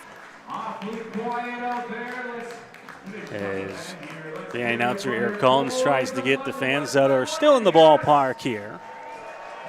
Crowd has thinned out a little bit. It's still a good crowd here as we go to the bottom of the 9th inning. Certainly has thinned out from the 4,500 that we had to start the afternoon. Crowd going to look to cheer on their side as Taylor Wright started to walk out to the plate and then realized he wasn't up. It's not Robert up yet. Mullen. Wright was very excited for his at-bat. Which if it's Robert Mullen, Taylor Wright is, 2 behind him? 2 behind, yeah. He's a little early. Dan Perrier on deck. Perrier came in to replace Starling Joseph. Took over at first base. Evan Simons moved from first base to right field.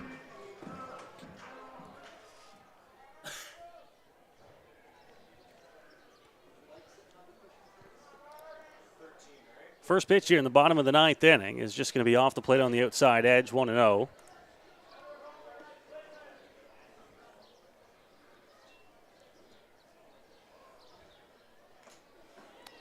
Tipped into the glove there on a good cut by Robert Mullen, who's leading off this inning for the Majors. Not a bad spot in the order to be if you're the Majors looking to try and mount a comeback here. 4, 5, 6. A lot of work to do, big uphill climb. But it's going to start with a bang as Mullen crushes that one just foul up against the fence in left. Just out ahead of that one. Allowed strike. Robert Mullen got every stitch of that baseball and just sent it foul. I thought for a second it was going to hit the foul pole, but it just did hook before it could. Hooking just a little short as it banged up against the fence to the left of the pole, and now Mullen will drive that one, and now he'll take his jolt around the base pass. Look out on the walkway. Robert Mullen has gone deep.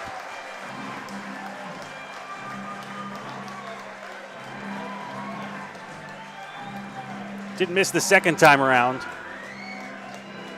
Mullen launches that one. It's his 2nd home run of the day. He was right on the pitch just before that one, and this one he sent out towards the river. A long home run for Robert Mullen. And he continues his red-hot start, and that might give the Majors a little bit of energy and momentum as they now trail by 6. Now, new batter into the game. Here's Dan Perrier, who came in as a replacement on defense. Will now get his chance to swing the bat. Noah, every pitcher rebounds from home runs in different ways. Brad Grierson got the ball back. Mullen was about at second base. as that one's fouled off by Perrier.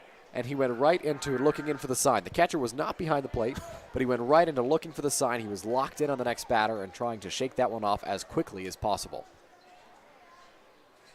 0-1 now after the Perrier foul ball, and now that one's going to miss upstairs 1-1.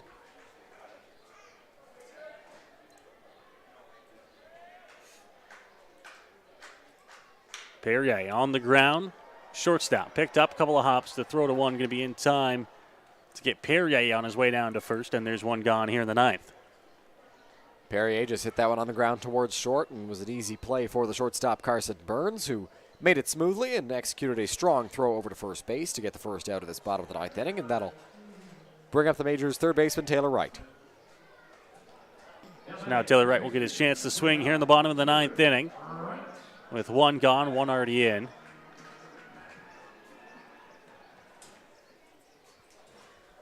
Brad Grieveson still on the mound here. He'll look to try and close out the remainder of this ball game for Barrie. Wright just cues that one off the end of the bat. Foul, 0-1. Right early on that pitch. Was way out in front of it and just got it off the end of the bat.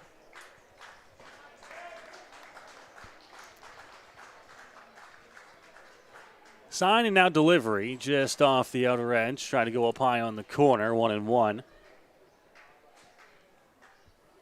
Brad Grieveson up at 47 pitches now through 3 1/3.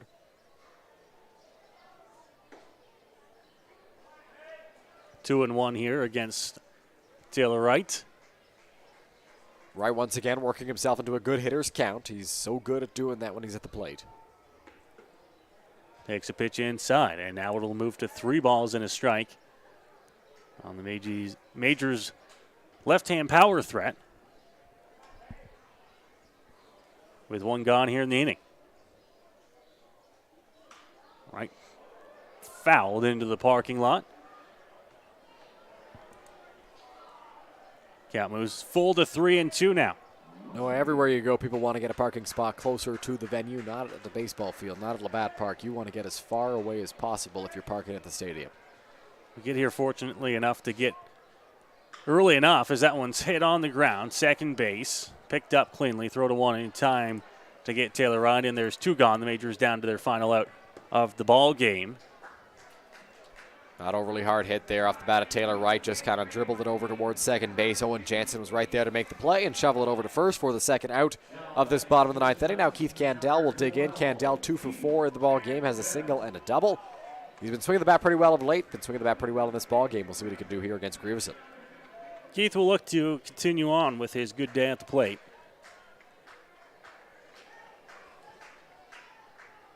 If for nothing else, to at least make sure that he is continuing on with the improvements he's made to start this year. Hits that one the opposite way. Right center field, carrying, and he hits it off the middle of the wall. He's going to round in head for 2. Strong throw coming in, but Keith's going to be in there with a double. And he continues to swing a hot bat here in the month of June. As temperature warms up, so does Keith Candell. He lined that one hard, well over the right fielder Mike DeWinn's head, up against the wall in right field. And Candell thought maybe that could have gone out, but it just stayed in, so he gets into second base with a double. And Candell now 3 for 5 on the day.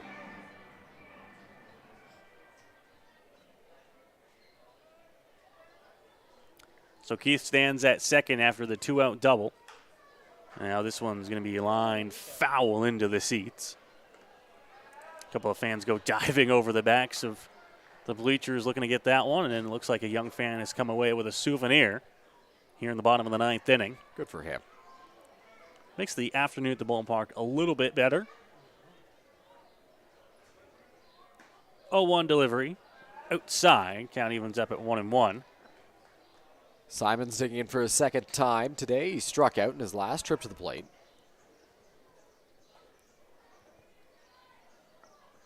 Grieveson checks back on the runner. Candell now to the plate. Fouled off. That one will find its way out of play.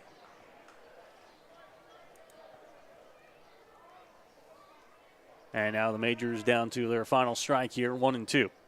See if Grieveson tries to get him the same way he did the last time with a high fastball, or maybe he goes off speed away here. Swing and a miss. And that'll do it.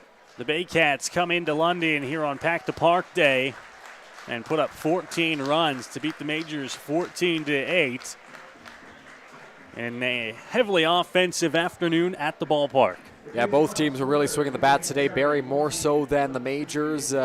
16 hits for both sides in this one. Barrie 14 runs, the Majors just 8. And it feels weird saying just 8 because 8 runs is usually sufficient enough to get you the win, but not when the other team puts up 14. A tremendous performance by the Barrie Baycats today. Adam Kahn pitched pretty well, starting things off for the Baycats. Brad Grieveson came in and shut the door very nicely for Barrie in what was an all-around good ball game for them. Baycats win this one. Final score 14-8 here on this Sunday afternoon. We welcome you up here to the Game Day London broadcast booth to finish off things with some closing remarks here. A heavily offensive afternoon at the ballpark. We can say that however we want. The Barrie Baycats come away with a 14-8 win here over the London Majors. They can't make it a sweep of the 3 games on the weekend, but Dylan, you have to look forward just a couple of days before the Majors can look to try to get back into the win column. Yeah, quick turnaround here for the Majors after the loss today against the Barrie Baycats on Pack the Park Sunday at Labatt Park.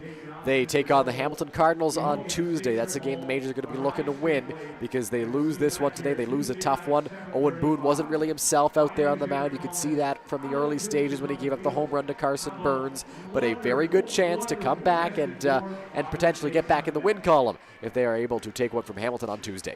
Well, that does it for our coverage here on this Sunday afternoon from Labatt Park. As mentioned, our next broadcast comes your way on Tuesday night as the Majors take on the Hamilton Cardinals. 7:30 first pitch scheduled. We'll be on the air shortly after 7:20 for the pregame show and then bring you the action here from Labatt Park.